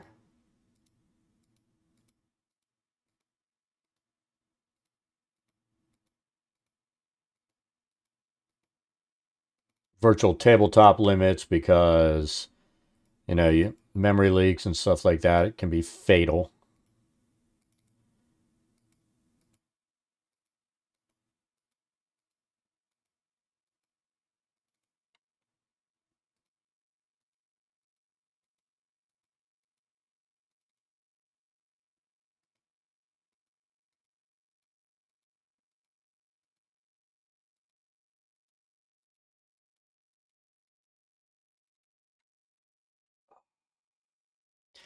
There's a reason that yesterday when I was working on this map, I had some trees in and I had to get off early, and I'm like, well, I might get on if I start working again, but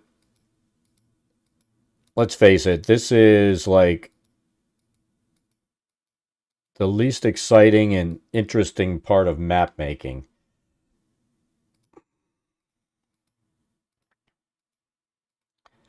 And if you've watched me make enough maps, you know I've made decisions that make me take longer to make a map so the map looks a little bit better. And that's what I consider like my shadow decisions and stuff like that.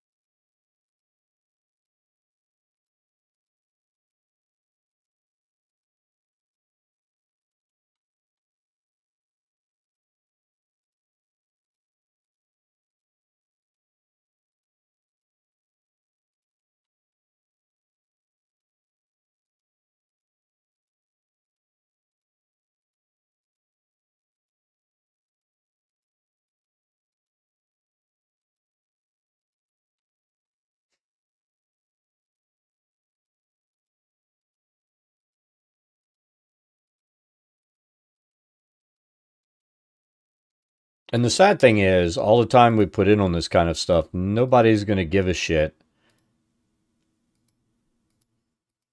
If we're being honest, they're not going to give a shit about the shadows making the trees stand out or look three-dimensional, more three-dimensional in the scene.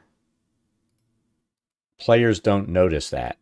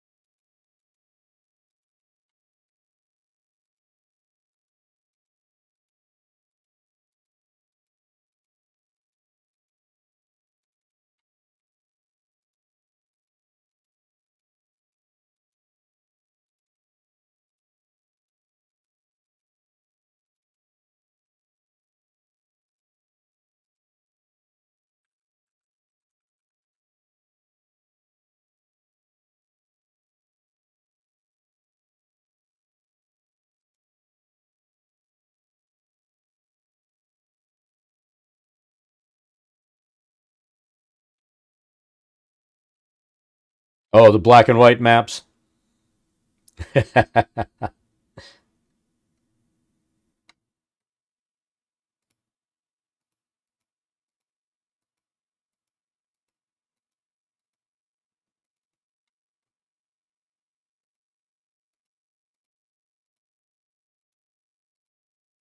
You know me, the black and white maps included in Mad Mage are what forced me to start mapping.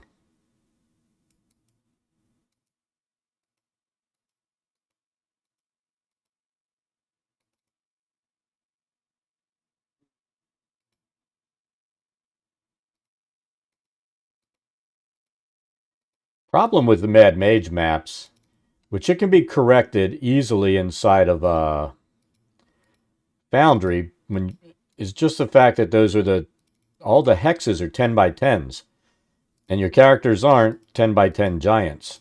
So if you go in without making grid adjustments, then everything's really fucked up in Dungeon.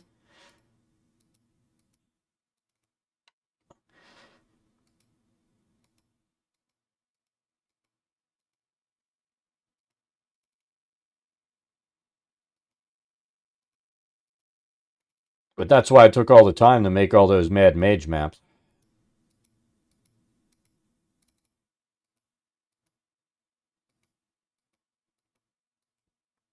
And then I slowly built them out so that the ones that were too big for like my Mac users who have the pixel limitations, where it was split in pieces, and I can use levels, the module in there to move between the sections.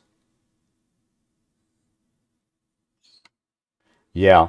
Well, actually, if you import it directly in, you have one square equal to one square. You've got to use a thing called grid align, and then you go in and break that map down into 50 pixel squares up in one corner, and it creates it for you. Now, I don't know if anybody like Mr. Primate, who does D&D Beyond Importer, and you can pull modules in, if he converted the map so they come over properly, or if it still comes in as a 10 by 10 grid. I'm pretty sure, because I used VTTA to do my import, I'm pretty sure it brings the map in natively, so it's 10 by 10s.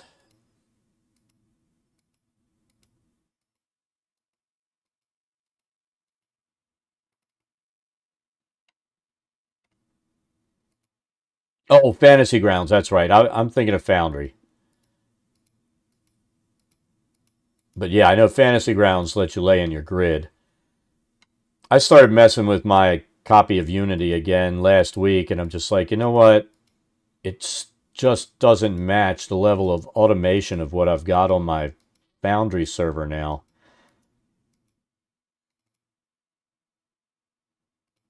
So I can't go back.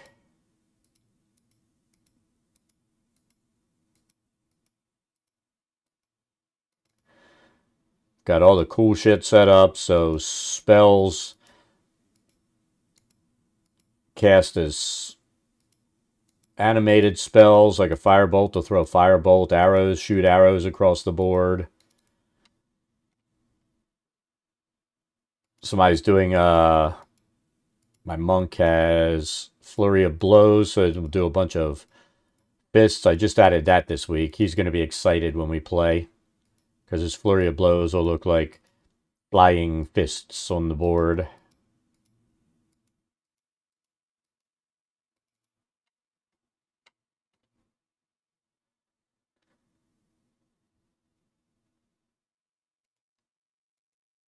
I mean, so far my experience has been I start with Roll20 and I hated it, and almost immediately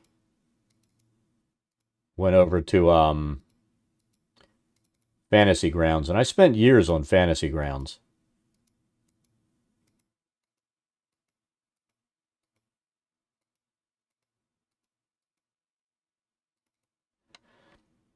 And even in there, I ended up, we were playing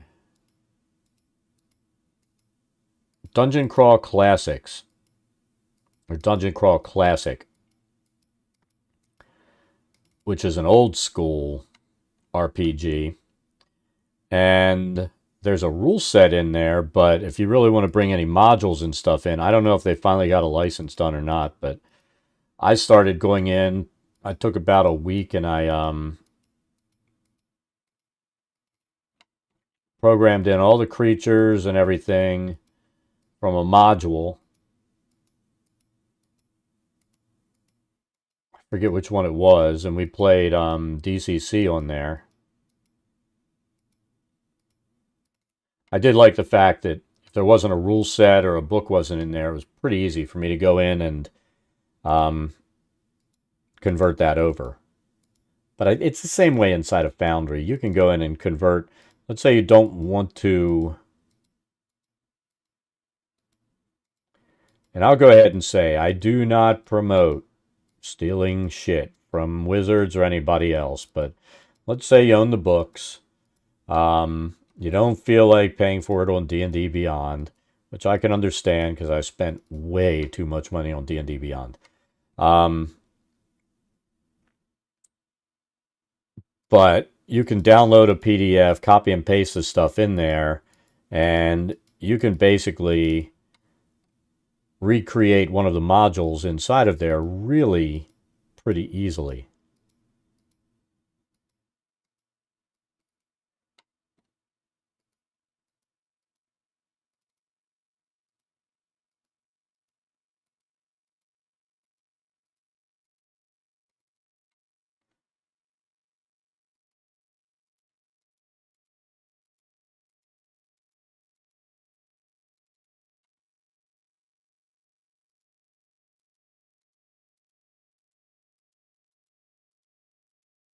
Now, you use Fantasy Grounds as your virtual tabletop. I got to ask because I never tried to do it. How well does the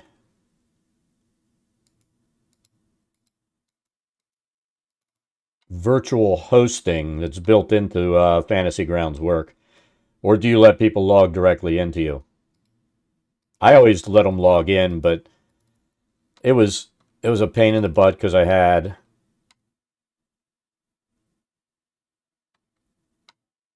players that even something as simple as typing in a freaking address stumped them.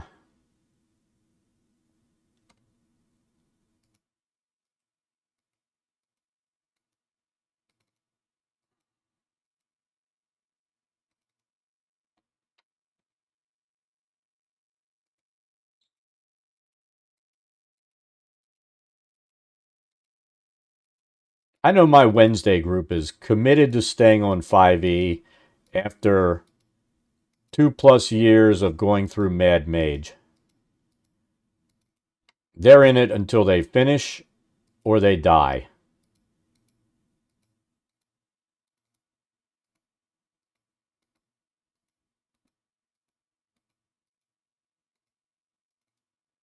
It was kind of funny because last year my family was freaking out. I had this thing on my face and it ended up just being the equivalent of like an old man spot, right?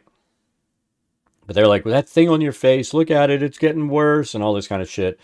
So they started freaking out, and so I get an appointment made, and I'm like, I decided not to play that Wednesday. I'm like, look, I'm going to have some shit cut off my face, and, be back next week. And they're like, what's going on? I'm like, my family's afraid of skin cancer because it kind of runs in the family. And they're like, there's no way you're allowed to die until we finish this goddamn campaign.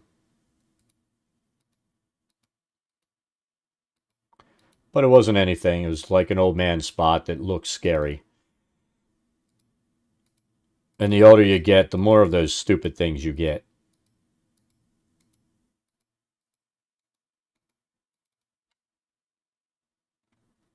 But I laughed my ass off when they were like that.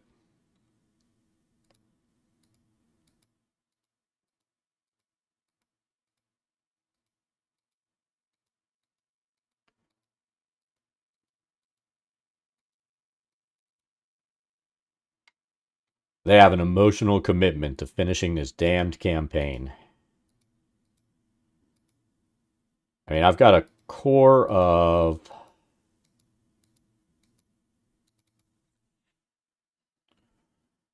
3 players that have been in for the whole time. So the entire run. And 1 new player. And then we had a couple of players that played and, life changes happened. Even though we're online, but it's all good. Stuff like working all gets in the way. There's nothing a reasonable person will say. It's like, hey, it's work, it's family, it's whatever. You got to take care of that shit. And I always tell them when people leave because of that kind of stuff, your seat will be here if shit gets squared away and you have time free again.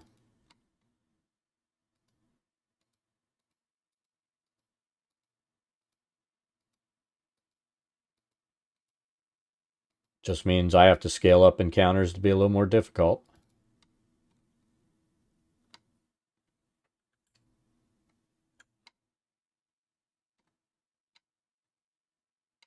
I think we shadowed everything across the bottom, except for these couple of trees.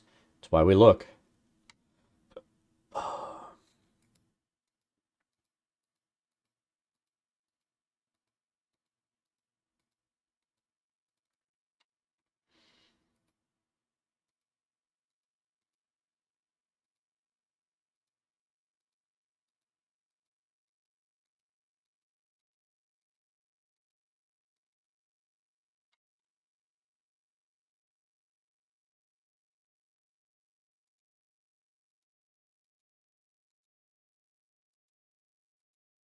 What do you mean? I mean, I have my own reasons. I don't like really dig 5e, but it's what my group plays, so and I have fun playing with them, and that's all I care about. The only exception I've made to a system that I absolutely hated and refused to play again was Shadow of the Demon Lord.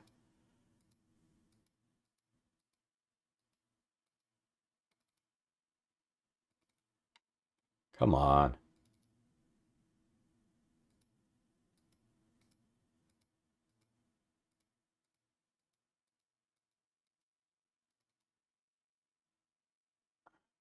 Oh yeah.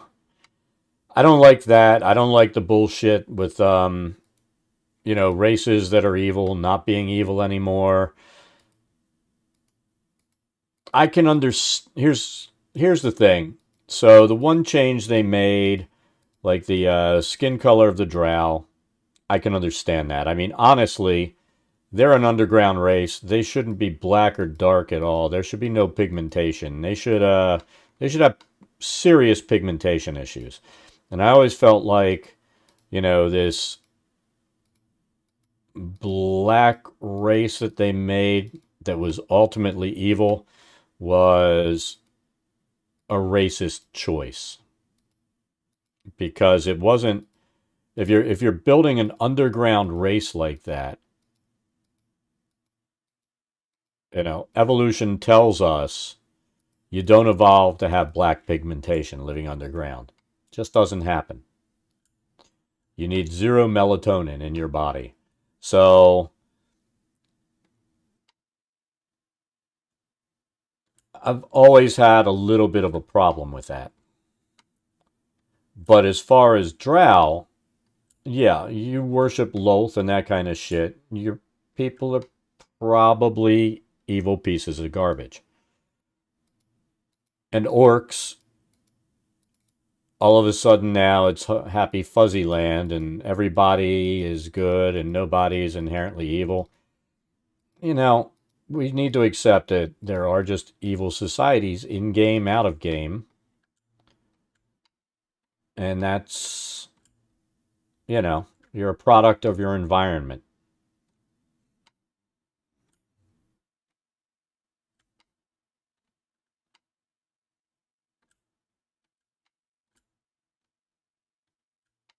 Strixhaven.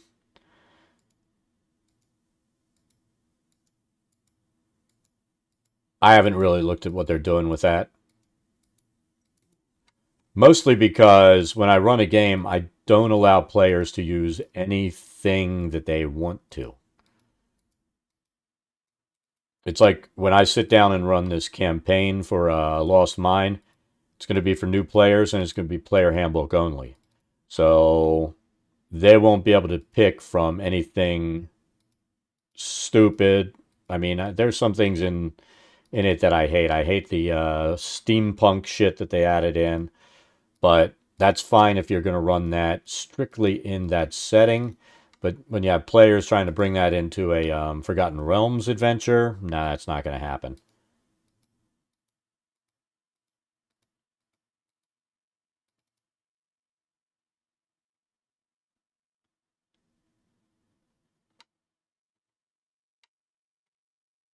I mean, as a DM running a game, it's up to me what I allow. So, and if a player doesn't want to deal with that, they don't need to play with me.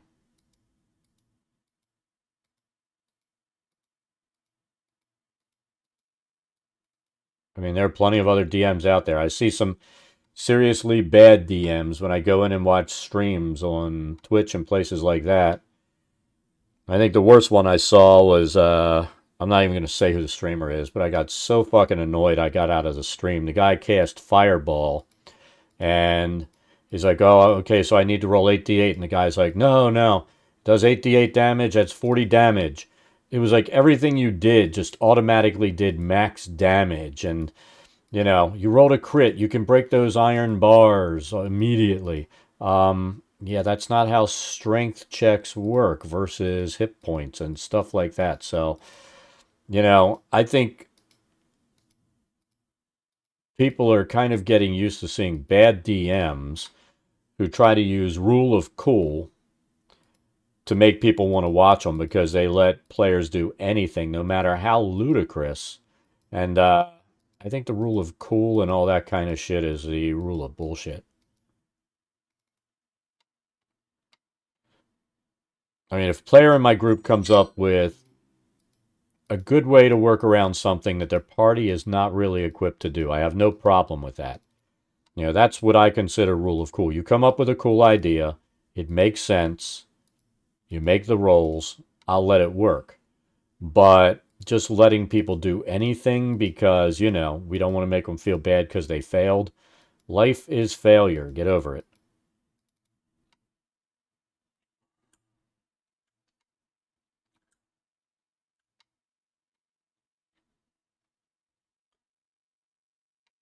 I mean, I've owned multiple businesses throughout my life. Some succeeded, some failed. I did well enough at 45. I stopped working. But, you know, I had the failures in between. I didn't let it debilitate me. I didn't let it bother me. But you know, this thing about people thinking that you should never have to fail or things are just owed to you or I don't know. I've been here this long, I should just get a promotion. But this guy works harder, does better work, and he deserves it more. They don't want to accept that kind of stuff. And unfortunately, that's the problem with D&D is social creep is creeping over into gaming.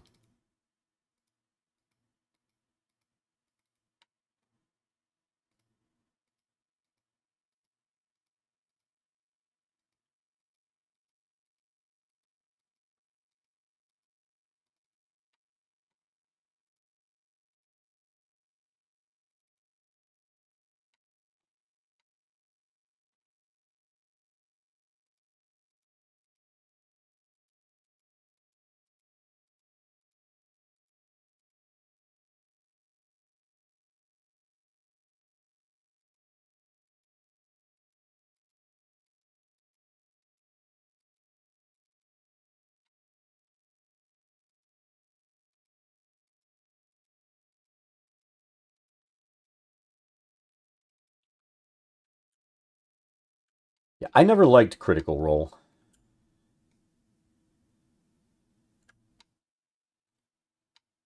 And I think what always pissed me off, you know, players would come in, they'd watch Critical Role. You know what Critical Role has its pluses. It brings people into the hobby, but it doesn't bring people in with realistic expectations. All right. Not everyone DMs like Matt Mercer, and they come in, they expect like Matt Mercer DM at the table, even though, you know, every DM has their own way that they DM.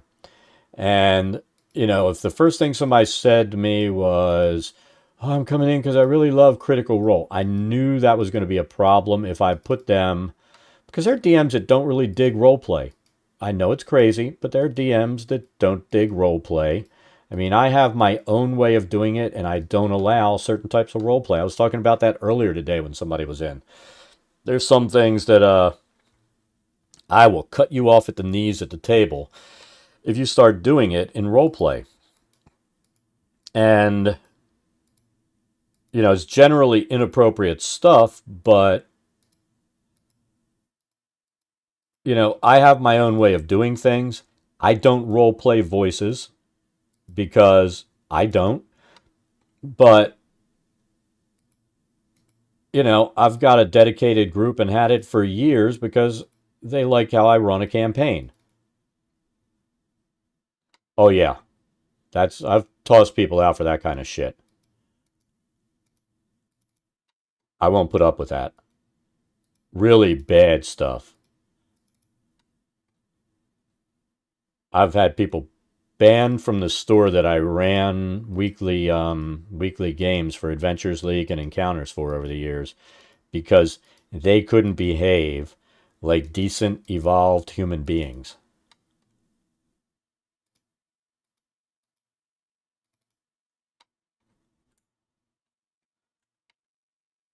I have this much tolerance for it. None. Especially back in early days, like 10 years ago, when both my kids were going and I had my daughter who was young sitting there and she'd hear something be like, I'm running a game so I don't necessarily hear, and she'd go, Daddy, what's this? And I'm like, where the fuck did you hear that? That guy over there. Oh my God, that led to some really bad conversations and things where it could have gotten bad because I was furious.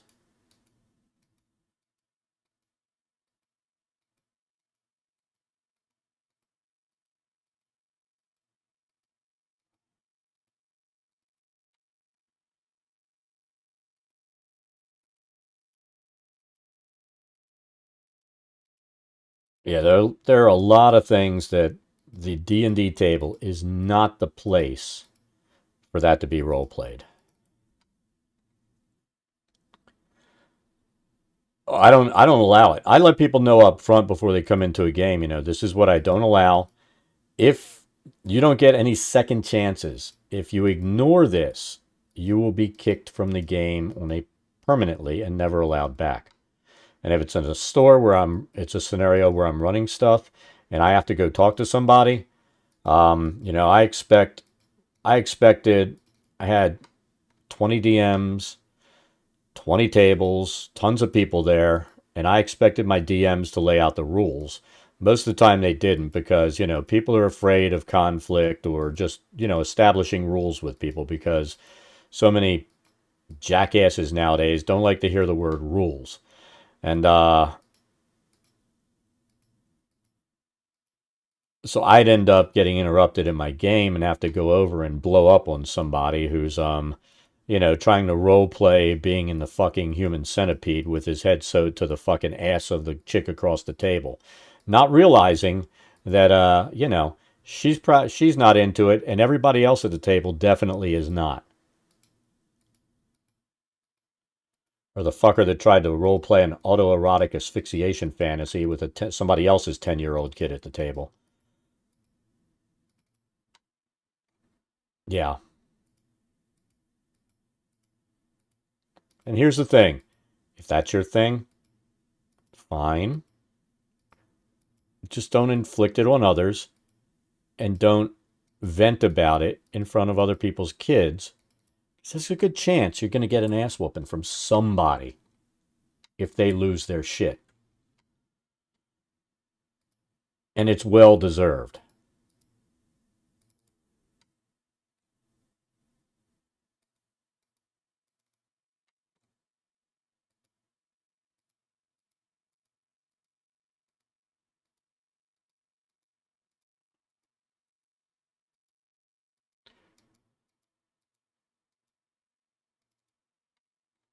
It's always, almost always the freaking edgelords that are there just to try to get under somebody's fucking skin.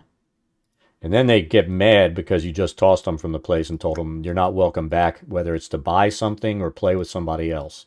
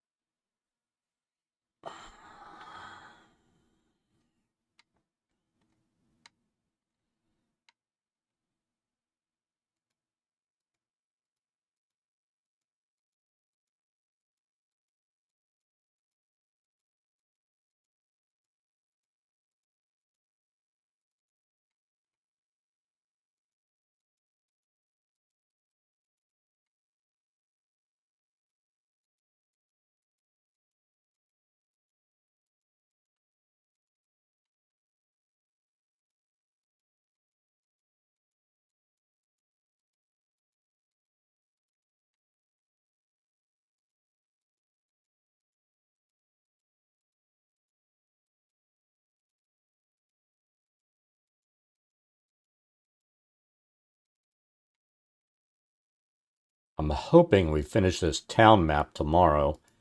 Then we can start building out the actual encounter maps. Because this is, I mean, these are basically 5-foot squares. This is not built for exploration. I'm building this for placing as a JPEG that I can share with the party and say, here's the town. This is where you're starting. Go down the street. This is the first place you go to. And then bam, you click that. It should pop the map open that's that place. They can go in and talk. Where did this thing come from? Look at this.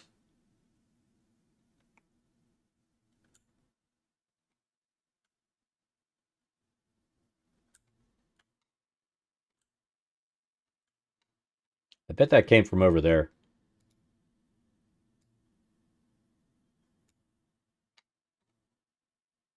That's weird.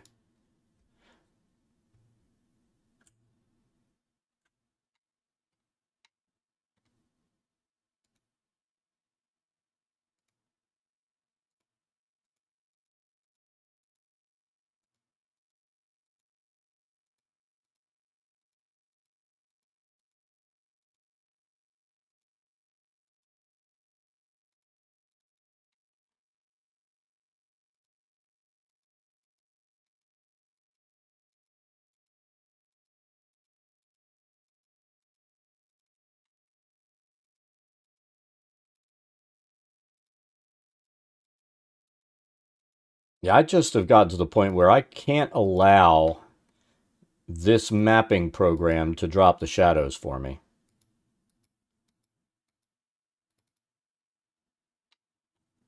Because it just drops a shadow entirely around. I prefer to figure that, there is a direction of your light source and then cast the shadows everywhere on the map myself now.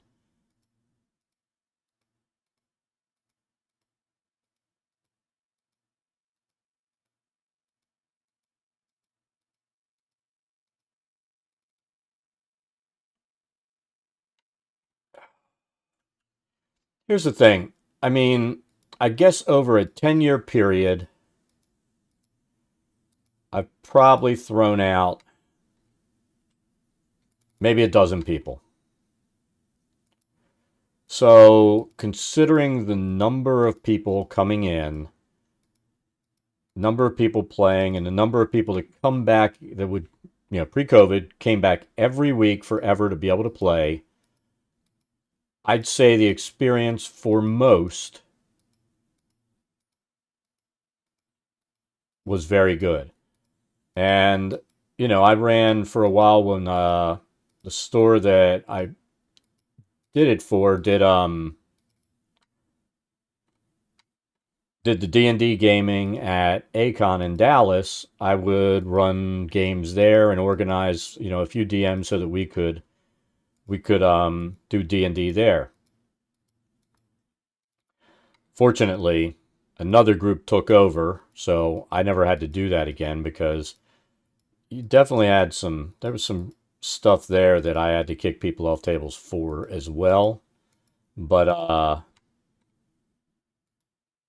not a fan of like Thursday through Sunday, pretty much running from like 10 in the morning until midnight. Too old for that shit. Plus some of the shit that you see there, some things can never be unseen, let's face it. I remember one thing, I won't say what it was, but after the person walked out, my son was like, I feel like that just ruined my childhood because it was somebody dressed as something, that was from cartoons that he watched as a kid. And, oh my God, it's one of those things he could not unsee.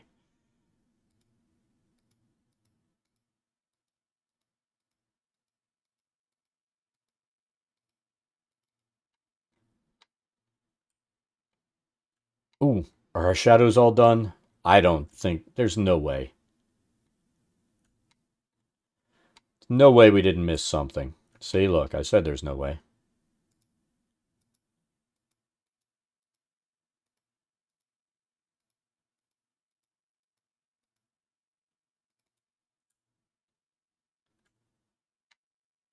But for the most part, even at stuff like that, the experience was good. And you know, it's crazy you're at a place like that and you're still introducing D&D to people who have never played it before and they have a great time. And that was always the part that I enjoyed was helping bring people into the hobby and them having a great time playing.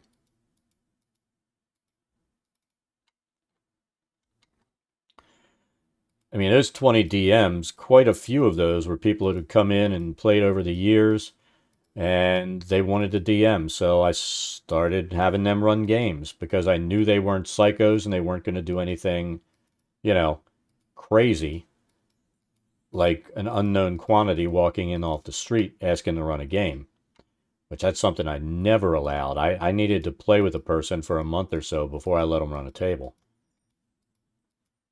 and see if they were a psycho.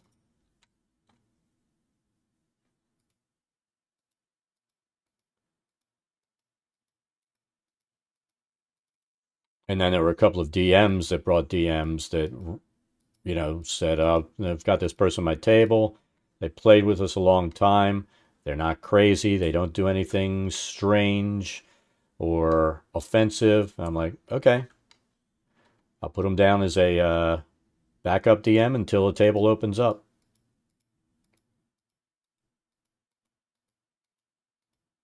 So, I mean, I did have people I trusted as far as them vetting DMs for me as well.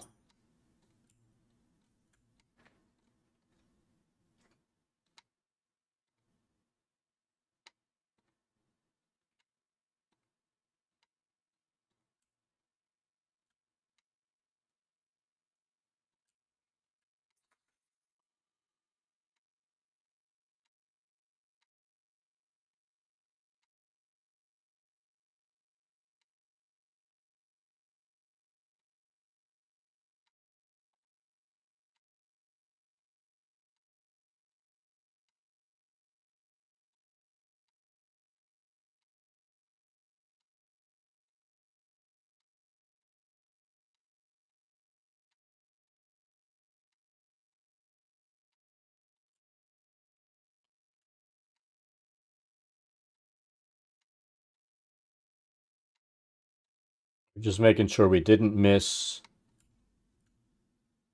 Look like we have one here. I think we did because that got a little bit darker than the rest of them. We'll leave that like that. That's an evil tree.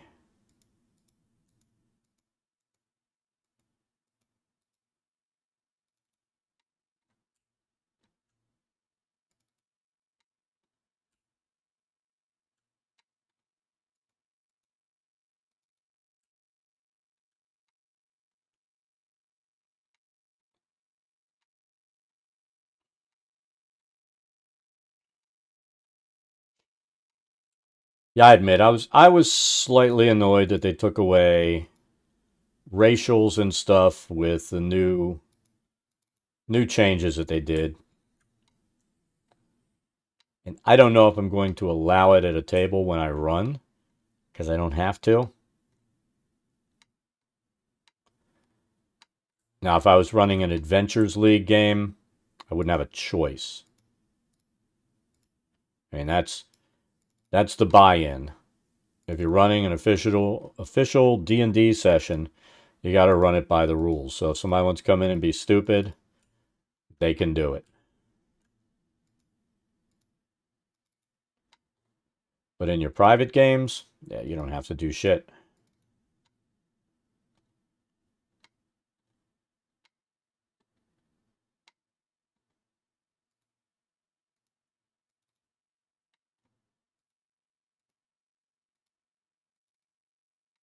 Just trying to clean up those little light spots now that are showing up on some of these because I cut the curve a little bit.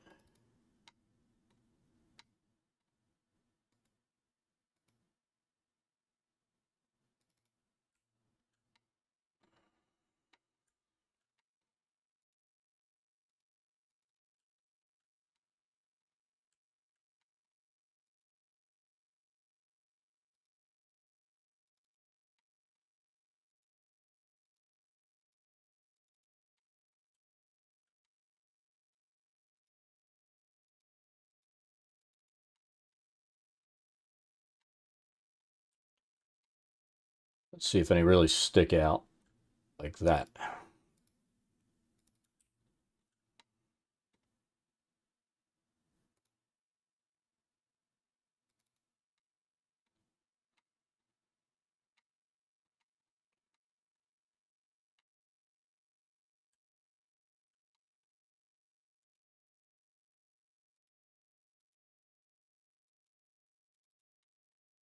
Yeah, I was almost going to set up and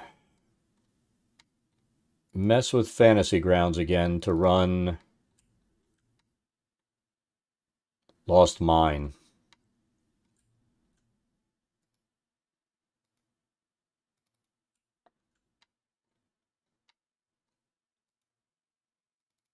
But it's been such a long time since I used that tabletop. I was like, you know what? I've pretty much got my game perfected inside of what I'm using. There's no need to change. And because I decided to do the maps for it now and prep for every possible encounter within that module,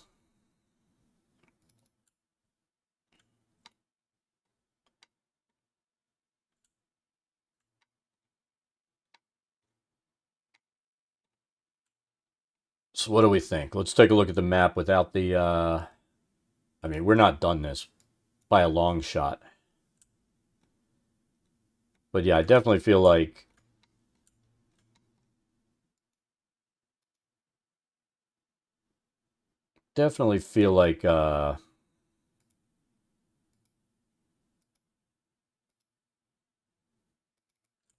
building these shadows makes a massive difference.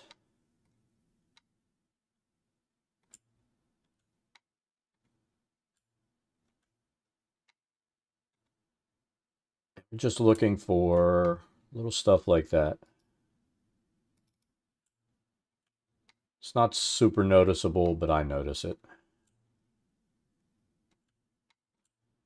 So like right here.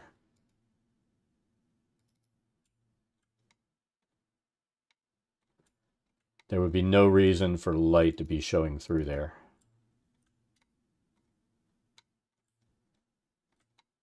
Like here, I think we went a little wide.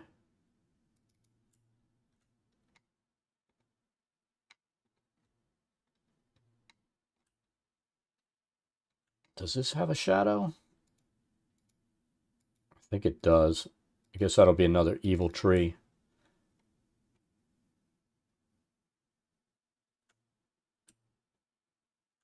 There's evil under that tree.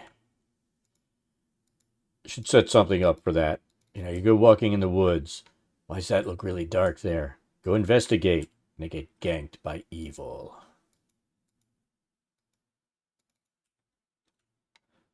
Reroll the character.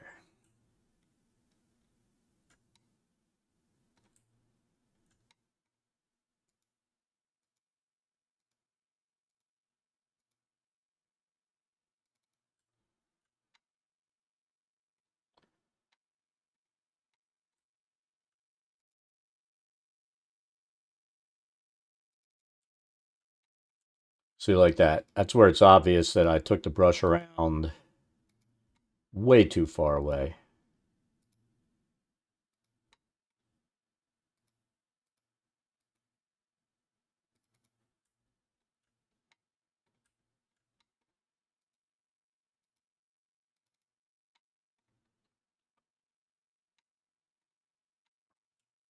Yeah, if anything, Walking Dude, I think what I've made it's not just not a case for not going to pugs, but a case for not taking your kids to play in pugs.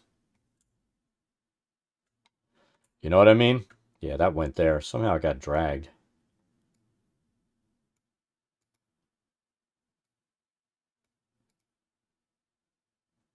fact, let's just do this.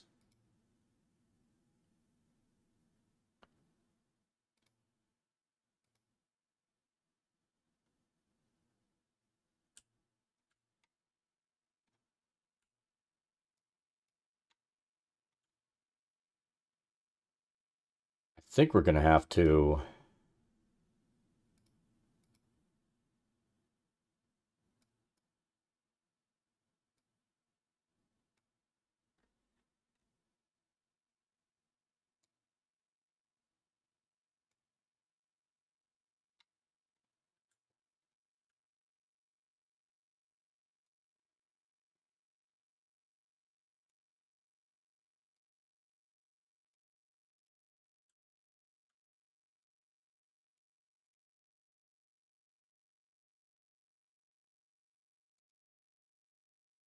Yeah, there we go.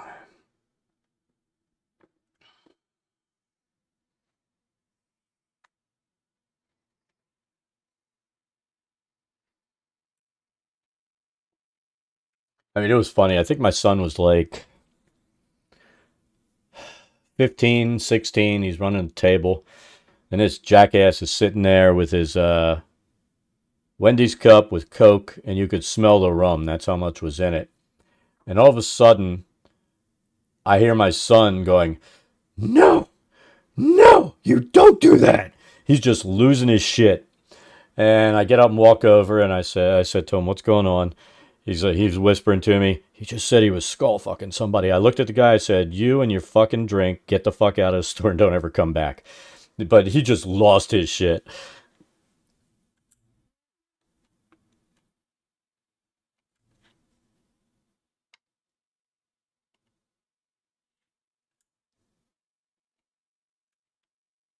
He probably would have taken care of it, but it was better that me come over and kick the guy from the store than the 15-year-old.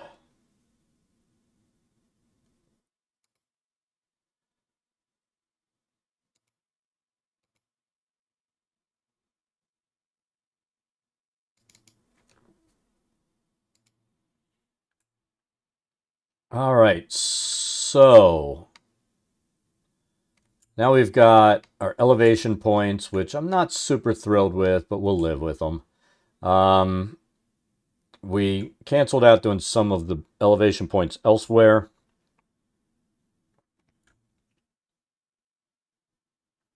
Because I don't think they are meaningful at all as far as the campaign goes.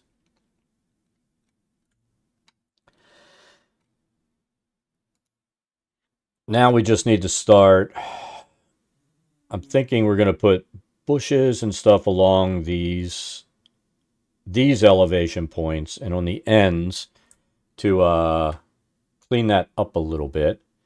And then we'll put some more vegetation and stuff in. But at this point, I mean, really, if we weren't worried about making it look really good, we could probably say, you know what, Phandelver is done. But it is nowhere near done yet. Nowhere. I mean, at this point, it doesn't look bad. but there's more we can do as far as detail and everything.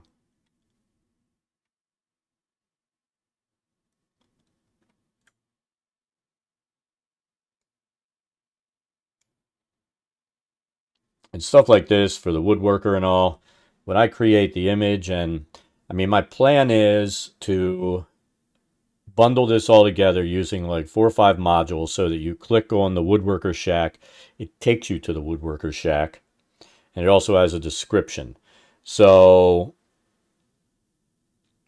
we're not going to need all these things on there because we're going to create map notes that are interactive.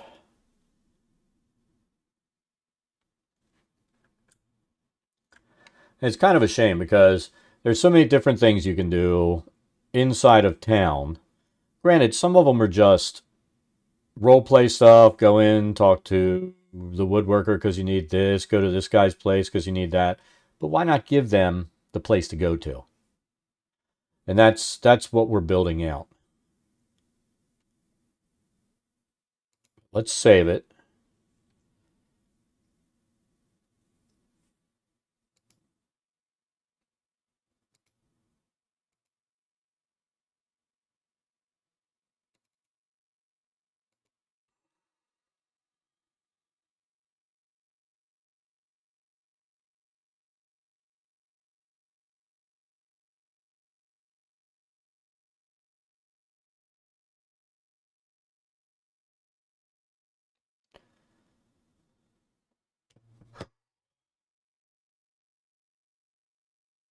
So we're looking pretty good. Like I said, I think we're going to start throwing vegetation and stuff around the map. Maybe add a little more texture and detail to the town center.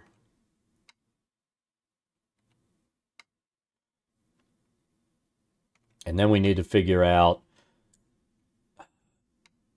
how big of a section we want to do at the center map. I might do, let's see.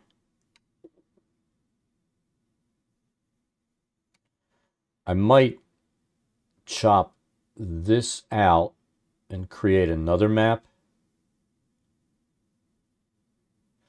And that'll give us encounter maps for this, this. That'll give us all these encounter maps in this like little center zone. And then we'll create a separate encounter map here.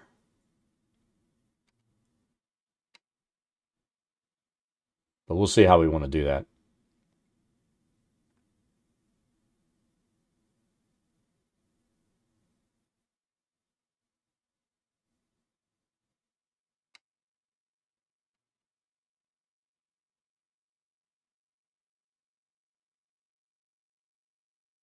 Now I'm going to experiment with something offline. I'm going to see if I can actually crop, cut, and create a new map, paste everything in with everything in it, and maybe expand it out and regrid it so that it all works in there. I don't think you can do that, but I'm going to see if I can.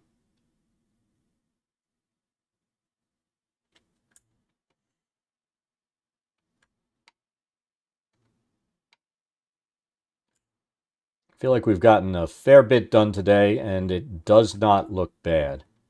That doesn't look good.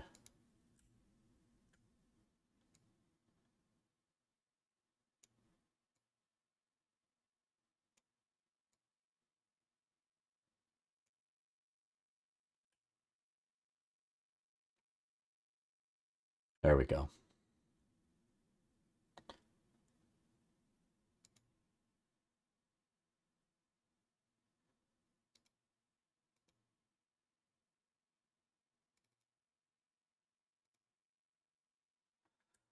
All right, let's zoom out one more time. Yeah, each of these things will lead you to... That's the thing. This is more like... What's the best way to put it? A distributor of quests zone. See, it's doing this again. It did this earlier. Oh, that time it let me out of it. Sometimes it'll grab the whole map, and I have a feeling that's how that building got moved.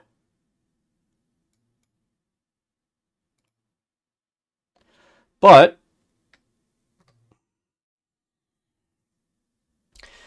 that's going to be it for the day. I've got to start final prep for tonight's D&D game. I'm pretty sure I have everything ready to roll on that, but I need to make sure everything's updated and working properly. We should be back on tomorrow, hopefully finishing this map. And then Friday, I think we're going to play something. I just don't know. I don't think I'm going to go back in and finish off Mass Effect Andromeda. I'm not digging that. I'm not feeling the love for that I had when we just finished the playthrough of the Mass Effect trilogy. So we'll see between now and Friday if there's another game that I really want to play that doesn't involve a Dark Souls title.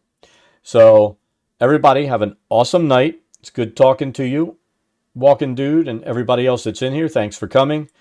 You have a great day. We'll catch you tomorrow.